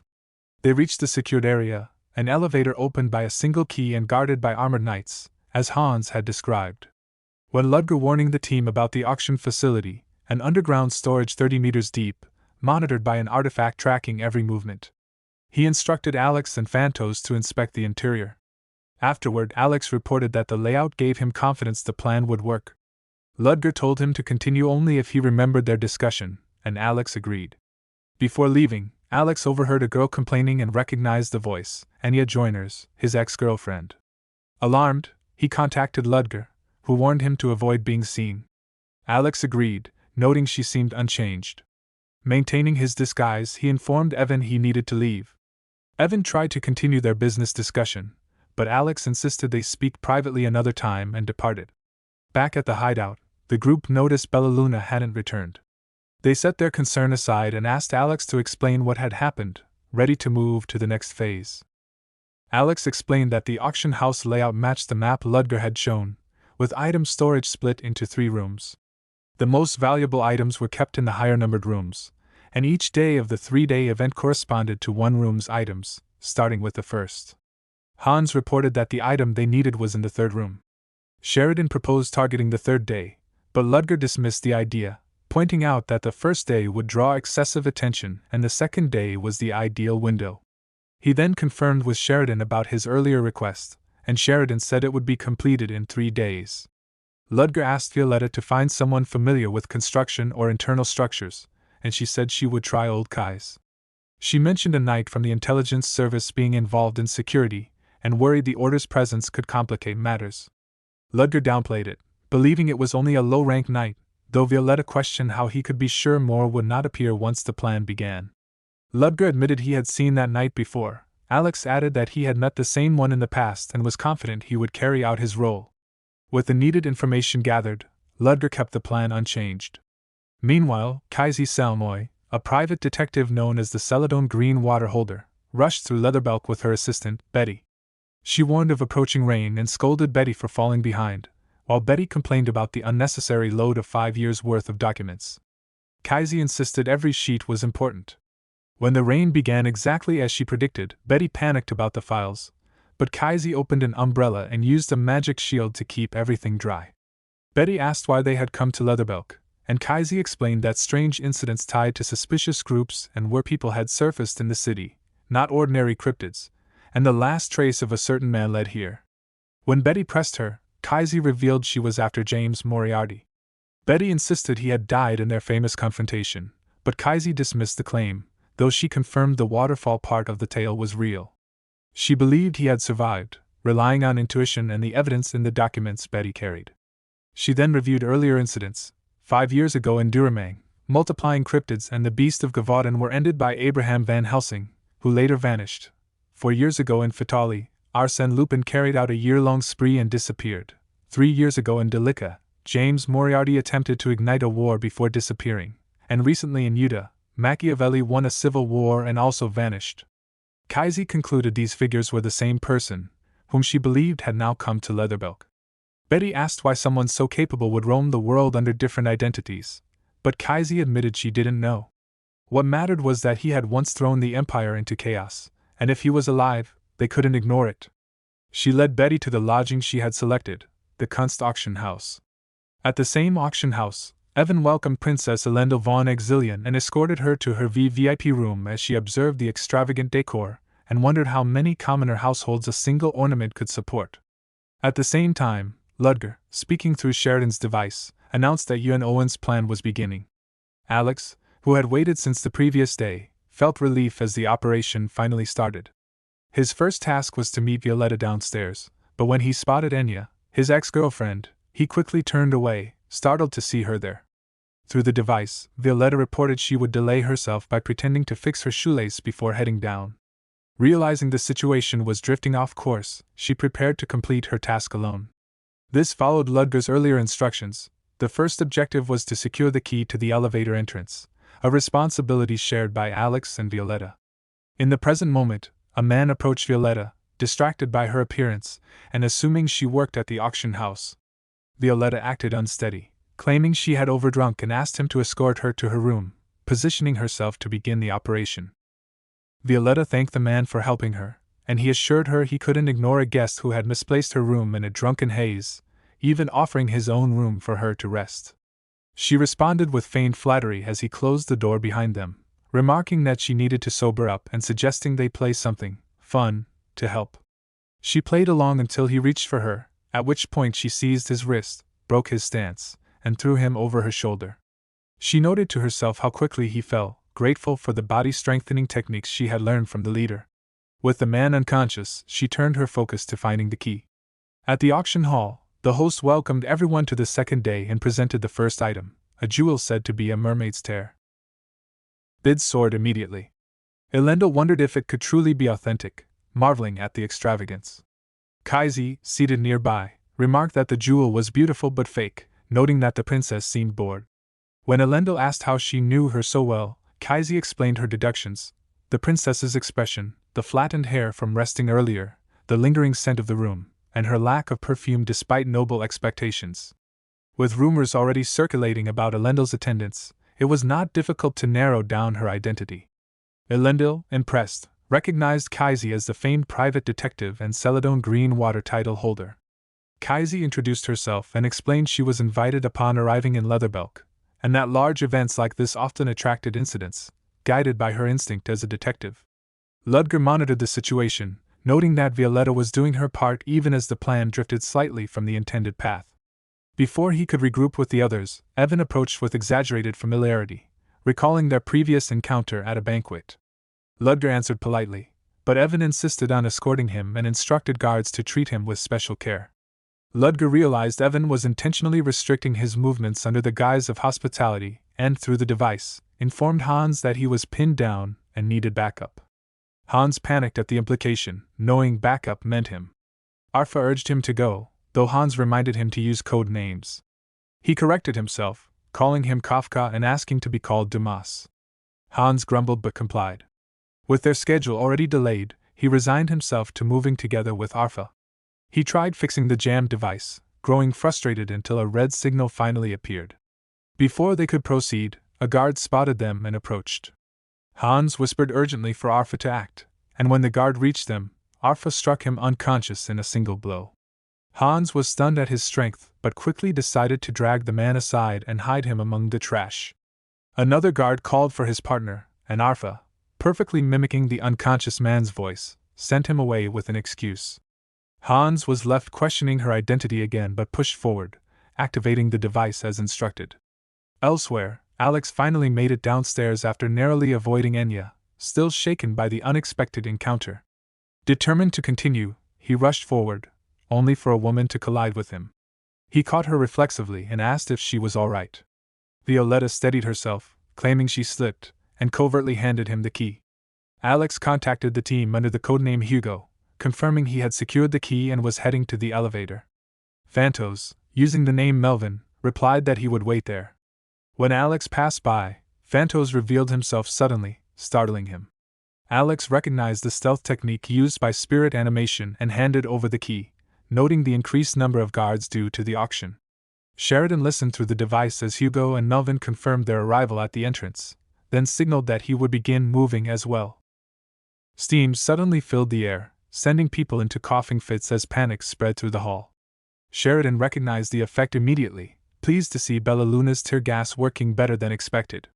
While the crowd scrambled for shelter and guards struggled to manage the chaos, he noted that their distraction was unfolding perfectly. In a nearby corridor, a guard discovered an unexpected situation and called the others to see. The incident was judged as chemical terrorism, forcing them to split their duties. 2 would stay to guard the lift, while the rest were ordered to assist elsewhere. Alex, seeing the plan finally begin, reminded Phantos to handle the 2 guards as they moved out. When Alex and Phantos reached a restricted checkpoint, the guards confronted them. Alex raised his hands, acting confused and claiming they got lost during the commotion, casually dropping Evan Luke's name to lower suspicion. The guards hesitated, unsure how to respond, and in that moment Phantos struck them down. Alex checked that they were still alive and was relieved to learn Phantos had avoided lethal points, even though the armor had dented under a single blow. He immediately reported through the device that the entrance had been cleared. Hans and Arfa confirmed they were approaching, and the group proceeded inside. Meanwhile, the auction continued with rising bids as Ludger remained under Evan's watchful presence. He monitored radio chatter, relieved that things were progressing smoothly, until he spotted Kaisi Selmoy among the guests. The sight triggered memories of their fierce confrontation in the past, where she had nearly thrown away her life to take down his disguised identity, James. Seeing her now, calmly observing the room, worried him. She shouldn't know who he was, yet her presence alone threatened the delicate timing of their operation. 2 guards monitored the artifact security feeds, bored out of their minds. Their mood shifted when one noticed a brief flicker on the screen for the second storage room. Brushing it off as eye strain, he glanced again, only to witness an intruder bursting through the underground wall. Both men panicked and immediately sent in a report. The alert spread quickly. Evan demanded updates, furious to learn the intruder had entered by digging through the ground. He gathered every available guard, ordering them to split into assault and transfer groups.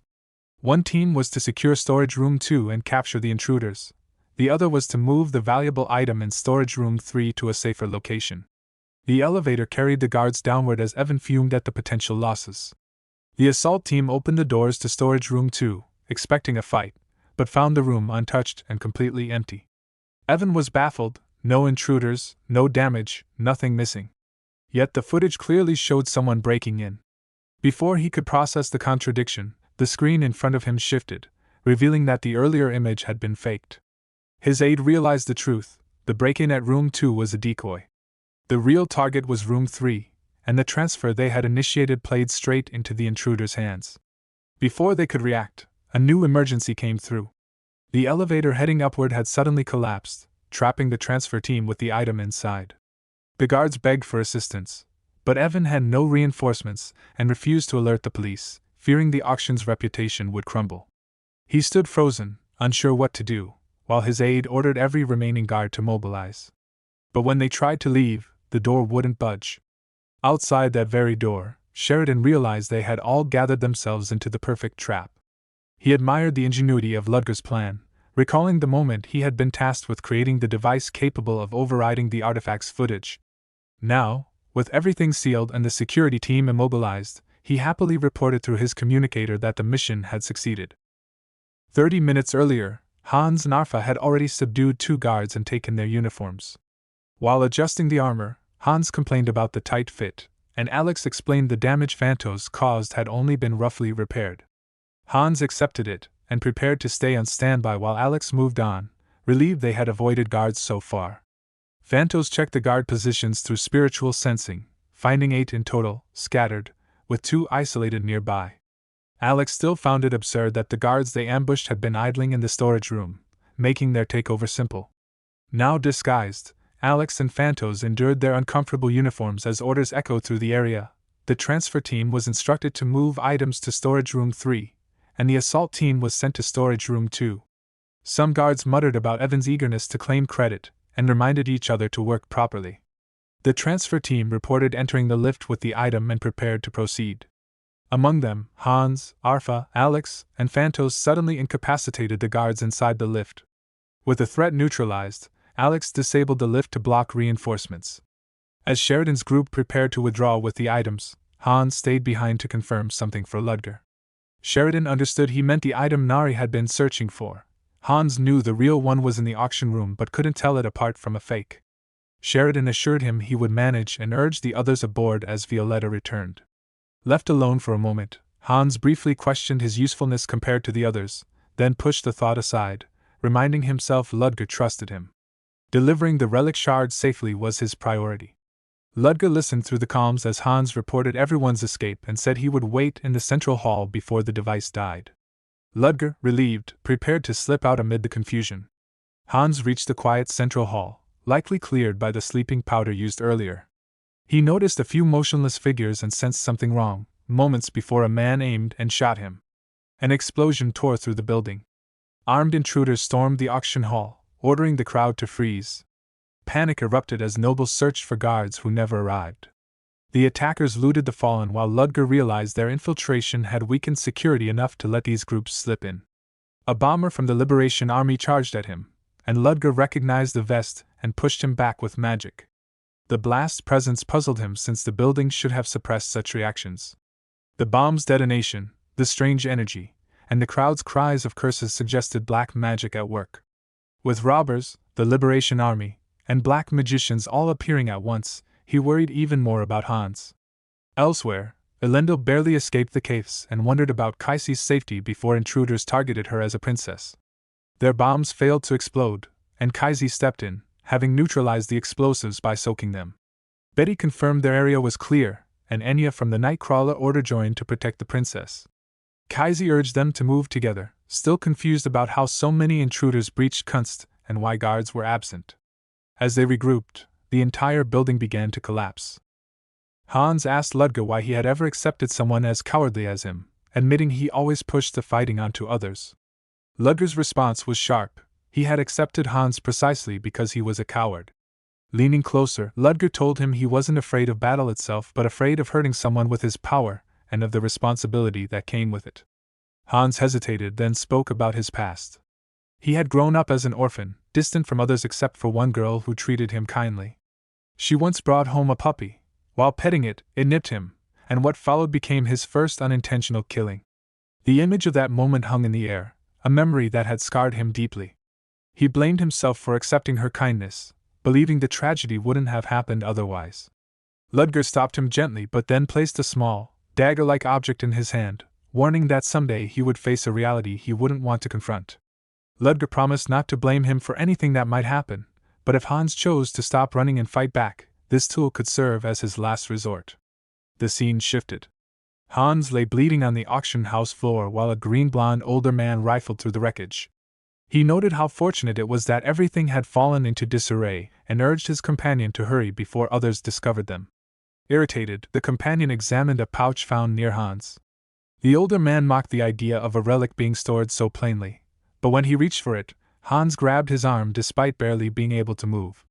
Hans struggled to say he had to deliver it to his boss. Amused, the older man called him stubborn and declared he would leave Hans to die, certain his wounds would finish the job. Pain tore through Hans's chest as he fought to stay conscious. His thoughts spiraled. His body felt unbearably heavy. The relic was not theirs to take, and he had always relied on Ludger more than he deserved. Even now, he believed he was only dragging his leader down. Yet he remembered the item Ludger had entrusted to him, his final fallback. If this was the end, he would burn everything he had left. With the last of his strength, Hans activated the object.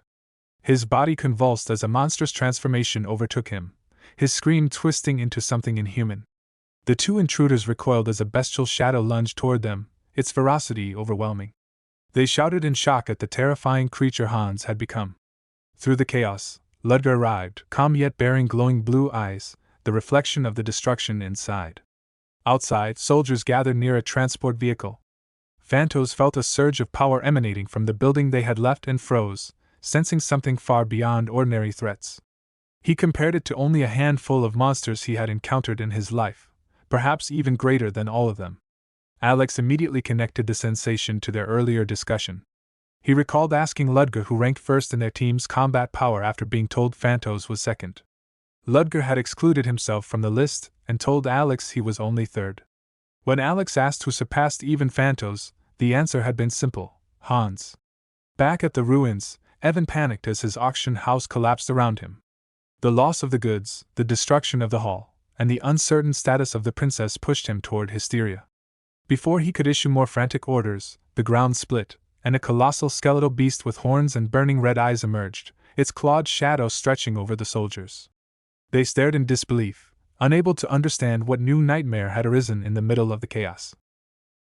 A towering, horned shadow rose over the city, and panic spread as people recognized the same skull-faced monster from past reports. Evan was certain it was the beast of Gavaudin returning.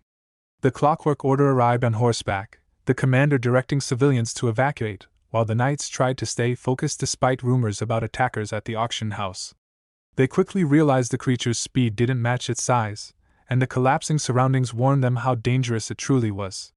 From the debris, Kaisi Selmoy led Betty, Princess Elendil, Enya, and the women they had protected to safety. After confirming everyone was unharmed, they turned toward the monster in shock. Betty identified it as the Beast of Gavaudin, and Enya recalled the incident from 5 years ago in Duramang. Kaisi explained she had seen the preserved corpse at the Duramang Royal Museum, and that this creature didn't perfectly match it, especially in the shape of its front limbs. She considered the possibility of other similar monsters. Linking the beast's reappearance, Van Helsing's past hunt, and Moriarty's last known trail in Leatherbelk, she concluded the patterns were too aligned to be coincidence. Whatever Moriarty was planning could wait, stopping the monster came first. Kaisi unleashed her water magic to support the knights. The commander, noticing the monster's unusual movement, took her appearance as a signal to attack. Kaisi was stunned by the creature's raw strength. Her magic broke apart as its howl disrupted her mana flow, but she steadied herself and reaffirmed the resolve expected from someone carrying a color title. She forced her power back into shape, creating waterform knights that charged the monster, giving the real knights an opening. Elsewhere, Ludger found a wounded knight and sensed the ominous mana saturating the area. The pattern reminded him of black magic tied to beast-type transformations, making him suspect Hans had resorted to the forbidden technique. Realizing he could not intervene in his current state, he withdrew with the promise to return once properly prepared. On the battlefield, the knights pressed forward as their attacks temporarily pierced through. Kaisi braced for the same magical interference the beast had triggered earlier. Before she could counter it, the ground began to vibrate. Betty spotted movement in the distance, and moments later a massive swarm of rats surged toward them. Kaisi froze, realizing an entirely new threat was flooding into the battle. Kaisi froze when she saw the incoming mass of rats, horrified that the monster could command other beasts, and especially shaken because rats were the one thing she feared most.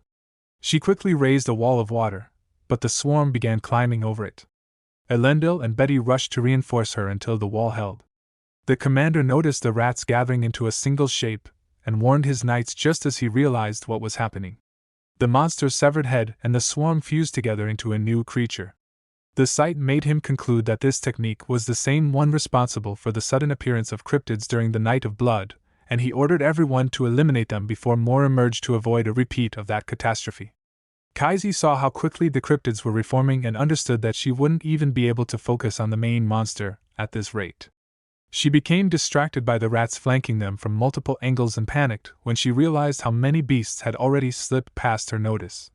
Betty urged retreat, but Kaisi insisted they couldn't withdraw with civilians still trapped in the area. The main monster struck again while they were turned away, forcing Kaisi to rebuild the barrier.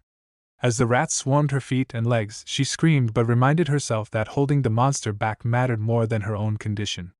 She resolved to stall the enemy long enough for any remaining civilians to escape, even if she had to withstand the entire horde alone. Enya shouted that they couldn't survive at this rate and begged Kaizi to evacuate first, but Kaizi refused to abandon her position. Then everything abruptly stopped. The beast froze mid-movement, and every rat creature turned its gaze toward the same point. A wolf-headed beast commented on their sudden stillness. A cloaked figure descended, wide hat, mask, and dark smoke curling around him. Kaizi recognized him instantly as James Moriarty, certain from his mask, his unbothered stance in front of the monster, and the oppressive aura she had sensed earlier. She wondered if the creatures themselves could feel how dangerous he was. Moriarty looked down at the beast, commenting on its madness and acknowledging how difficult it must be to endure. Ludger hoped Hans was still somewhere inside that form. Moriarty remarked that protecting endangered subordinates was a leader's duty and drew a sword, causing the monster to recoil. Kaizi watched him blur forward. It wasn't ordinary speed, it looked as though he vanished and reappeared between heartbeats. When he sliced through the monster, the severed heads dissolved instead of multiplying, confusing her. She wondered if the weapon was made of some special material, or infused with an unknown magic. She forced herself back to her own responsibilities and checked on her companions, who warned that they would be caught in the crossfire if they stayed.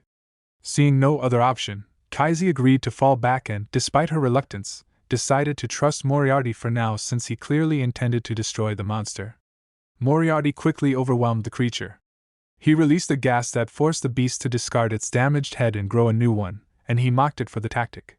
Though he acknowledged it was more intelligent than the original beast of Gavaudin, he also noted its vulnerability in the moment after shedding. New wolf-like cryptids appeared around him as it propagated again, and he accepted the incoming attack with a calm challenge, inviting them to come at him. Moriarty faced the expanding horde without fear, electricity crackling around him as the creatures surged.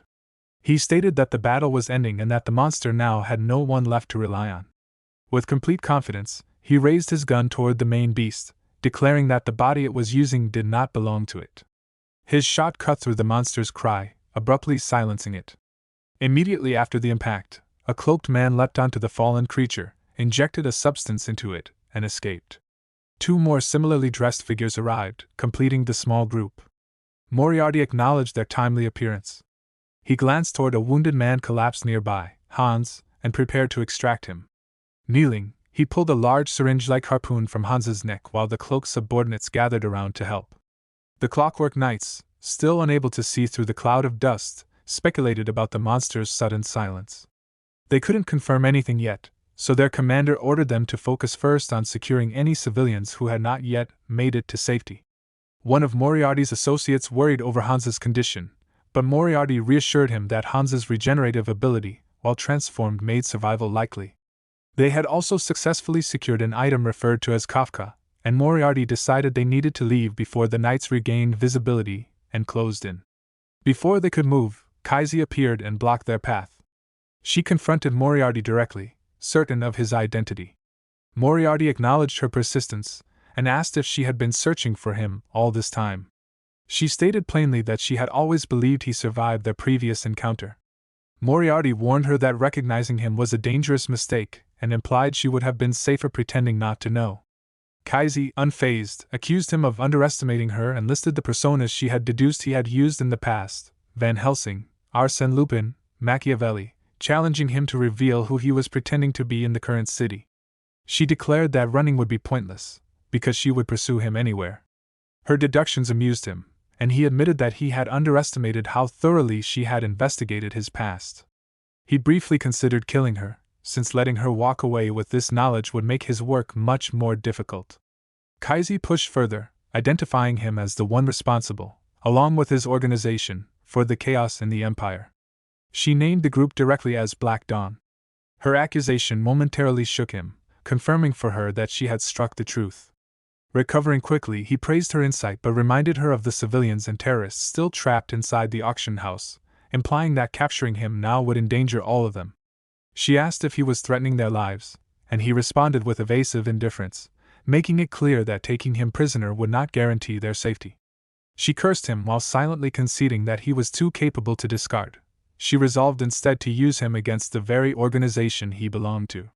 Moriarty then called to his people, Hugo, Melville, and Dumas and prepared to withdraw. Kaisi refused to let him leave and struck at him. He blocked her easily and acknowledged that she had improved, though not enough to hold him back. Betty suddenly leapt down from above to assist, slamming a punch toward Moriarty, only to have it stopped with a single bare hand.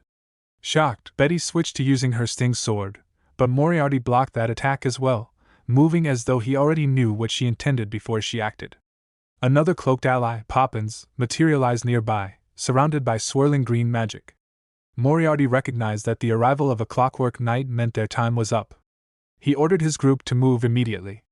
Kaisi shouted after him, promising that this was not over and that she would destroy both him and the Black Dawn.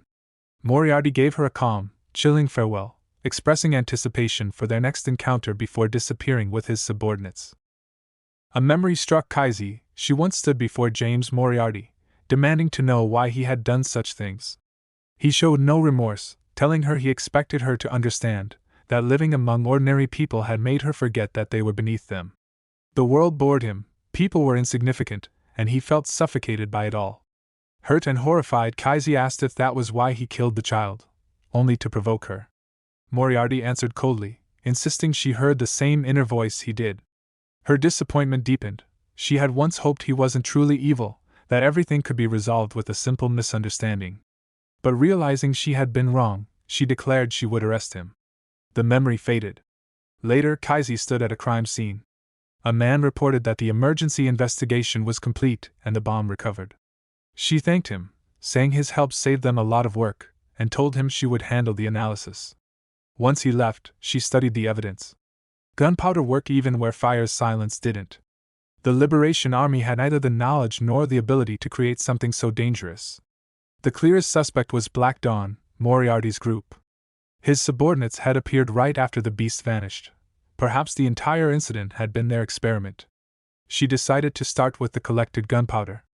To catch them, thorough preparation was necessary. Once ready, she swore she would bring Moriarty down.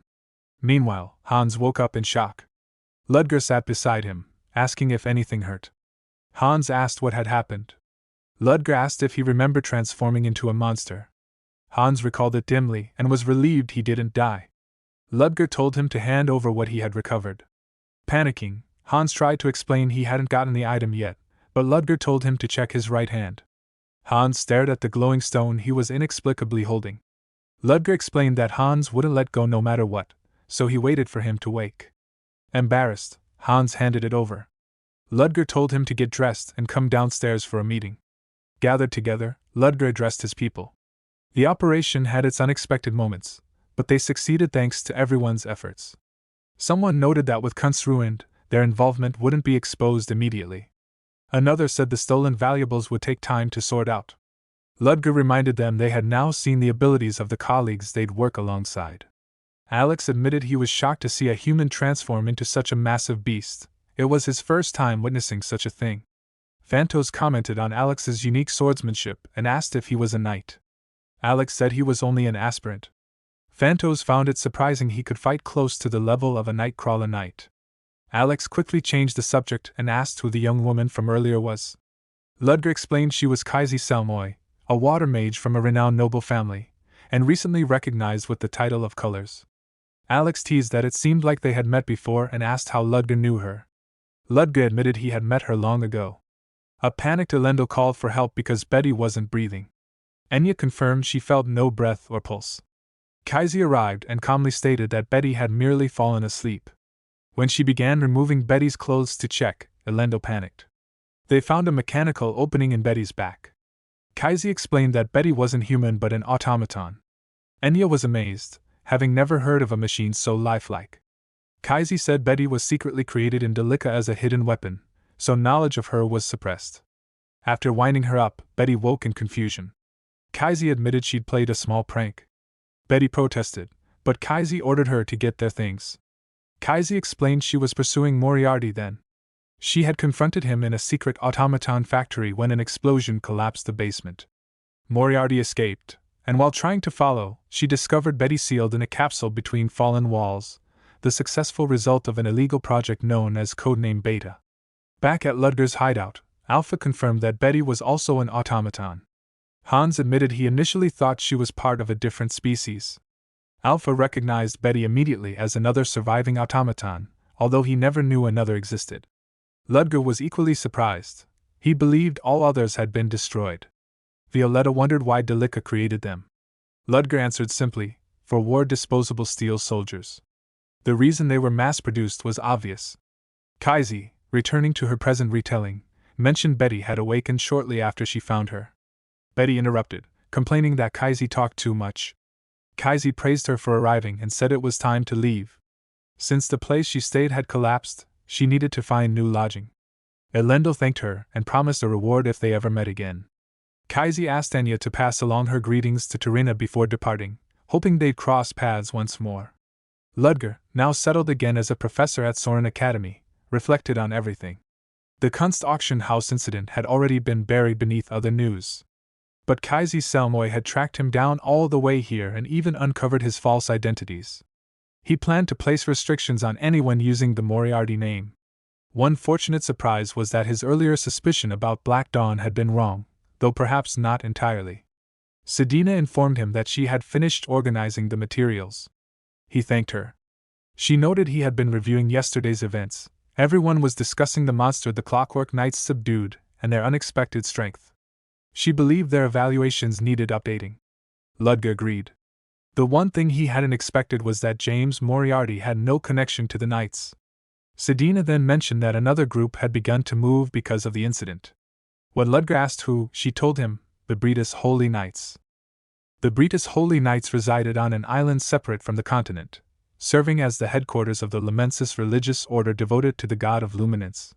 For generations they had hunted heathens and cryptids, carrying out purification ceremonies under the banner of saving humanity. In reality, the heathens they executed were non-human species, targeted because of corrupted doctrines. Their influence had faded as their practices grew increasingly twisted. Ludger reflected that they had done nothing for 20 years, yet the moment they discovered a clue, they moved immediately. Sedina found it suspicious, remembering how they ignored the Night of Blood 5 years ago but suddenly wished to act now. Ludger wondered if it was because the nation's succession work had recently finished. Sedina had never heard such news, but Ludger brushed it off as speculation and asked about the favor he had assigned. Sedina reported that Joanna Lovett, admitted as a second-order student, was using a false name. Ludger recognized that her position as second order allowed her to conceal her identity. Sedina added that she was from the Duraman kingdom and one of the survivors of the Great Fires of Lawton. Shocked, Ludger recalled that the tragedy happened more than 10 years ago, its cause still unknown. He wondered if there was a connection and asked how many survivors existed. Sedina said that including Joanna, there were 3, Joanna herself, the artist Pierre, and a third individual with no available information. Ludger acknowledged the report and decided it was nearly time for class. In class, Ludger announced the exam results. Rankings were on the board, but he would reveal the top 5. Flora Lumos held first place with a perfect score, tied with Julia Plumhart. Since they shared first, second place was omitted. Third place went to Tessie Pryat. Aiden congratulated her, and Tessie boasted lightly. Ludger then named Lynn in 4th and Leo in 5th. Many students were stunned that the top 3 were fallen aristocrats and commoners. Ludger instructed the top 5 to collect their frameworks after class and asked everyone to take out the documents from the previous lesson. He began the lecture on magic circles using mana release, explaining that while traditional circles persisted because of belief and custom, modern formations had evolved. Flora stared at the unfamiliar formation he displayed, wondering why others were watching her when she was just as confused. Ludger activated the square magic formation, and the class watched in disbelief as it functioned correctly. He explained that angled shapes normally disrupted mana flow, but this one succeeded due to the text within each square. Flora identified the writing as the element guiding the mana, and Ludger confirmed it, the Satyr Magic Square, a palindrome enabling balanced flow. A student asked about the benefits of a square over a circle. Ludger explained that circles required perfect precision, often needing certified meisters, while squares were faster and easier to draw. He distributed additional documents, noting that square formations were only one example. With enough understanding of mana flow, any shape was possible. This would be part 2 of the exam, creating their own magic formation. After class, Leo visited Ludger's office. Ludger inspected the glowing mark on Leo's hand, the first of 4 parts of a calculated source code framework. Leo realized he would need to remain in the top 5 for the remaining semesters.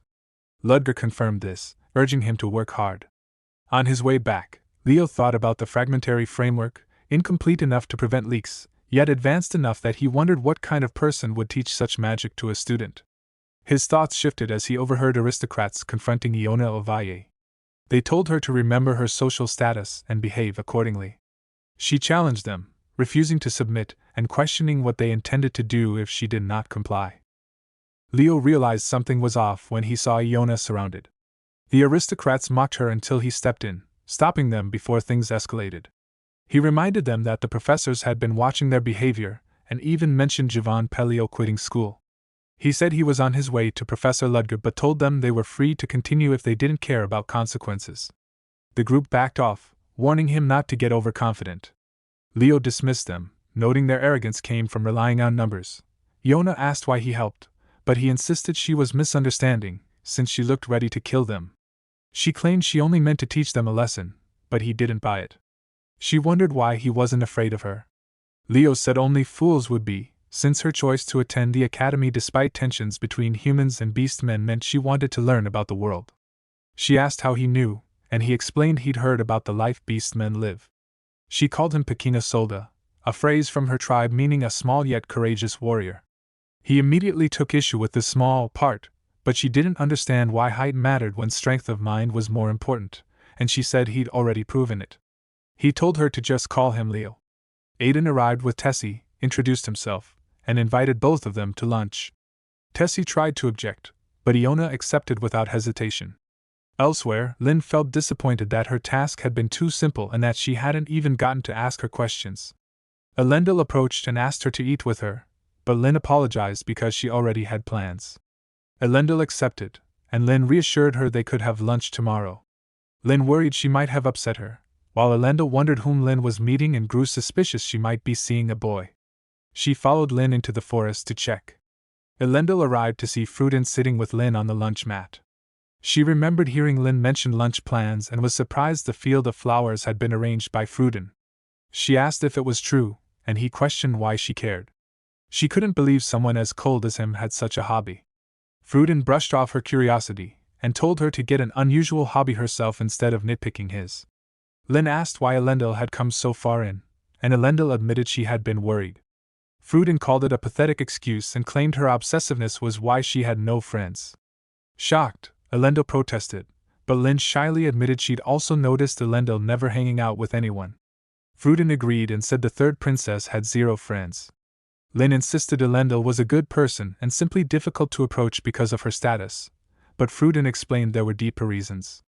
He told her about the succession fights in Utah and how the first princess, Aileen von Exilion, was flawless as a ruler, making her position unchallenged. Because Aileen chose to accept all her siblings instead of eliminating them, no one dared approach the third princess, Elendil, out of fear of offending the future queen. Elendil silently thought the situation wasn't as noble as it sounded, and that Aileen simply wanted toys to play with. Fruden continued, saying Elendil had been clueless, volunteering everywhere and joining all the clubs, and he couldn't imagine how the people dealing with it had felt.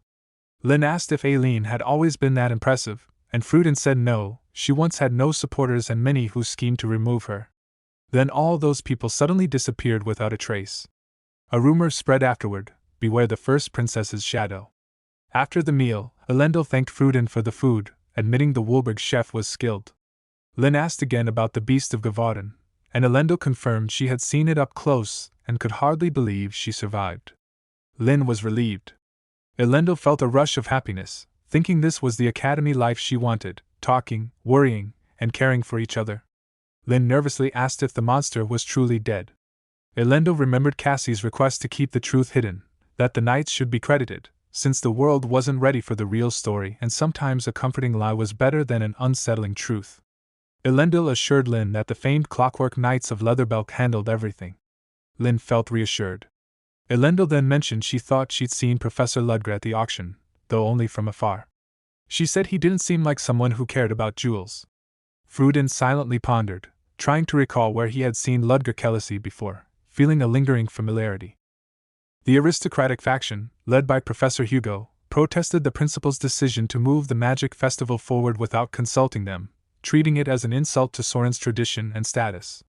The principal remained calm, thinking they were simply looking for a reason to stir conflict. She explained there had been no time for a full discussion due to recent unease and that holding the festival after the second test would be more appropriate.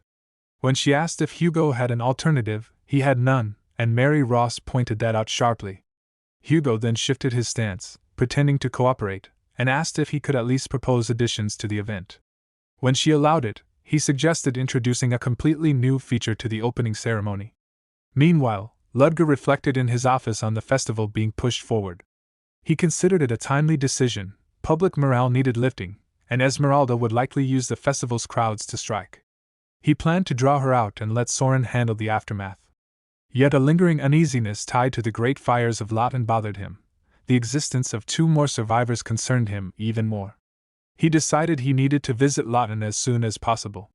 Flora Lumos arrived to receive her framework. Ludger noted her lateness but still acknowledged her achievement, and placed the glowing fragment in her palm. She mentioned tying for first, and he reminded her the fragment was one of 4. When she brought up a cube she had seen drawn in his research lab, he realized she had noticed the tesseract diagram. He lightly scolded her for not pretending she hadn't seen it, then explained only that it was a tesseract, also called a supercube, and that its purpose was exploring unknown magical dimensions. He withheld the truth about mana interfering with the 4th dimension.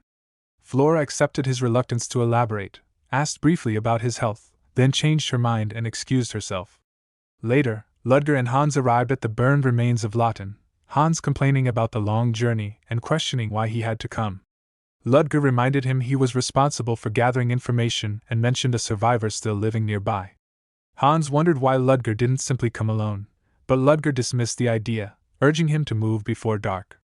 The landscape appeared empty, but Ludger spotted someone ahead. They found a blindfolded man painting in the ruins. He sensed their presence and greeted them calmly. Ludger noticed magic embedded in the painting and realized the man was a mage of some sort. The man explained he wasn't a skilled mage, only someone who had painted long enough to develop unusual abilities. Despite being unable to see, he recognized Ludger by the energy in the wind and said nature itself recognized him as the one who had saved the land long ago. Ludger noted his affinity with spirits and got straight to the point, asking about the other survivors of the great fires.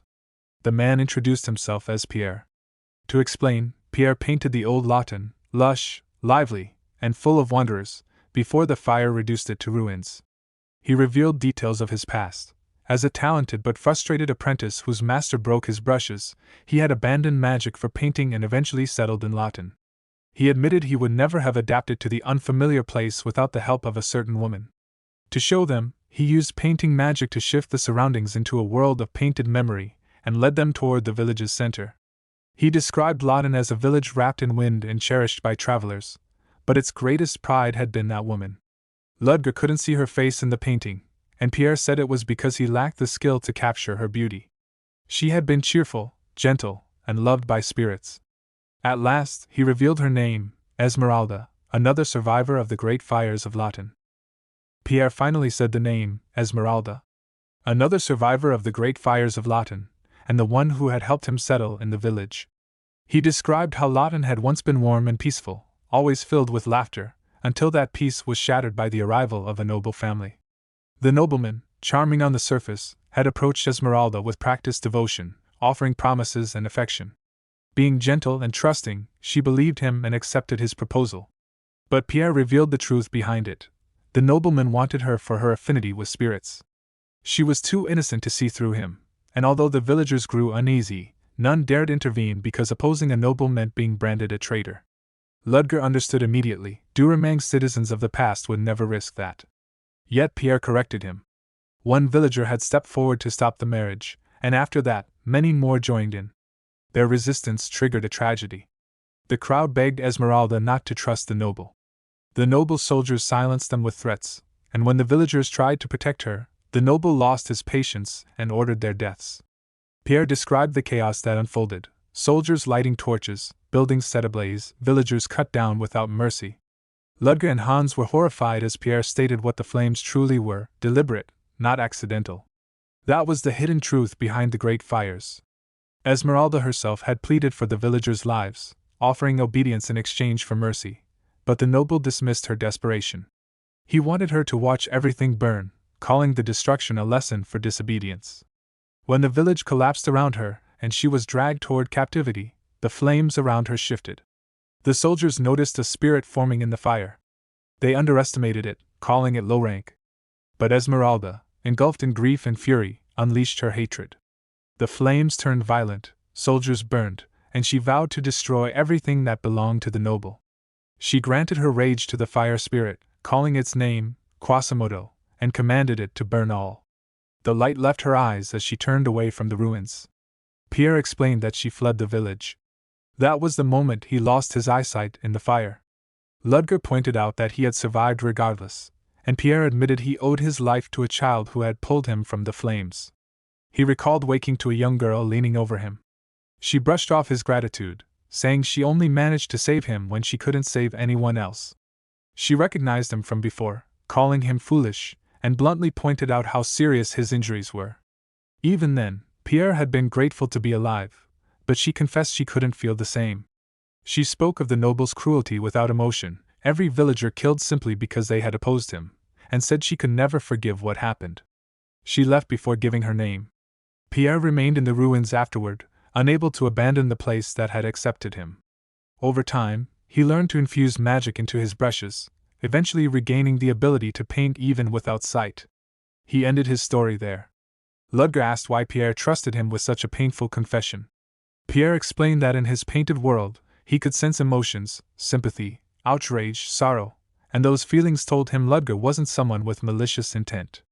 Ludger thanked him and acknowledged the weight of what he had shared.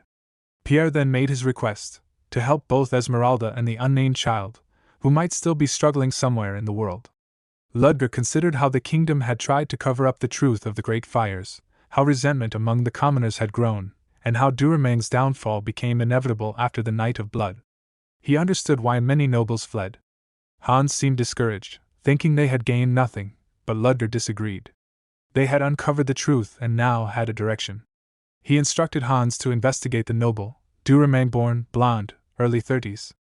The description was vague, but Ludger believed it was enough to begin searching among the nobles who had defected to the Exilian Empire. A grim thought crossed him as he looked outward.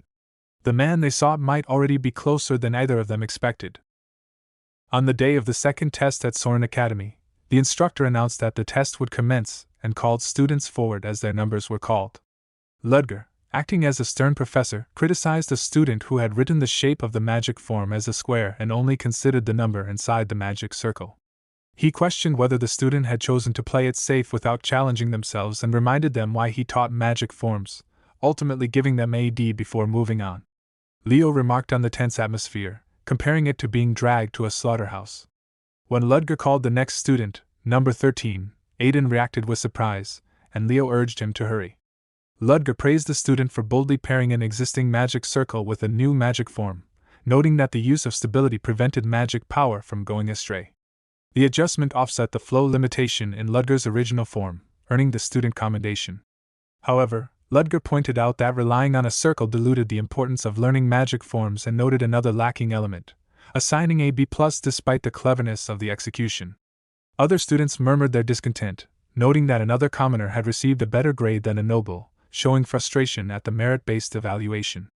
Ludger called Flora Lumos next, internally impressed by her execution of the hexagonal tortoise theory, recognizing that her calculations were flawless.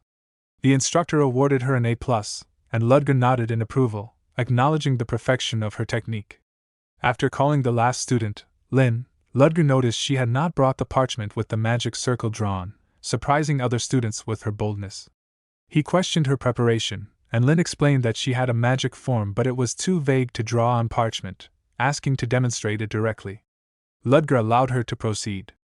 Lin, recalling how she had been stuck on the technique's concept but gained understanding through the non-attribute mana book, projected a complex three-dimensional magic cube. Ludger was stunned and recognized it as a high-level, three-dimensional magic form, awarding her an A+. He remarked that it was unfortunate he could not give a higher grade. Lin was surprised, and Ludger commented on the near impossibility of materializing such a form in the given time frame. Lin began to explain how her mana had naturally formed the magic circle, but Ludger stopped her, analyzing internally that her instinctive success was likely triggered by the book he had given her. He acknowledged that it had been a great magic form. Lin thanked him, while Ludger reflected on how the natural flow of her magic revealed the immense potential of non-attributed magic, comparing it to high-dimensional space magic he had struggled to mimic. He realized the value of her power and its relation to space. Ludger then announced the top 5 scorers: Flora Lumos, Lin, Julia Plumhart, Yona Ovalle, and Aiden, telling them to come see him after the Magic Festival. Other students reacted with dismay at receiving D grades and noted only 2 nobles were in the top 5, expressing frustration at a commoner earning praise. Lin noticed Flora staring at her, sensing a new animosity. Elendil, accompanying Lin, asked if she needed help with Flora, while Cheryl commented on Flora's unusual behavior. Flora abruptly walked away, leaving her classmates confused. Cheryl questioned why Flora acted unlike herself, wondering if it was because Lin had earned the same grade. Flora asked Cheryl if she had prepared properly for the exam, startling her. Flora reminded Cheryl of Professor Mary's warning about disengagement from the exam leading to forced transfer to another class, prompting Cheryl to plead for help. Flora offered her notes calmly, and Cheryl expressed immense gratitude. Professor Mary entered, checking if students were prepared for the exam. Afterward, she suggested discussing something exciting not covered in class. Flora excitedly urged everyone to pay attention as it was Professor Mary's tip time. Mary explained that mana transfer is fundamentally done between 2 people and can be dangerous if one is inexperienced, introducing the phenomenon known as a memory storm, which could cause memory loss. Students reacted with disbelief and curiosity. Professor Mary presented newly developed talismans capable of manifesting small-scale memory storms and asked for volunteers. A student asked about safety, and Mary explained that severe side effects could occur but the product was weak yet stable, with a warning that secrets could be revealed to the other participant. Elendil asked Lin to try the talisman with him, and she agreed, expressing no objections. She hesitated about revealing sensitive memories, but Elendil assured her that there was nothing significant to hide, as past secrets had already been exposed. They proceeded to use the talisman together. Flora received one as well, but hesitated to use it immediately, causing Cheryl to notice her intentions and question her. Flora challenged Cheryl about whether she wanted to participate, and Cheryl admitted she was not mentally ready yet. 2 other students who had used the talisman exclaimed accusations of cheating over revealed feelings, prompting Elendil and Lin to act quickly. They held opposite ends of the paper and infused their mana, fascinated to observe memories materialize through the infused mana. Elendil noted that time felt distorted, and memories from his dark first-year past surfaced unexpectedly. Lin expressed understanding and gratitude, asking which parts of her past he had seen. Elendil explained that he witnessed a memory from long ago, observing Lin as a child from a different perspective, likely her mother's, in a solitary hut on a grassland where they lived happily together. Lin was surprised and confused, realizing she had grown up without parents. Elendil asked Lin if she had any memories of being with her parents. Lin replied that she did not and questioned if that was truly what he had seen. Elendil assured her that memory storms reveal memories based on the person's magic power, and he had seen it through her magic, so he was certain it was from her past. Lin pointed out that he had described the perspective as her mother's, which Elendil found strange. Lin admitted it was questionable but noted the phenomenon was not well understood, so exceptions could exist. Elendil pressed, asking if she truly had no memories of her parents, not even one. Lin confirmed, explaining that her memories only went back to her time with her teacher, an elderly man she called teacher, who had a stubborn and frivolous side. Elendil asked how far back her memory reached, and Lin replied that she met her teacher around the age of 10. Elendil deduced that she had no memories before then and suspected her teacher was connected to this gap in her past. Lin wondered if her teacher was really connected to her memories, including those of her mother. Elendil comforted her, telling her not to worry, assuring her that she could recover her memories and that her parents might still be alive somewhere. Lin sought confirmation, and Elendil promised to help her find her memories, thinking that she was his first real friend in Soren. Fruden approached the lunch mat where Elendil and Lin were sitting, noticing that Lin seemed unwell. Elendil explained that it was nothing for her to worry about. Henry appeared behind Fruden, teasing the unusual pairing of the third princess and Lin. Elendil questioned him, suspicious about how Henry knew Lin's name, and whether he was bullying her. Henry clarified that it was him who had introduced her to the part-time job and insisted he had no ill intentions, though Lynn admitted she had nearly died due to a terror attack while working. Elendil objected, but Henry protested the unfairness of the accusations. Fruden intervened, noting that Henry had no bad intentions. Henry apologized and offered to introduce Lynn to a better-paying part-time job, claiming it paid 3 times more. Excited, Lynn immediately accepted, prompting Elendil to object to her trusting Henry so quickly. She defended her decision, pointing out the need for money and the poor accessibility of scholarships for commoners despite improvements by the current principal. Fruden explained that scholarship management was largely dominated by the aristocracy, making it difficult for commoners, though the principal had made some efforts. Elendil was surprised that Fruden knew these details. Fruden dismissed assumptions and excused himself, mentioning a marriage proposal he needed to attend. He clarified that he would decline it, as he had done in the past, and explained that it was clearly a move orchestrated by the older generation to force a political alliance. Henry pointed out a young woman from the Vanner family waiting nearby and commented on the Lumos family's involvement, noting the political intent of a festival-era marriage proposal. Fruden and Flora Lumos conversed briefly, discussing Ludger Kellysi and planning an excuse to decline the proposal. Flora asked Fruden about dried mandragora, inquiring where she could obtain it, and he remained unresponsive. At the Magic Festival, Ludger reflected that the event, a duel between professors proposed by Hugo Boratag, was intended to favor the aristocratic faction. He considered that he could fight at the beginning and lose deliberately, noting that the Black Dawn had not acted since the banquet incident, as Sedina had reported. Suddenly, a goblet on his desk began to glow. Ludger asked Hans if he had discovered anything. Hans responded that he had finally located a family meeting the required conditions. 2 hours later, in front of the estate, Ludger called out to see if anyone was present. The area appeared well managed, and no male was around, confirming that someone lived there. As he prepared to investigate personally, the door suddenly flew open.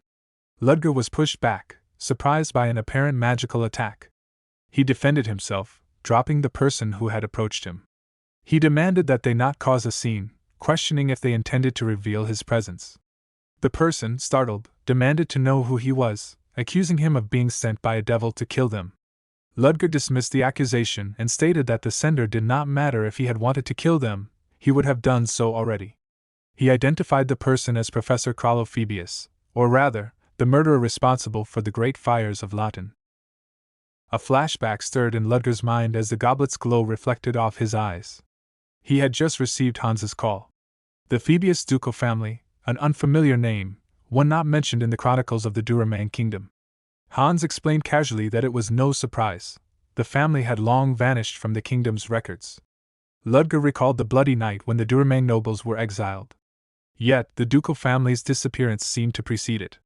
Perhaps exile was a cover for something darker. Hans confirmed Ludger's suspicion. One family member had vanished suddenly, rumors of a curse spreading like wildfire.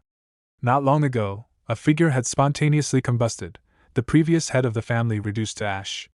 The others, presumably, had suffered the same fiery fate, their deaths hushed but not concealed from the whispers of townsfolk. Only one survivor remained. Kralophobius. Hans revealed that he currently resided in Soren. Ludger's mind raced. Esmeralda's vengeance hadn't ended with their exile. The urgency was palpable. Ludger placed a dog tag on the table. Recognition flashed in Kralo's eyes. The dog tag, emblematic of the secret squad he had once served, brought a cascade of memories and fear. Ludger pressed for answers, carefully observing the exiled noble's reactions, weighing truth against panic. Kralo stammered, panic blooming at the mention of a demon hunting him. Ludger pieced together the puzzle silently, the attacks, the banquet, the looming threat. When asked for more details, Kralo handed over a letter from Esmeralda herself, a chilling promise delivered in elegant script. Ludger's heart sank. The festival's final day loomed, but the information was insufficient to act. Kralo, still terrified, could do little but follow Ludger's cautious instructions, remain calm, make no sudden moves, and wait. The festival opened with its usual splendor. Students laughed and marveled at the sights as Professors Ludger and Selena patrolled. Lynn's first time drew smiles from Elendil as she pointed out spirited attractions, a farm where children bonded with spirits, and a haunted house where necromancy theatrics thrilled the brave. Even college students participated in the spectacle, clad in zombie disguises, their presence a reminder that Soren's reach extended beyond mere grades. Ludger observed with quiet attention. Selena's curiosity about a love potion stall pulled his thoughts back to the patrol. He considered Esmeralda's unknown appearance, and how he might counter it, the potential danger of using Krallo as bait still weighing heavily on him. Selena's light poke and concerned questions drew him back to the present, reminding him that not all threats came from hidden corners. Nearby, Aiden and his companions struggled with a shooting booth. Ludger's skills, honed through military service, were challenged by the booth's sarcastic owner. Yet, with precise control, he hit every target without pause. The children's delight, their praise, warmed him despite the eerie doll they received as a prize, a grotesque yet oddly charming creation from a master dollmaker. Even Selena noted its odd charm as they walked away, Ludger quietly wishing he could have offered it to her. Elsewhere, a young student named Sedina wrestled with the monotony of assigned work, caught between the festival's excitement and the weight of duties. A vendor's cheerful coaxing coaxed reluctant participation, a small moment of sweetness in an otherwise trying day. As the sun dipped, the festival began to quiet. Selena enjoyed a lollipop, Ludger checking her reaction before letting a quiet sigh escape. Their conversation was muted, thoughts drifting over unspoken worries. Tomorrow's sparring demonstration loomed, but for now, the patrol drew to a close. Ludger's gaze caught movement Phoebus, running through the festival grounds, unexpected and out of place. Questions stirred in his mind. Why here, why now? The festival's first day had ended, but the hunt, the mystery, and the danger were only beginning. The alley behind the academy walls became a scene of brutal chaos. Ludger informed Professor Selena that he would be leaving for a bit while thinking in frustration about what that bastard was doing. Krallo Phoebus, consumed by fear and hatred, had cornered Joanna Lovett and attacked her with the desperate belief that he was slaying a demon. Ludger arrived just as Phoebus struck her, and was shocked to find him here at such a time. He confronted Phoebus for ignoring orders and acting recklessly, but Phoebus, hysterical with frantic pride, insisted that he had finally caught the monster that had been stalking him, someone even Phoebus himself could not defeat.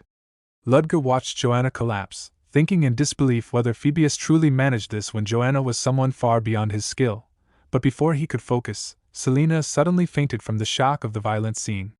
Ludger caught her, relieved that she had only fainted and thinking that he could use this chance to remain ambiguous. Then a terrifying shift occurred as her pink eyes turned a demonic red, and Esmeralda, the First Order of Black Dawn, began speaking through Selena's body. Ludger realized her irises had changed and, more importantly, the voice was unmistakably different. Selena, now fully controlled by Esmeralda, rose from Ludger's arms, her hair darkening as she walked toward Phoebus. Esmeralda's irritation and frustration were clear as she expressed annoyance about having to act earlier than planned. Phoebus fainted instantly at the sight of her true identity, and Ludger questioned the nature of her existence, realizing she had been using a different personality. Esmeralda acknowledged his sharp deduction and remarked that this was their first proper meeting since First Order gatherings always concealed identities. When Ludger asked what she intended, she made it clear she planned to kill Phoebus and fulfill her final revenge, noting that he wouldn't be waking any time soon. Ludger pushed further, wondering if split personalities shared memories, and Esmeralda mused aloud whether the innocent Selena could hide her identity. She compared Selena to her past self, kind and naive before meeting the man she hated. Ludger found himself trapped in a devastating dilemma, fully realizing for the first time that Selena was merely an innocent host to Esmeralda's monstrous existence. He could end the threat by killing Esmeralda now, but doing so meant killing Selena as well. Before he could choose, a powerful outside force, likely Quasimodo, interfered, forcing Esmeralda to retreat. She grudgingly accepted she had no choice but to withdraw and told Ludger to look after Selena, remarking that Selena seemed to be growing fond of him. Her presence vanished, and Selena collapsed into Ludger's arms again. He noted with relief that Selena's original energy had returned, her hair and eyes returning to pink, and even after witnessing everything firsthand, he struggled to believe it. Ludger immediately contacted Sedina through his magic device, telling her to come to his location. He covered both Selena and Joanna with his long coat, thinking regretfully about his mistake. He had failed to recognize Joanna as the girl who saved Pierre, another person who had joined Black Dawn for revenge just like Esmeralda. He had suspected Professor Selena like everyone else, watched her carefully, and found nothing, so he naturally crossed her off the list. Now, with the truth known, He questioned whether he could kill Professor Selena at all and whether it was right to kill her when she didn't even know she was sharing a body with an evil being. Sedina arrived, wearing a headband and holding cotton candy. Ludger noted she seemed to be enjoying the festival, prompting Sedina to apologize, but Ludger dismissed the need for apology and instructed her to take care of the two unconscious people. Eventually, Selena awoke in the infirmary, calling out to Ludger in confusion as she saw him. Ludger explained calmly that she had been overexerting herself recently, collapsed suddenly during their patrol, and he brought her here. Selena silently scolded herself for collapsing like that, while Ludger thought with relief that she seemed to remember nothing of what happened. He told her that since she was awake, he would take his leave and asked her to rest properly. Selena thanked him sincerely, and Ludger responded that he had only done what was necessary. But Selena continued, expressing that he had guided her, stayed with her, and accompanied her through the festival even though it must have been troublesome, and she apologized for being a burden. Ludger answered that if she had been a bother, he would have said so immediately, and the reason he didn't was because he hadn't disliked it. In fact, he had enjoyed himself thanks to her, so there was no need for her to worry. Selena, touched, asked if he would enjoy the festival with her again next year, and Ludger promised he would, noting that the festival occurred annually. Selena happily declared it a promise, and Ludger confirmed it before leaving the room. As Ludger walked out, someone quietly entered his office elsewhere, noting the lack of lock magic and the surprisingly weak security. The intruder located what they were searching for, the magic drug, and observed with interest that Ludger Kalisi was struggling with mana deficiency. The magical sparring arena at Soren Academy buzzed with anticipation as students and spectators recognized the presence of high-ranking mages and nobles from both the old and new magic tower. Eyes widened at the arrival of powerful figures, including the Academy's principal, while the commentator Jessie Luna noted the esteemed guests, excitement threading her every word. Duke Hybeck Katatushin greeted Principal Elisa warmly, teasing about his so-called boring friend, and Duke Caden Lumos, Flora's father, responded curtly, avoiding personal questions and shutting down Hybeck's meddling. Principal Elisa observed the subtle exchanges between the dukes and the principal, noting the tension and old rivalries, and recognized the absence of Duke David Woolberg among the three great families. Professor Hugo's booming voice celebrated the gathering of the Empire's pillars and his efforts in organizing the sparring matches. The commentator formally introduced the matches, and Ludger prepared mentally as he was announced as the first-year Soren Professor contender, facing Matthew Summerit. Ludger noted Summerit's glare, identifying him as a noble aligned with Hugo Boratag's faction, and reminded himself that the festival's last day was approaching, leaving no room to waste time on the event. The match began, and Ludger focused on efficiency, forcing Summerit to hesitate and grow impatient, aware that Summerit's deliberate actions revealed the trap. Instead of waiting indefinitely, Ludger took the initiative, effortlessly blocking Summerit's attack with the Flowing Wall, a source code-based magic formation invisible to the audience, aware that any loss from even minor attacks would make it obvious he had thrown the match. Ludger noticed Summerit's pale complexion and deduced that it was unwise to push him further. In this state, expecting stronger magic would be cruel. The match ended quickly with Ludger's victory, leaving him bewildered at how circumstances forced him to win despite his desire to move swiftly and discreetly. 15 minutes later, the final match approached, and Ludger felt the strain of nearly depleted mana, a consequence of his constant consumption.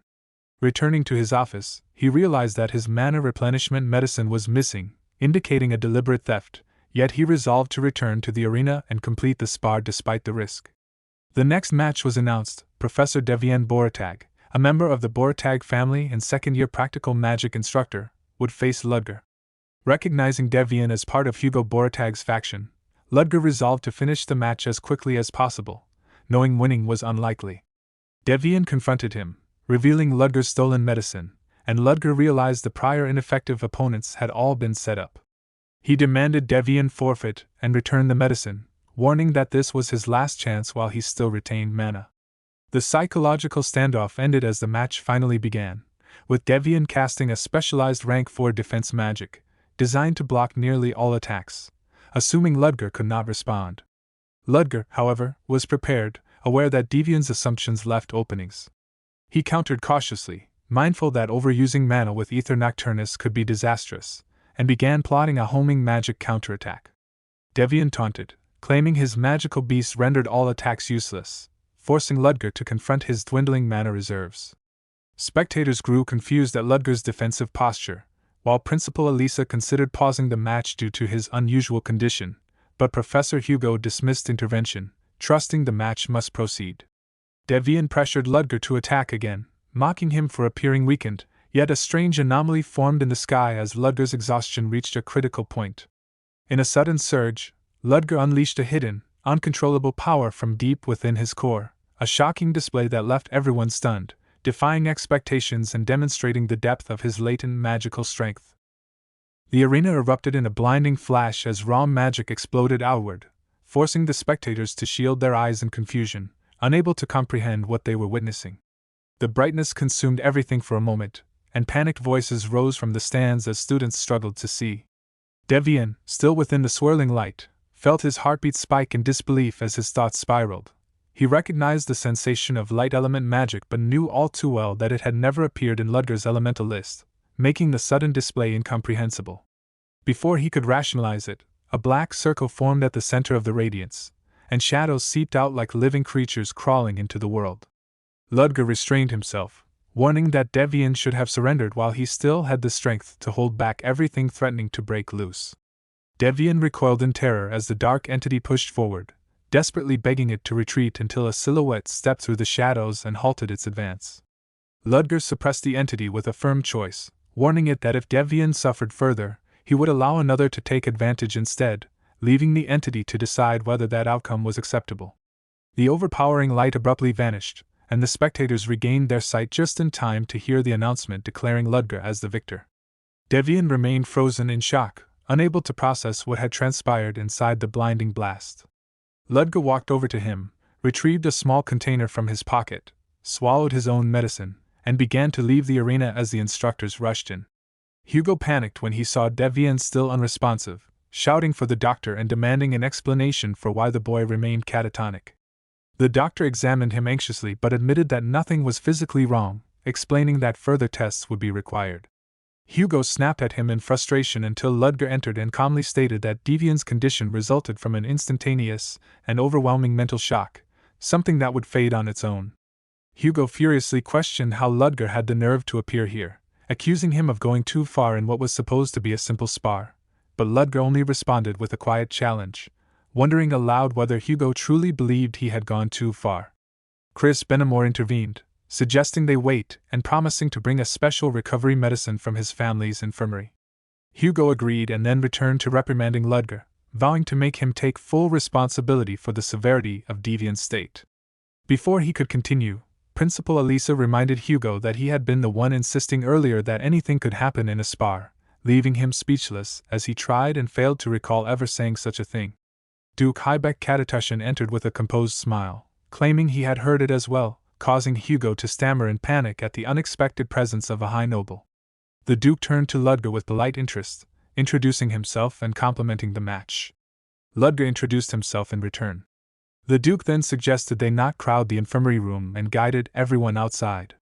As he observed the nobles surrounding him, Ludger internally noted how many had suddenly gathered and realized that the elegant lady accompanying the Duke must have redirected them on his behalf.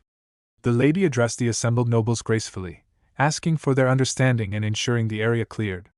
Duke Hybeck apologized for the noise, explaining that the nobles had come specifically to meet Ludger, and hoping he would not mind. Ludger thanked him for helping block the growing crowd along with the principal. The Duke chuckled, impressed that Ludger had noticed. He admitted he had approached with a particular matter in mind but had already forgotten it in the moment, assuring Ludger that he could seek him out any time if he needed assistance. Ludger replied politely, though internally he saw straight through the Duke's intentions and recognized the carefully calculated nature behind every gesture. He assessed that the Duke was not one of the three pillars of the Exilian Empire, yet every move he made was crafted to read people and judge potential gain. Deciding he was finished here, Ludger prepared to leave. Just as he stepped away, he noticed Flora Lumos nearby and asked what brought her here. She stiffened, insisting she was merely passing by, but her reaction only deepened Ludger's suspicion that she found her father difficult to deal with. He informed her that Duke Lumos was currently speaking with the principal and suggested she meet him later, but she denied having come for him in the first place. She excused herself, mentioning preparations for her next match. Ludger reminded her of her skill, confident that she would not lose easily, though she seemed flustered and hurried off. Internally, he noted that if she claimed to be fine, he would still keep an eye on her match later. Sheridan appeared, relieved to see him, and suggested they walk instead of standing around. She asked if they could stop by a place she was interested in, and Ludger, already knowing the location she meant, agreed. Hans arrived with a hint of impatience, reminding Ludger that he had said he needed them urgently, but Ludger remarked that it was difficult for a commoner to enter Soren Academy except during the festival. They proceeded to Professor Brino's golem demonstration, where the professor excitedly thanked the gathered students before unveiling the DT-3000, a newly developed golem. He demonstrated how equipping the mana stone transformed its form, drawing reactions from Sheridan, who enthusiastically analyzed its mobility, applications, and similarities to transforming machines in movies. She eagerly asked to inspect it further, and Ludger allowed it, reminding her not to wander too far. Hans muttered that she behaved as though she had come merely to play, but Ludger gently countered that she needed moments like this to relieve stress, otherwise her unpredictable nature could become troublesome. Hans reluctantly conceded. As the demonstration continued, Ludger heard someone politely asking for others to make way, instantly recognizing the voice as Kaisi Selmoy. She approached and asked if he knew where the arena for the magic spars was taking place.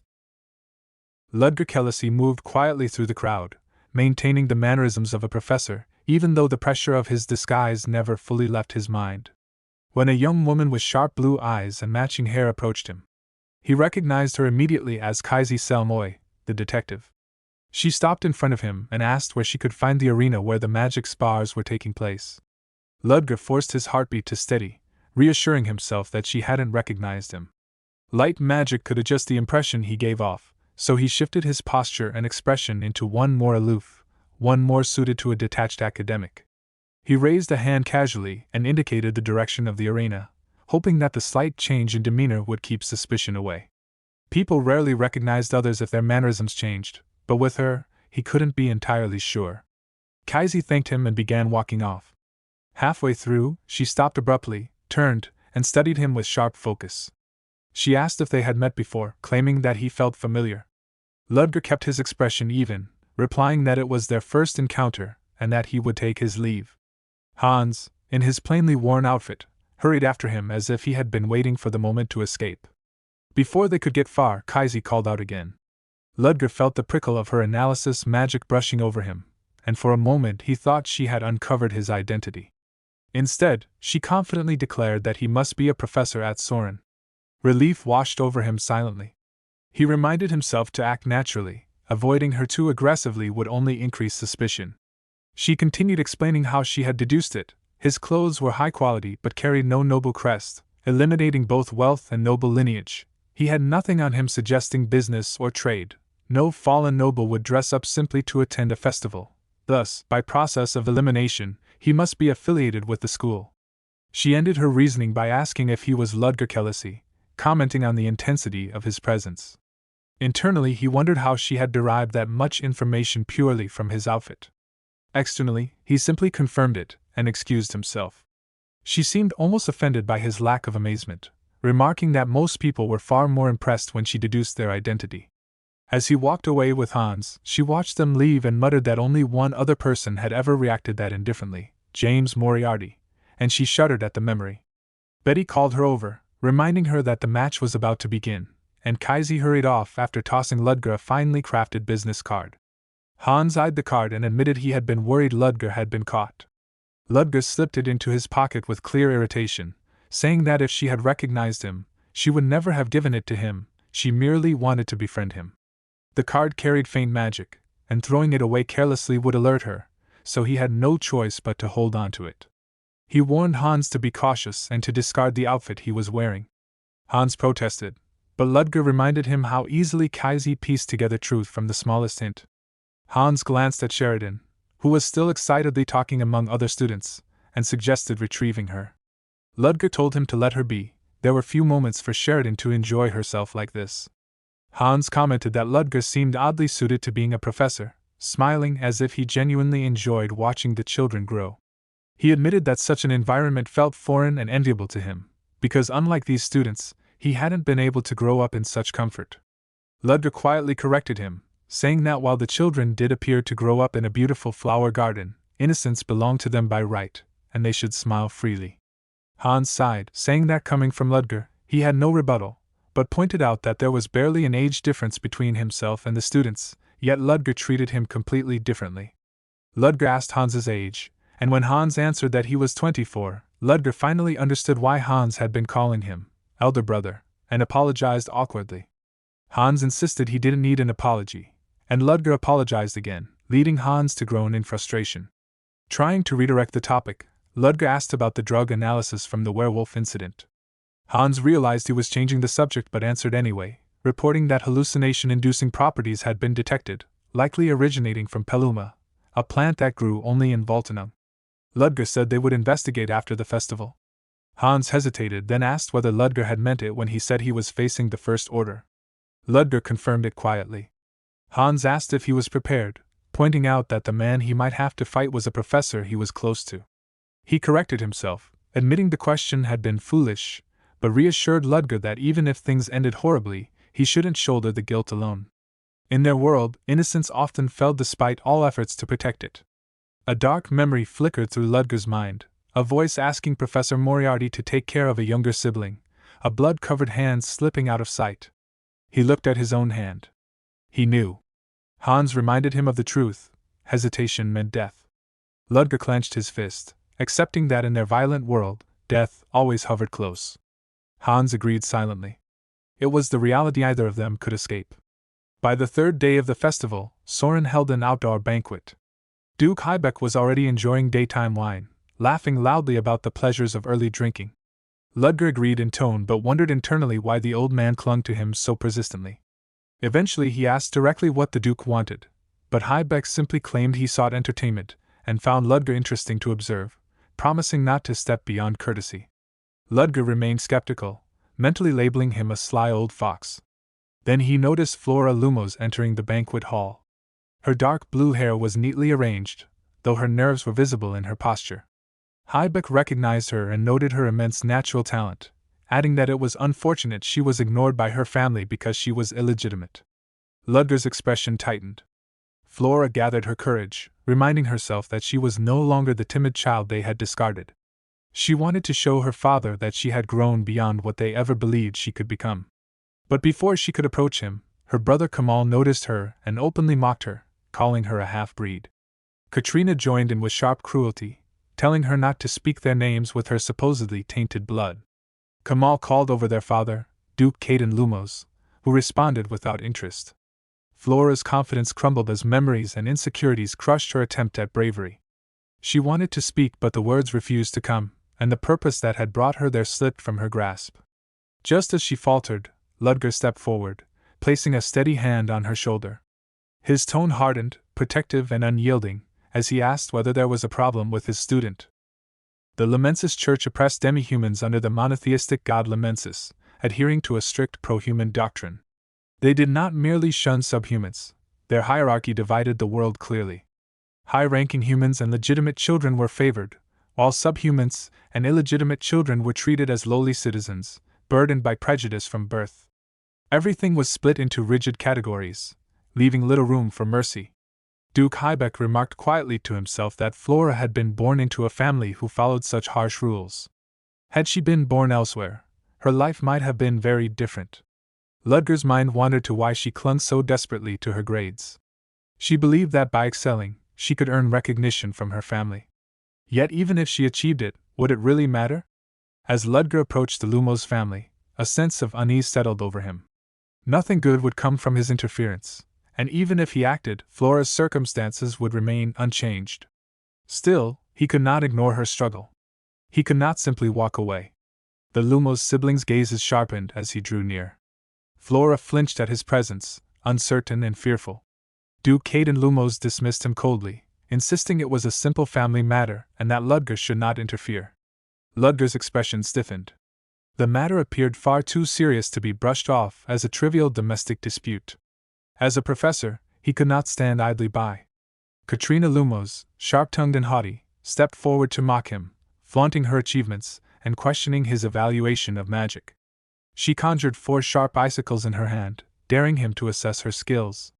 Ludger's gaze remained detached, devoid of admiration. He spoke in measured, clinical terms, pointing out deficiencies in speed, development, and understanding, highlighting the inadequacy of her spell's structure.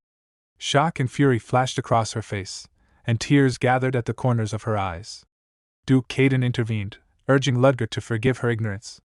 Ludger's eyes glowed with a cold, blue light as he assured the Duke that the child was not at fault.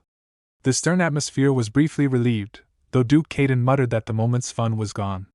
Kamal Lumos rushed after Ludger, his anger barely contained, while Flora hesitated, caught between gratitude and confusion. Ludger directed her to leave, noting her friend awaited. Cheryl quickly guided her away. Kamal and Katrina demanded official complaints and action, but Duke Caden silenced them, warning that anger yielded only fleeting satisfaction. Though he conceded for the moment, grudges in the Lumos family were not easily forgotten. Later, Ludger walked alongside Duke Hybeck, reflecting on the events. Despite appearances, he did care for his students. He had not known that Duke Caden's belief in the Lamensis Church bordered on fanaticism. Hybeck explained that rejected children in the church were branded from birth, leaving them no escape. It was fortunate that Flora believed she bore no brand. Ludger questioned whether Duke Caden had acted from paternal compassion. Hybeck corrected him. The child's mother had fiercely protected her, though she had since passed. Ludger understood for the first time that Duke Caden had not hidden Flora for her benefit. He preserved her value for his own purposes. Ludger's gaze darkened. Such a man could not truly be called a father. Hybeck smiled faintly and excused himself, leaving Ludger to linger. His attention shifted to a faint buzzing nearby. A small, black insect-like charm, infused with Sedina's paper magic, flew toward him. He caught it and unfurled the message. Joanna Lovett, who had been expected to act only on the festival's last day, had begun moving. Ludger's mind raced, recalling past events and the menacing smile of Esmeralda. The message was credible. Joanna was acting independently. Without hesitation, Ludger moved to monitor the situation. On the fourth day of the festival, Ludger entered the experimental pharmaceutical lab, surrounded by magical ingredients and various bottles. The perks of being a professor allowed him access to everything he might need. He prepared his materials carefully, intending only to record his actions afterward. He silently scolded himself for not coming sooner. Professor Chris appeared behind him, glasses perched and eyes wide with disbelief. Ludger held a tray of ingredients. Chris scorned him, suggesting he return to the novice area to learn, but Ludger cut him off with a sharp question, asking if he truly understood medicine. Chris flushed with anger, citing his expertise and family legacy, but Ludger responded indifferently. Chris' horror grew as he examined the ingredients, suspecting their use might be deadly. Ludger remained calm, focused on the task at hand, and unconcerned by Chris' rising panic. In the secluded laboratory, vials of patricia leaves and cocoon flower buds sat on the counter, dangerous despite their harmless appearance. Chris examined them with concern, warning that they were highly toxic and that mixing such materials would only create something unstable. Ludger stayed calm, remarking that Chris already understood these things and briefly questioning why he had chosen manifestation instead of pharmacy. Chris brushed it off, but the steady sound of Ludger grinding pills made him uneasy.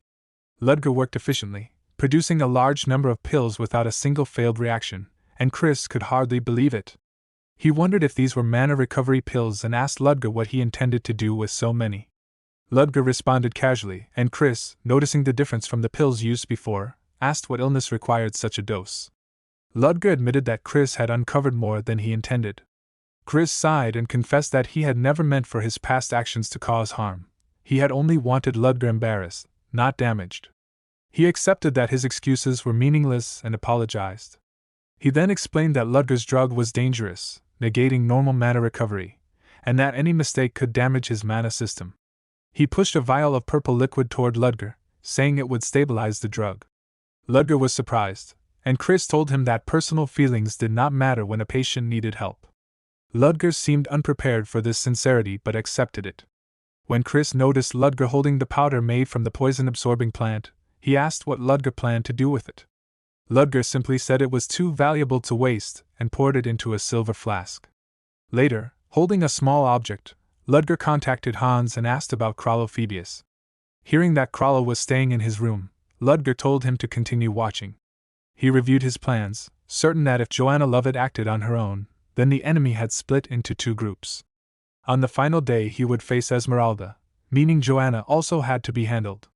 Sedina followed his orders, but she could not oppose the Black Dawn without a clear reason, so he needed a student who would not attract suspicion.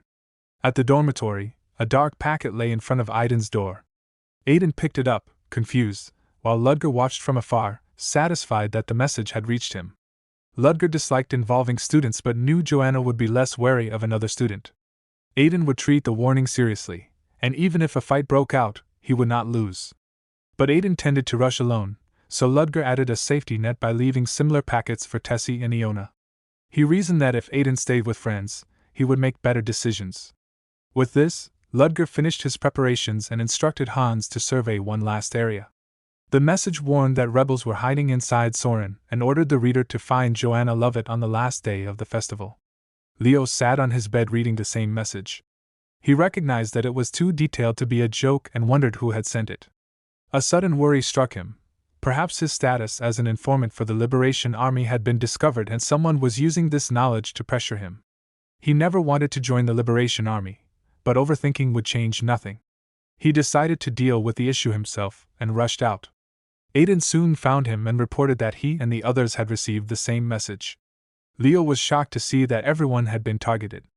Meanwhile, Esmeralda was trapped in a nightmare, clutching her head as old voices begged for help and blamed her for everything. She tried to push the vision away, insisting it was only a dream, but the guilt clung to her. She woke with burning red eyes, telling herself that everything would end once she killed Krallo the next day, though part of her wondered what remained after revenge. She saw the faint image of Selena, the person she had once wished to be. Doubt crept in, and she questioned whether she should stop. Her fire spirit, Quasimodo, appeared in anger and demanded to know why she hesitated, insisting that she had to avenge them. Tears welled as she reaffirmed her resolve, and the fiery form of the spirit rose behind her. On the festival's 5th day, crowds celebrated happily while Esmeralda stood on a balcony, her eyes glowing red. In his room, Krallo Phoebus sat nervously, wondering if he had been tricked after all. A sudden knock on his door came with a cold, taunting voice asking if anyone was home. Esmeralda stood at Krallo Phoebus's door with those burning eyes, and the man could only stare in terror. She sensed something but found nothing, unaware that a group of ordinary mice had slipped inside. Krallo panicked, convincing himself the mice had opened the door and that they were sent by the person he believed was protecting him. Thinking he'd finally been rescued, he fled the room, following the mice as they guided him. Esmeralda watched his frantic escape with a twisted smile, amused that someone who rarely left his room had suddenly found the will to run. She found his desperation delightful and urged him silently to keep running to the very end. High above, Ludger watched the unfolding chaos from a rooftop while Hans observed from the bushes with binoculars. Hans reported that Phoebus was following the mice he had directed, prompting Ludger to move as well. Meanwhile, Tessie tried to convince Aiden to turn back, insisting it was too dangerous for them alone and that they should report everything to Professor Leo. Leo, unusually quiet, agreed with Aiden. He doubted the professor would believe an anonymous message left at their doors and reasoned there wasn't enough time to return anyway. Internally, he felt certain the sender expected him to handle this himself, and the involvement of his friends only proved how carefully he was being steered. He resolved to settle this quietly. Tessie signaled for everyone to duck. They saw a few members of the Black Dawn with Joanna. One of the members hesitated, uneasy about acting alone for something so severe. Joanna Lovett stepped out with a cold certainty, assuring her companions that everything was for the Black Dawn and that the festival provided perfect cover. The students froze when they recognized her. Aiden confirmed her identity, and Tessie realized the grim message they'd received was true. Krallo eventually collapsed where he stood, exhausted, as Esmeralda approached with calm menace. She mocked his sudden surrender, reminding him how well he had been running, especially back when his family burned. His terror and anger mixed until he exploded, demanding to know when she would be satisfied and insisting the fall of his family should have been enough. He justified his massacre of the villagers as rightful punishment for opposing a noble, insisting it was all her fault. If she hadn't existed, the village would still be standing. Esmeralda's expression briefly faltered as the accusation hit her, but the moment passed and her eyes ignited with fury. She denounced his arrogance, but Krallo pushed further, claiming that her very presence had doomed them all. For a moment, she saw the haunting figures of villagers blaming her for their deaths, insisting she had brought destruction upon them. Her voice cracked in denial, but Krallo only grew louder, accusing her of surviving while everyone else died and demanding to know who the villagers would hate more. As Esmeralda spiraled, Crollo realized how far she had slipped and recoiled in fear. Her flames erupted uncontrollably, shooting into the sky in a blinding column. Ludger reacted instantly when he saw the fire from afar. Hans rushed toward him, reporting that he had successfully guided Phoebus to the witch, but that the argument had escalated into an explosion. The storeroom was burning, fire suppression was failing, and the mice had been blown away, leaving him without a clear picture of the situation. He urged Ludger to come immediately. Ludger contacted Sheridan, asking whether anything unusual had been spotted at the festival. Sheridan saw nothing suspicious but eagerly agreed to help and distracted the crowd with a dazzling early fireworks show. The people were captivated, leaving Ludger free to move, though he knew he couldn't use Aether Nocturnus due to mana constraints. Hans watched the flames closing in on the festival and panicked at the delay. The ground trembled as Ludger finally arrived on a massive, glowing, gold-plated mechanical steed, a transforming golem. Hans was stunned, unsure what Ludger intended to accomplish by charging directly into the fire. Ludger pushed through the heat with a grim understanding that things were far worse than expected. He saw Crollo wounded and Esmeralda engulfed in rage, with the colossal fiery spirit, Quasimud, towering over both. He recognized the spirit and recalled how helpless he had once been in its presence. He didn't plan to fight Esmeralda, only help her, since something had clearly gone wrong for both her and Phoebus. He knew the only efficient way to end this was now. A summoned spirit could be dispelled by destroying its vector, but if summoned personally, the summoner must be subdued. He needed to tranquilize Esmeralda and get close enough to land a clean shot. He began advancing carefully, but a sudden fiery claw lunged from the side. The ambush made him realize the spirit had never believed a word he said and had been waiting to strike. As its blazing form turned fully toward him, Ludger's sharp blue eyes narrowed in grim understanding. A hush settled over the dense forest, so deep it felt unreal. Kaisi Selmoy walked with a thoughtful expression, surprised at how quiet everything had become and thinking about how she had wanted to explore earlier but too many people kept approaching her. She wondered if Betty was enjoying herself and felt a twinge of envy. Her eyes widened when she spotted figures moving deeper into the woods. She hid behind a tree, noting that others were here too, and she watched their cloaked, secretive movements. One of them murmured that everything was for the Black Dawn. The words made her tense instantly. She panicked at the thought that this truly might be the Black Dawn, and felt she needed to follow them immediately. Soon another group appeared, one with bright red hair, urging their companions to move. She heard Aiden's remark that this was probably Joanna. Watching everyone head deeper into the woods, Kaisi decided she would follow silently. Far away, in a land of cracked earth and burning debris, the blazing brute Quasimodo fought with ferocious delight, its roar carrying twisted triumph. It hurled a flaming punch, which Ludger barely dodged as he tore past him.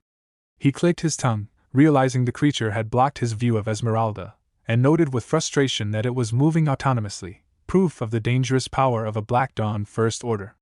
It attacked again with a torrent of fire, and Ludger felt his options dwindling. He gathered mana into a dark wave and unleashed Aether Nocturnus, staggering the giant for a moment. He frowned, annoyed that he had no time for spell casting and forced instead into close combat, using only his coat and physical skill to deflect the monster's burning limbs. Thoughts pressed into his mind at the worst time. He wondered if he should call upon divine power again, but the risk still felt too great. Before the next strike reached him, the metallic golem RT-3000 interceded, its system announcing dangerous temperatures and shifting to maximum defense. Quasimodo taunted the sudden appearance, confident it would break through. Ludger knew the golem would only hold temporarily. When it fell, he had no means left to fight head-on.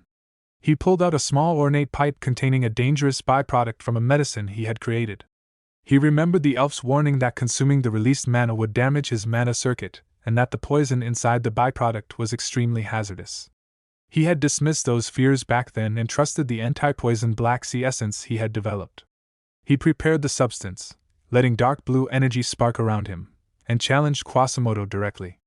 With a surge of water and darkness, he unleashed Ocean Rage, striking the giant square in the face and forcing it back.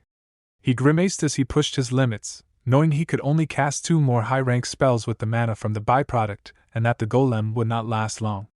RT-3000, calculating its own collapse, recognized it could at least push Quasimodo back once more. Its core glowed violently as it delivered a final burst of power, leaving it badly damaged but buying time. Quasimodo stumbled and roared in disbelief, demanding to know how a human had resisted it. By then Ludger had already retreated using the golem's counterattack as cover. The furious monster searched through the smoke, screaming for the vanished human. Meanwhile, Joanna confronted Aiden and the others, shouting to know who they were. Aiden panicked and shouted back that they had been caught, insisting they had heard everything, including the talk about harming people, and asking why she would do such a thing. He told her that even if they did not know the details, she shouldn't be doing something like that, especially on a festival day. Joanna scoffed, mocking the idea of a happy festival and saying people used others like tools for their own joy. When Aiden protested, she snapped at him to be quiet, accusing him of speaking without understanding anything, and declared that she would kill everyone regardless. Aiden shouted for the others to move, realizing he had no time to react. At that moment, Kaizi leapt in front of the students and shielded them with her magic. She admitted she had planned to watch the situation first, but she couldn't leave people in danger. Tessie recognized her immediately, asking if she was really the famous Kaizi Salmoy and demanding to know why a Celadon mage was here.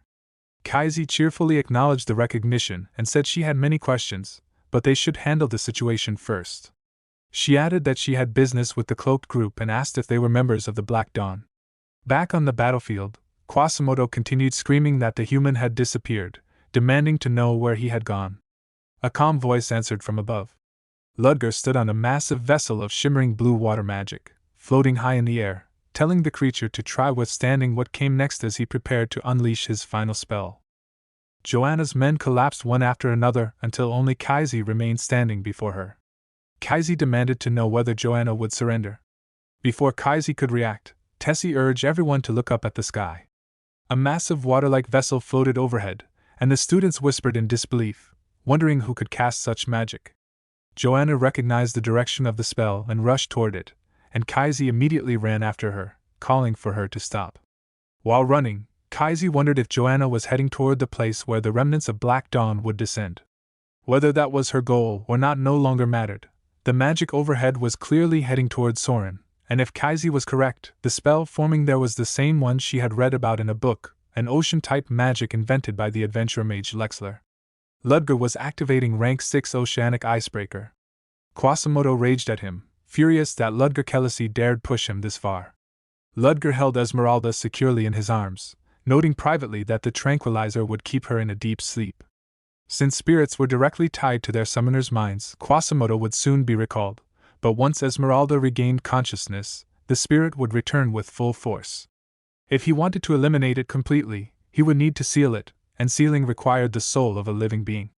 He realized this was the only window he had, and the thought weighed heavily on him. Esmeralda suddenly clutched his coat, struggling through the tranquilizer's haze. She weakly warned him to run, saying she would be unable to control the spirit if she lost consciousness again. Ludger barely had time to register her words before Quasimodo launched an attack, forcing him to raise a shield on instinct. The creature mocked how close the blow had come. Ludger examined the situation grimly. Quasimodo had taken a rank 6 spell head-on and already recovered, and more troubling was the fact that the summoner had lost consciousness, yet the spirit moved freely.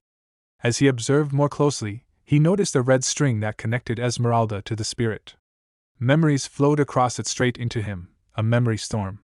The spirit was feeding on her emotions and magnifying them exponentially. It was less a spirit and more a cursed construct whose properties warped the contractor's mind. What mattered to Ludger, however, was the truth behind its behavior. The spirit offered him a place among them, promising to help him obtain whatever he desired if he joined. Ludger finally understood. Quasimodo had been leeching Esmeralda's magic power and mind from the beginning. She had merely been a vessel. The spirit itself had been the one controlling everything. Esmeralda had been nothing more than a puppet in the hands of a first-order spirit. Quasimodo admitted the truth and declared that it was already too late. Since Ludger had knocked Esmeralda out, all the power the spirit had been suppressing was now free, and it prepared to end everything. Meanwhile, outside the burning storage area, Kaizi arrived, certain Joanna had gone that way. The flames grew hotter, and Kaizi sensed that beyond them was the fading signature of oceanic icebreaker. For a fire of this scale to block such magic made no sense, and she realized the situation had escalated. As the flames spread further, she pushed the students back and told Aiden and the others not to approach. She urged them to run and bring help, insisting she could hold the barrier only for a short time. Within the smoke and heat, Ludger used the Thurn Nocturnus to cloak himself and Selena. It was a decision he had hesitated to make earlier, but now, driven forward by the professor's teachings, he was prepared.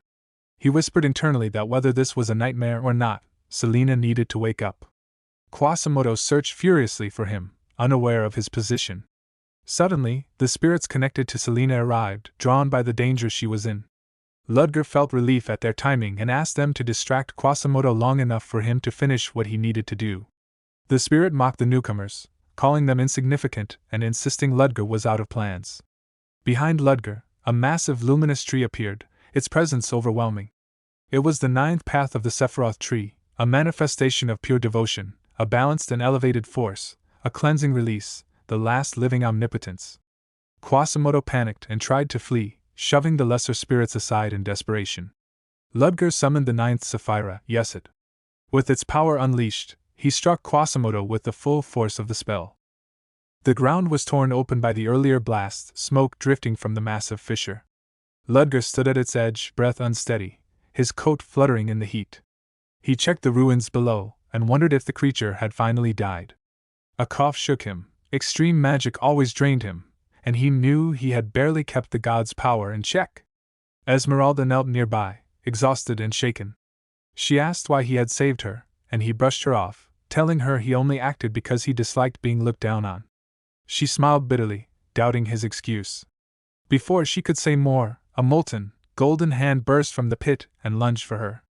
She screamed as Quasimodo rose again, roaring in rage. Ludger was stunned it could regenerate after such damage. The monster vowed to take Ludger down with it, and demanded more power from Esmeralda. Blue mana peeled painfully from her body as he drained her through their force link. Ludger realized the creature was pulling her magic directly through their bond and blasted its hand away to free her, but Quasimodo retaliated with murderous force. As Ludger braced for the next attack, a familiar presence reached him, Kralophobius. The possibility of performing the sealing ceremony struck him like lightning. Determined not to miss the chance, he punched Quasimodo's leg to distract it for even a moment. Before the monster could counter, Joanna appeared, green magic swirling around her, demanding Esmeralda's release. Quasimodo recognized her and lashed out, accusing her of interfering in its revenge. Joanna answered with cold, final resolve. A second figure then arrived calmly across the ruined earth, Pierre, carrying his briefcase and wearing a blindfold. He greeted Ludger and Joanna, explaining he had come to face his past properly. Quasimodo grew impatient with their words and fired a massive blast at them. Joanna tried to counter, but Pierre acted faster, releasing a green light to blind the monster. He apologized for being forward but urged them to finish things as he held Quasimodo's attention for a moment. Furious, the creature launched a killing flame at Pierre, only for golden chains to erupt from Kralophobius's body and bind its limbs. Ludger seized the chance, thanking Pierre internally and charging forward to deliver the decisive blow. His strike hit as the sealing ceremony took hold, forcing a new contract onto the weakened monster. Quasimodo screamed that it was impossible to be linked to anyone but Esmeralda, but Ludger explained that a stronger contract overrode the old one. Esmeralda's spectral form surged with violent resolve as she hurled herself and Quasimodo into the rising flames, determined to drag him into death with her and end his senseless destruction. Joanna instinctively sprinted toward her, horrified at the sight, but Pierre yanked her back before she could take another step, warning her that the inferno would consume anyone who entered it. A towering wave of soulfire erupted around Esmeralda and Quasimodo, its heat and brilliance far beyond ordinary magic. Quasimodo recoiled in disbelief as the flames clung to his golden form and began to burn away its very essence. This was no elemental attack, it was the fire that targeted the spirit itself. Within the raging blaze, the images of the villagers of Lawton appeared like phantoms screaming in grief and torment, the flames shaped from their lingering sorrow. The sight made Esmeralda's spectral features soften. Years of guilt seemed to loosen their grip as she watched them. She looked at her glowing form with a pained acceptance, realizing she could finally atone, even in part, if she vanished here with them. Before she could disappear into the flames, Ludger thrust himself into her path, his body wrapped in swirling magic. Demanding to know why she wore a smile in her final moments, he plunged his hand straight into her spectral chest and forcefully interrupted the self-destructive ritual. The shock made her gasp, and raw emotion edged his voice as he asked if she truly believed dying like this would fix anything. At the same time, a surge of blue-white energy exploded outward from his hand, flooding the golden chains binding Quasimodo and overwhelming them with a gentler, foreign power. Joanna and Pierre watched, stunned, as the soft light mingled with the violent flames. Pierre recognized it first. It was the collective souls of the villagers, drawn by Ludger's interference. Quasimodo began to shriek as the two forces crushed his remaining strength. His massive form shrank rapidly, its golden shell cracking, crumbling, and finally collapsing into drifting black dust until only the smoking chains remained. Esmeralda's spectral body wavered, revealing faint cracks of light beneath her transparent skin. She understood immediately. The villagers' souls had been released, and the bond tying her to Quasimodo was finally broken. With that severed, her own form was dissolving into pure spiritual existence. She admitted she knew this was her fate from the beginning. Ludger could only watch as she dimmed further. Then her sister, the nun who had died in the tragedy, appeared before her in shimmering form. Esmeralda's eyes widened, and she threw herself into her sister's arms. All the remorse she had been carrying, her weakness, her mistakes, the countless deaths, poured out of her in trembling apologies. Her sister held her with gentle, patient affection, assuring her she had suffered enough and didn't need to shoulder the blame anymore. Esmeralda wept into her shoulder, grieving all the years she hadn't been able to be with her. Her sister invited her to rest at last, and Esmeralda accepted. Their two spirits intertwined and lifted upward, transforming into radiant streams of blue light that ascended into the night sky until they faded like distant stars. Ludger gazed at the fading glow, wondering if a soul corrupted by despair could truly return to its original form and whether this kind of salvation awaited those who wandered too long in darkness. When he lifted his eyes to the endless sky, he quietly reflected that although his own destination was still far away, the end of his journey would one day come too. The battlefield settled into silence as the aftermath of Quasimodo's destruction faded. Joanna stood with Pierre, noting that everyone had withdrawn and wondering if the ordeal was finally over. Ludger's demeanor hardened as he ordered Joanna to leave Soren immediately. Joanna hesitated, confused, until Ludger made it clear that the Black Dawn's second order, Joanna, had effectively died here tonight and that Pierre must take her away and never return. When Ludger asked if he could escape with her using magic, Pierre agreed without hesitation. He placed a hand on Joanna's back, glanced once at Ludger tending to the fallen enemy, and suggested they return home. Joanna questioned the destination, and Pierre replied that they were returning to their hometown before blue light enveloped them and pulled them from sight. Ludger knelt beside Selina. He had thought survival unlikely, yet her breathing proved otherwise, and he wondered if the two personas shared a soul. When she stirred, he asked if she could hear him. She looked at him with disarming innocence as he reassured her that help would arrive soon. Her quiet question, why he had saved her, made him avert his eyes, recalling the cruelty of her other self. She admitted she had done wrong even as a separate persona. He saw that she remembered and reminded her of the promise they had made for next year's festival. She accepted it softly, agreeing to go together. The rescue team arrived in a rush, calling out as they spotted Selina. Students and staff swarmed her with concern and warnings not to move. Ludger told them he would head to the emergency room alone so they could focus on the scene. Kaisi Selmoy watched him go, uneasy. 2 professors had been found here, a rank 6 magic signature lingered in the flames, and the professor who had made such an impression stood calmly before her. Too many coincidences. She forced herself back to protocol and called for firefighters. Hidden from sight, Hans reported that the mice had removed the evidence. Ludger thanked him and said he would meet him later. After submitting a partly fabricated report to the principal, Ludger rested on a forest bench, relieved that Hans and Sheridan had escaped. His moment of calm vanished as the air shifted. A cloaked figure appeared behind the tree, greeting him as John Doe. Ludger immediately recognized the voice from Quasimodo's memory storm, and the man's authority confirmed it. This was the Black Dawn's Zero Order. Ludger maintained John Doe's composed mask as the Zero Order remarked that he had come to view the festival but encountered something far more interesting. Ludger steadied himself. If the Zero Order truly knew the truth, he wouldn't be asking questions. He apologized for his brief pause, and the Zero Order dismissed the concern. When asked about Quasimodo, Ludger stated that Esmeralda, his host, had died. The Zero Order accepted this but pressed for details. Ludger knew honesty meant death, so he mixed truth and lies. He claimed that Phoebus had sealed Quasimodo at the cost of his own soul. The Zero Order found this plausible but questioned why Esmeralda hadn't intervened and how Phoebus had possessed such power.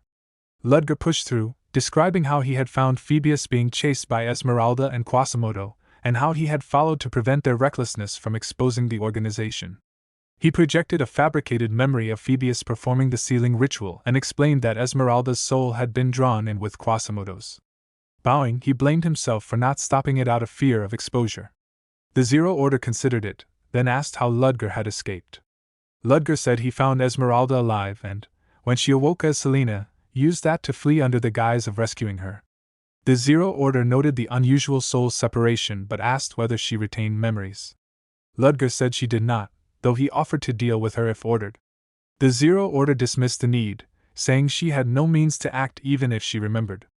Ludger felt a quiet relief. The Zero Order mentioned that the First Order's position was now open and that an executive meeting would soon be held. Ludger's heart quickened at the opportunity, though he had no clue where the meeting was located. When asked if he still possessed the key item, Ludger realized he didn't and took a gamble, admitting he lost part of his luggage in the train incident. A tense silence followed before the Zero Order relented and placed a dark, intricate box on the bench, telling him to use it. With that, he vanished instantly into the night. Before Ludger could collect himself, the principal's bright voice called out, questioning why someone meant for emergency care was resting outside. Ludger slipped into his professor persona, claiming dizziness. The principal fussed, linking her arm through his and insisting on helping him. He tried to decline, but her grip tightened with firm authority. As he attempted to protest, dizziness overtook him, and he collapsed into unconsciousness. The principal fretted over Ludger's sudden collapse, relieved when he assured her he was fine.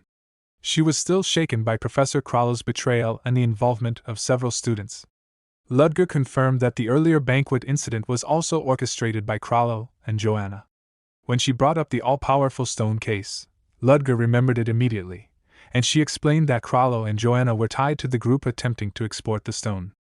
Ludger was stunned, asking what she meant, so she recounted Krallo's final declaration about the Black Dawn. She had since learned that the group targeting the stone was affiliated with the same organization, hiding deeply within Soren. Ludger suggested capturing and interrogating them, but she declined, deciding that with no casualties beyond the criminals and with Ludger and Selena safe, she would let the matter rest for now. After parting, Ludger noted to himself that she hadn't fully believed him, but with only him and Selena as her leads, she wouldn't be able to pursue the truth any further. He needed to bring Selena onto the same page and check that the items he'd hidden were still intact. He searched his coat, relieved to find the jewel formed from Quasimodo's death still in place. Then he examined the object given to him by the Zero Order, a ring inscribed with a magic seal that activated upon wearing it. Its structure revealed dream magic, capable of transporting consciousness into a dream realm. Using dreams as a meeting ground was a clever approach.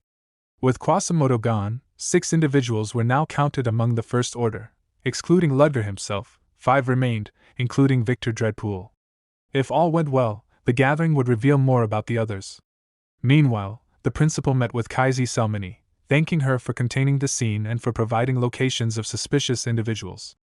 She wanted to cross-check the events and questioned Kaisi about the fire. Kaisi explained that she couldn't see what happened inside due to the firewall, and she had only chased a disguised member of the secret organization to the site. After the flames vanished, only 2 professors had been present, one of whom had been impersonated. Using her Vascania, the principal verified that Kaisi's statements aligned with Ludger's. Even so, something still felt incomplete. When Kaisi asked about Ludger, the principal simply called him an outstanding professor. Kaisi held back her real suspicions and said she was merely curious.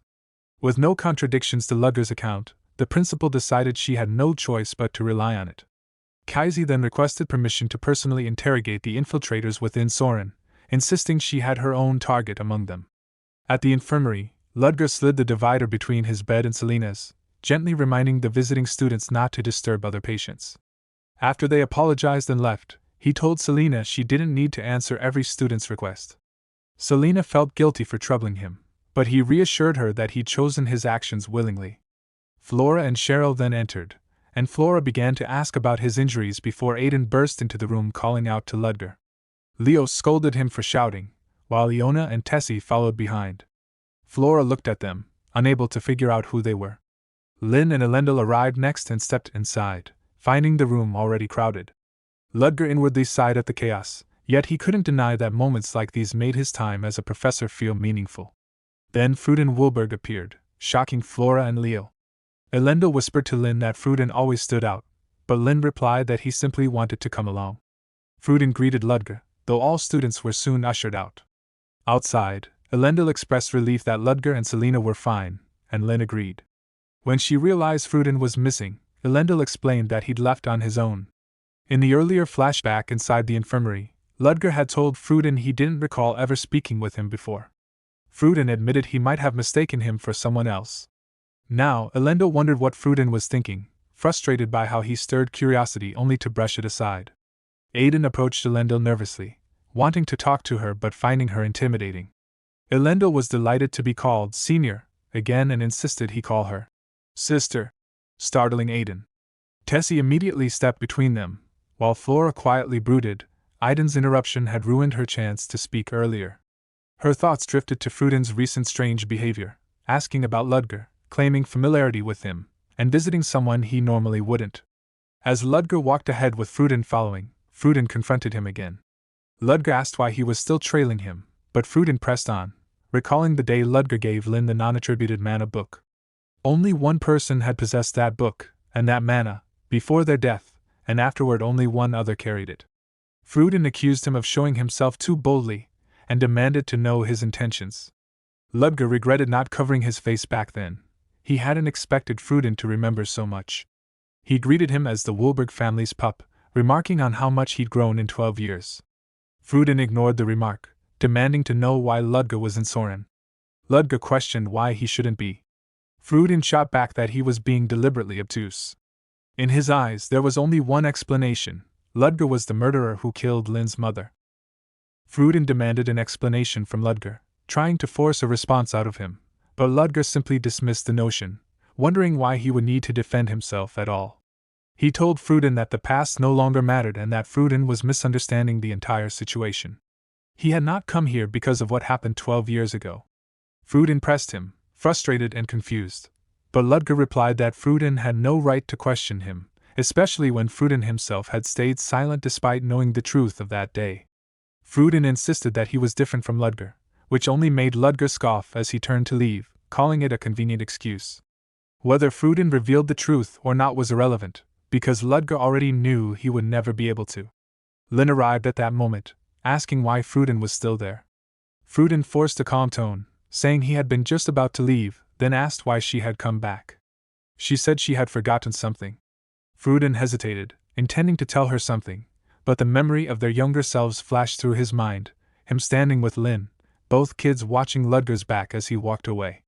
The memory froze his resolve. He apologized for wasting her time and walked off. His thoughts cracked under the weight of the truth he couldn't speak. How could he tell her that the professor she trusted was the one who killed her mother and erased her memories? There was no evidence left. Telling her something so uncertain would only wound her deeply. He didn't want that, he told himself. That was the reason, or so he tried to believe. Ludger's earlier words echoed in him, asking what truly made them different. Fruden realized Ludger had known from the start that he wouldn't be able to say anything. He admitted inwardly that he couldn't destroy Ludger now, but he vowed that a Woolberg wolf never misses the moment to take down its prey. Somewhere else, Ludger sat on a bench, leaning forward while rubbing his forehead, muttering under his breath about that kid.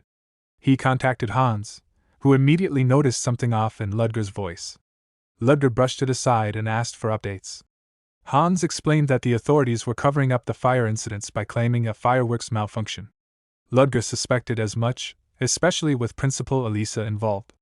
Hans added that several Black Dawn members had been arrested and that the woman with blue hair would interrogate them. Ludger realized Kaisi Salmoy would discover his identity sooner or later. Hans worried he wouldn't be able to hide it much longer. Ludger said he would deal with it when the time came. Hans tried to move on, saying the incident seemed to be resolving and that Ludger had eliminated the First Order, calling the situation surprisingly good. Ludger agreed but stayed cautious. Hans then asked Ludger to come out, saying he needed to discuss something about the underground business, warning that it would be a long talk. In the Silver Sun headquarters, a luxurious room glowed with firelight as Carlon, the head of the organization, watched the chaos unfolding around him with cold amusement. A pistol rested loosely in his hand. Temmelin tried to explain that their visit wasn't about the slumdogs but about the mysterious figure known as the owner. Carlon seemed mildly interested until Kailton, desperate to survive, blurted out what he had heard, someone shouting the name James Moriarty on the day the group disbanded. Carlon laughed, rewarded the information by killing Temmelin on the spot, and casually promoted Kailton to replace him. Kailton, terrified, accepted without protest. Carlon poured himself wine, remarking that the name was nonsense because Moriarty had died in the Delica Kingdom. Still, he admitted the man must have skill if rival groups were asking Silver Sun for help. He ordered his men to clean up the slums, kill a few for intimidation, leave some alive so the market continued, and sent Kailton off with the body. Later, Ludger met Hans on a park bench, listening to an update about the underground business. Hans explained that although operations were smooth, several merchants who had previously caused trouble had suddenly gone quiet, raising suspicion. Ludger asked for details, and Hans mentioned that the rats had seen those same merchants entering the Silver Sun building. Ludger found it too suspicious to ignore and said he'd stay alert. Hans began to say he would investigate further but stopped when he noticed Ludger shaking uncontrollably. Concerned, he asked if Ludger was all right. Ludger tried to maintain composure, but sweat gathered at his temple. He admitted through clenched teeth that he had forgotten something extremely important in the chaos of the last day. His mind flashed to the memory of his master discovering evidence of his presence. The dark mansion appeared in his thoughts, the stained glass windows, the floating white-haired woman whose power chilled the air. She recognized the scent of her own blood and realized Ludger had used what he had stolen during his escape. She concluded that something must have forced him to use it, and that alone made things interesting. She decided she now had a reason to leave her seclusion. Looking at the moon with a terrifying smile, she whispered her anticipation, promising that her disciple would have to entertain her. Hans scolded Ludger for acting overly dramatic, saying people would start believing his teacher was the god of death itself. Ludger admitted that such an impression wasn't entirely wrong. His teacher truly was that kind of person. Hans grumbled that Ludger's sense of humor was terrible, but Ludger reminded him that every spell and technique he used came from what his teacher had created long before him. Hans confessed he had always assumed Ludger learned everything on his own because of his talent. Ludger corrected him, saying he only adapted someone else's creations, and even then, he was aware that the things he produced often appeared abnormal to others. Hans finally understood, though Ludger added that he rarely flaunted any of it because most of his work never met his teacher's standards anyway. Hans wondered aloud just how terrifying this teacher must be if so many people desired even a fragment of Ludger's magic. Ludger answered bluntly that she was a monster, and that he had nearly died countless times because of her. Hans hesitated, thinking that perhaps Ludger wanted him to insult the teacher too, so he made a reckless remark about her being awful enough to almost kill her own student. Ludger's expression immediately changed as he warned Hans not to speak poorly of her, reminding him that she was still his teacher. Hans fell silent, mentally marking this as yet another failure in social interaction. Days later, Ludger walked along Royal Street, reflecting on how nonstop his life had become after the Esmeralda incident. He still had time before meeting Hans. As he moved through the crowd, he spotted priests of the Brita's holy nation, identifiable by their insignia. He frowned inwardly, realizing the struggle for succession must have progressed far faster than expected. That meant trouble was coming sooner than he had planned. He needed to move quickly. He entered Violetta's clothing store, House of Verdi, where Violetta waited with tea, remarking that he had arrived before Hans. Ludger said he had come early to observe the street, noting how lively the area had become. Violetta credited that energy to him, then asked if he had brought her a new assignment. He explained that recent hecklers were becoming bolder and more dangerous. She smiled as if expecting it, saying she had already noticed suspicious people snooping around, likely connected to the Silver Sun and the local merchant association. Ludger asked for every detail she had. Before she could answer, a man burst in, panicked, announcing that something terrible had happened. The printing factory had been attacked. They rushed to the scene, where the building was ablaze and workers struggled to fight the fire through the heavy smoke. Ludger demanded to know what happened and was told attackers wearing white bandanas had ambushed the place. He moved to extinguish the flames with magic, but the spirit stone left behind by Quasimodo pulsed with a strange warmth in his grip. The reaction startled him. He channeled mana toward the stone, and the raging inferno collapsed inward, being absorbed until only a golden glow remained inside the small gem. Violetta stared in shock, but Ludger told her there was no time to question it, and urged everyone to rescue survivors. Once the fire was under control, a searcher reported that Dion and Estella were nowhere to be found. Another hoped they had escaped elsewhere, but Ludger felt a creeping unease. He asked Violetta if she knew any possible location they might have run to. She pointed out a nearby building where 2 residents lived. Ludger rushed there and discovered several dead men inside, the floor soaked in blood. Dion sat wounded and bleeding while Estella tried desperately to support him. She apologized for not being able to greet Ludger properly, and explained that unknown attackers had suddenly stormed the place. She broke down, asking why misfortune kept following them when all they wanted was an ordinary life. Ludger gently told her to wait outside and not to return until he stepped out again. Once she left, he lifted the seal within himself. A wave of darkness unfurled behind him, forming shadowy tendrils as a deeper presence awakened. He asked the entity for help healing Dion, warning that he would summon another if it refused, but he promised a reward if it cooperated. The shadows stirred in agreement. Moments later, Ludger stepped back into the light carrying Dion, now fully healed. Mistella ran to her grandfather in relief, confirming he was truly all right. Hans arrived soon after, apologizing for the delay, but Ludger told him the situation had already been handled.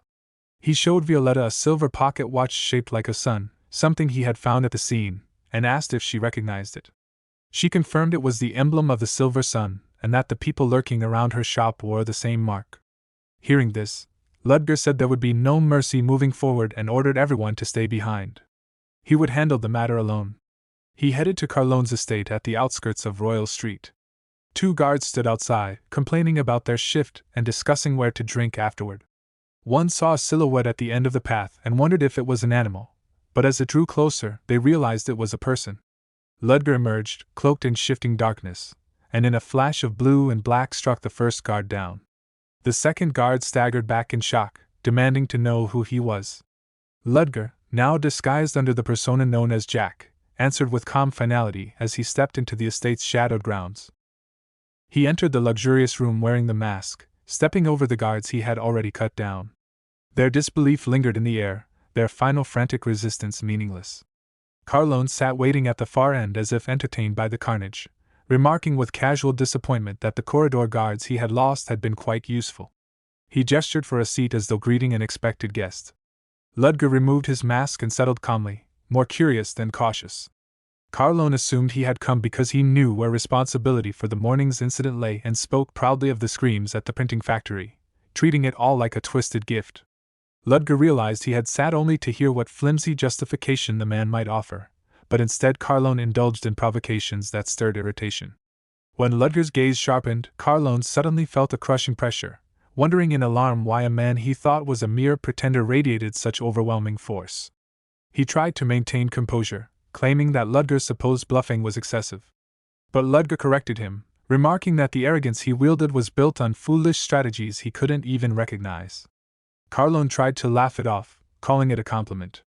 He pointed toward the knights surrounding them, boasting that unlike the small fry outside, these were elites, and suggested Ludger surrender before the men he had dispatched to the alley caused further damage.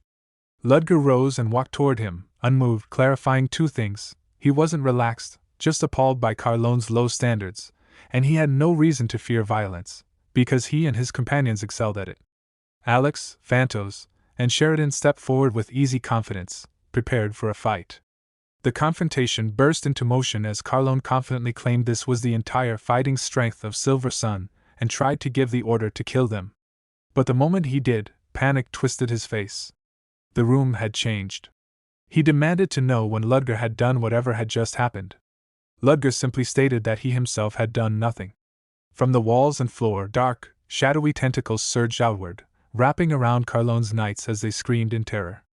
Carlone's confusion grew into shaking fear as Ludger asked if he believed in God, because the being before him, the one he was watching devour his men, was what remained of a forgotten goddess. Ludger described her, a deity once betrayed, stripped of her name, remembered only as an evil god, yet still clinging to humanity with misguided affection.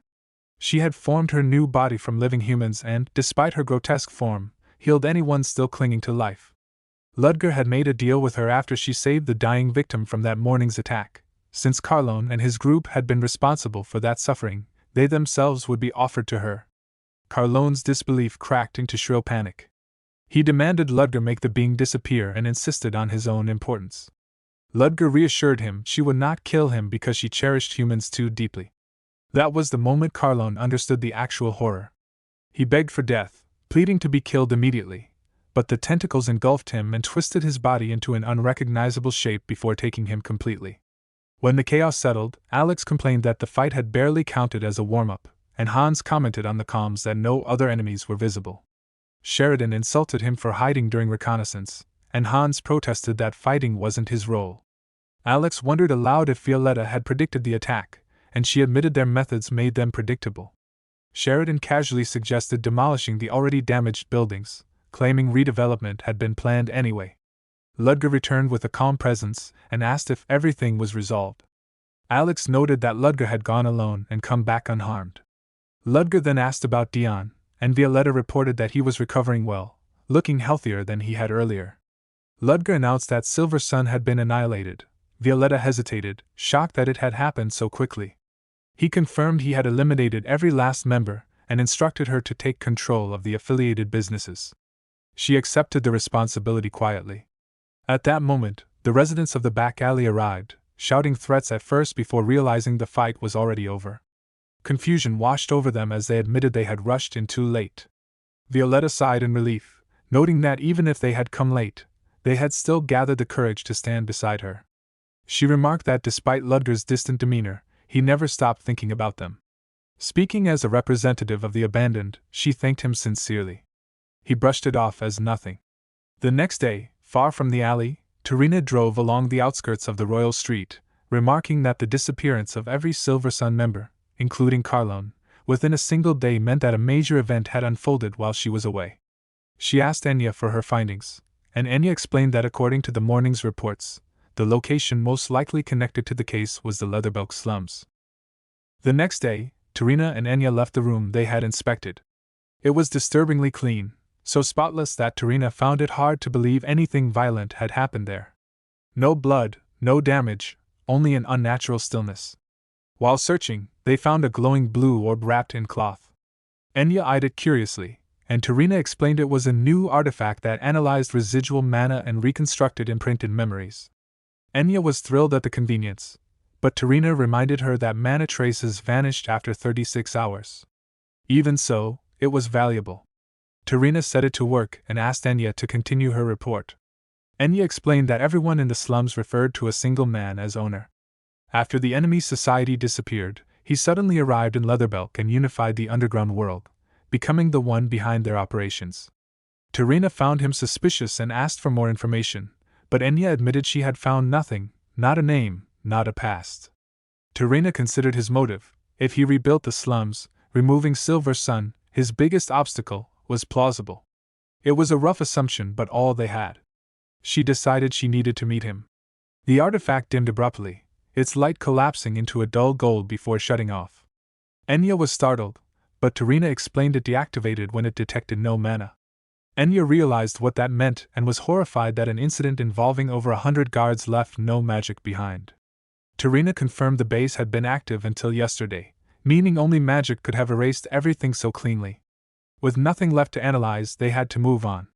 Tarina resolved to meet the owner, convinced he wasn't ordinary. She told Enya to pack up, then addressed the unseen presence she had sensed, calling the intruder out. Her sword flared as she pointed toward a corner, and a blue-haired woman stepped out, amused at being noticed. Kaisi appeared proud of herself, while Betty apologized, saying she tried to stop her. Enya recognized their leader, and Tarina greeted her with the tired familiarity of someone who expected trouble.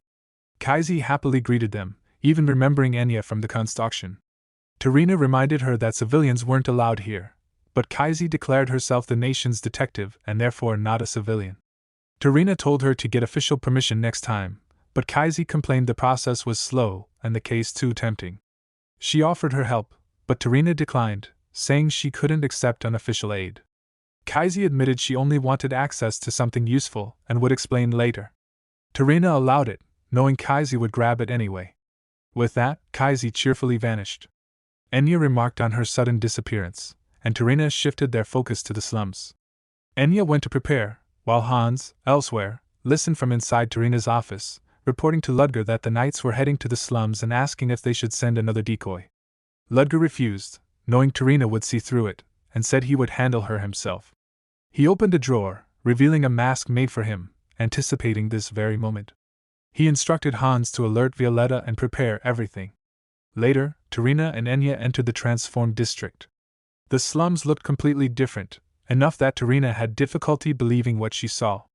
Residents stared with sharp, hostile eyes. Enya noted that the alley folk had always disliked knights, but the atmosphere now felt heavier. Violetta approached in her black dress and introduced herself as their escort from the owner. Enya wondered if they should follow, but Tarina reasoned that if a trap was intended, they wouldn't still be standing. They followed her into a fabricated hideout called U. Inside, a masked man waited, introducing himself as owner and claiming he wore the mask due to severe burns. Tarina demanded his real name, and he called himself Oliver, saying he hid his identity because alley-born commoners were treated poorly. Tarina found the excuse too neat and questioned it, but he insisted anonymity was necessary and that he only stepped forward after hearing the enemy society had vanished. Tarina felt as if he were reciting a prepared story. She went straight to the point, bringing up Silver Sun and the recent conflicts. She asked if he knew anything. Oliver insisted it wasn't a fight and blamed Silver Sun for the trouble, irritated by her suspicions. Tarina said suspicion was natural. Silver Sun had countless enemies who would celebrate their disappearance. Oliver questioned why knights defended criminals instead of focusing on him. Tarina warned him to stop hinting at threats, adding that if they believed him guilty, she would have already acted. He stiffened despite trying to appear calm. He thanked her for restraint, and Enya realized he wasn't afraid even after feeling Tarina's killing intent, proof of someone far from ordinary. Tarina understood then why the residents were hostile. They were protecting the man who revived their abandoned district. Attacking him would only cause casualties. With nothing more to gain for now, she decided they should return. She thanked him for cooperating, and they headed for the door. Oliver stayed seated, claiming he wouldn't escort them, and Tarina said she hadn't expected him to. As they reached the exit, the door opened and loud, exhausted complaints echoed in, someone returning from distant recon, annoyed at being sent so far. A man stepped inside. Enya froze the moment she saw him. It was Alex, equally shocked to see her. Oliver went rigid. He had not expected Alex to return this soon, and the timing could not have been worse. Enya caught Alex on the street, demanding an explanation about his sudden disappearance. He brushed her off coldly, telling her they had nothing to do with each other. She backed away, hurt. As he walked off, he spotted the group approaching and groaned, realizing everyone had followed him. Ludger stepped forward, apologizing for not warning him, and Alex agreed to explain everything from the beginning. Hans was shocked to learn Alex had once been a cadet of the Noble Knights, their top academy, and that Tarina had been his colleague. Violetta mentioned rumors of his dishonorable discharge. Alex admitted that days before the inaugural ceremony, he struck an instructor along with another cadet, unable to endure 3 years of constant harassment from nobles who resented a commoner surpassing them. Phantos pointed out that Tarina's earlier reaction suggested more than anger over his expulsion, and Alex confirmed it. He and Enya had been lovers. They started as rivals but grew close after constant sparring, eventually promising a future together. But as their relationship deepened, the bullying grew worse. Enya never knew, because Alex hid all of it, wanting to protect her and believing the nobles were right. A commoner would only burden her. To end things, he pretended to cheat and broke up with her, but the pain afterward was worse than he expected. Watching the bullies celebrate their breakup made him hate himself for enduring it all. Tarina acknowledged the tragedy of wasted talent, while Enya insisted it didn't matter anymore. In the rain-soaked memory Alex recalled, he sat alone as Ludger confronted him. Ludger had seen him getting beaten by people he could easily overpower, demanding to know why he tolerated it. Alex tried to push him away, but Ludger offered him a place instead, promising support, shelter, and asking only that he stop destroying himself. That moment changed his life. Returning to the present, Alex said Ludger had saved him when he was wandering like a vagrant, calling him the light that pulled them out of hopelessness. Ludger tried to brush it off, embarrassed, and the others teased him. They then realized none of them knew anything about Ludger's past. When asked, he agreed to tell them, after explaining why he'd ordered them to collect relics. He asked if they'd ever felt the world was a giant birdcage, something suffocating pressing down on everything. The group stared, confused, asking if he was giving them a riddle. He clarified he meant it literally. He was gathering relics to break that invisible cage. Alex muttered that the relic truly was a world-ending tool. Ludger reassured him it wasn't meant for destruction. The relic's creator never intended that. He also admitted that his aliases, Lupin and Van Helsing, were connected to the relics, and prepared to properly reveal his identity. The scene shifted. Lynn woke up in her bed groggy. A woman with long white hair sat at her bedside, Julia Plumhart, the top first-year student in Ludger's class. Lynn asked how she even got inside, and Julia told her she had been drawn in by Lynn's dream. Lynn realized she must be a user of dream magic, one of the specialized schools she'd only read about. Julia confirmed it, explaining she was in the space between dreams and reality, and had sensed Lynn dreaming about something unusual. Lynn remembered only faint impressions, childhood, joy mixed with sadness. Julia examined the memory with her magic, but saw almost nothing. Something had sealed the dream, sealed Lynn's memory itself. Julia had no way to break it, but said she could locate the key hidden inside Lynn's dreams. She asked if Lynn remembered anything clearly. Lynn recalled a single name, Heathcliff Van Breedis.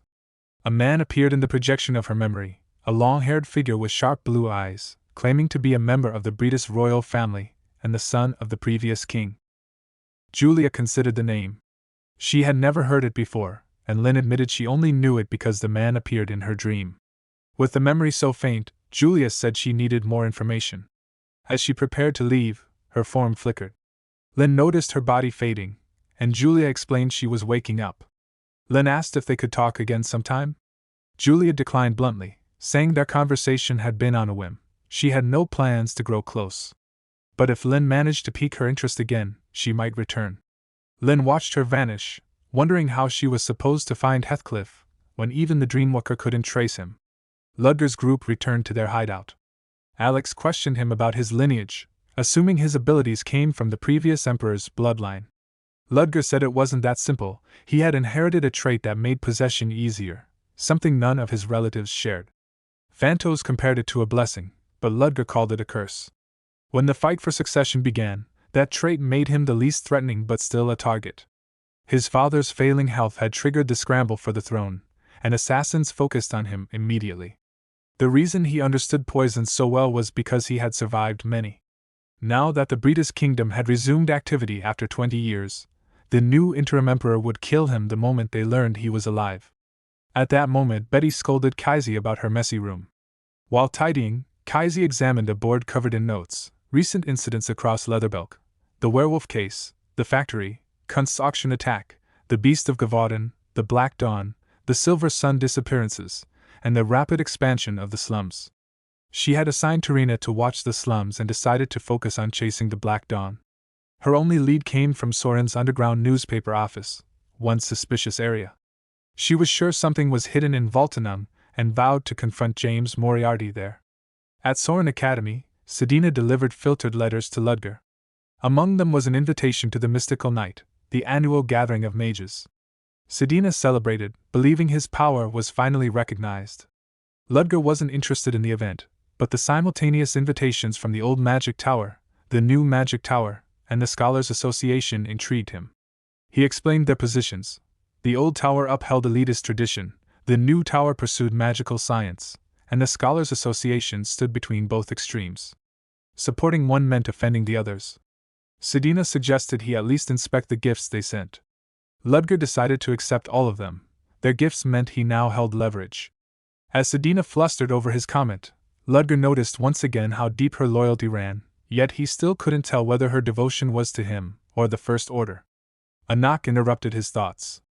Professor Viorano entered, asking Sedina if she had considered his earlier proposal. She apologized and left quickly. Viorano sighed that she must dislike him, but Ludger disagreed. When Ludger asked about their connection, Viorano hesitated but finally revealed it. Sedina was half-elven. Ludger was stunned. He found her in the greenhouse, surrounded by plants she had raised since childhood. He apologized for learning her origins without her consent and told her she could accept Viorano's offer to live peacefully in the elven village. He assured her he'd handle anything related to the organization. Sedina apologized for hiding her identity but said she wished to follow him because he acknowledged her. Ludger accepted her choice, then stepped closer. He told her he was hiding something as well. Sedina froze. He admitted the truth. He was not First Order. Viorano revealed Sedina's truth to Ludger, confessing that he hadn't expected it at all. Sedina carried the Loshen surname, meaning her father was a nobleman and her mother an elf, and with the old rumors about the Loshen family buying elven slaves during the Species War, her birth likely held a painful history. He asked what Viorano planned to offer her, and Viorano explained his intent to take her away from that family and deliver her to the elves, believing she'd be treated better there than as a half-elf among humans. Ludger disagreed, pointing out that elves would also reject someone with human blood, especially after the past atrocities. Without the authority of a forest elder, Sedina would have no true protection there. When Viorano quietly revealed that he was one, Ludger's shock was immediate. Viorano clarified he was one of the 7 roots of the World Tree, head of the Dentes family, long tasked with guarding the elven forest's borders and protecting elves who lived away from their homeland. Viorano bowed to that authority and promised Sedina's safety if Ludger persuaded her himself. Ludger demanded why he wouldn't do it, and Viorano calmly explained that Sedina's choice needed to belong to her alone, forcing it would taint her happiness. He added one final request: Sedina trusted Ludger more than anyone. If she were to reveal how she truly felt, it would be to him. Ludger accepted the responsibility. In the plant-filled room, Sedina struggled with Ludger's confession. She insisted it wasn't funny, but he told her plainly he was not the First Order. John Doe had died in the train attack and he had simply taken the identity. Everything she followed had been him, not the legend, not the title.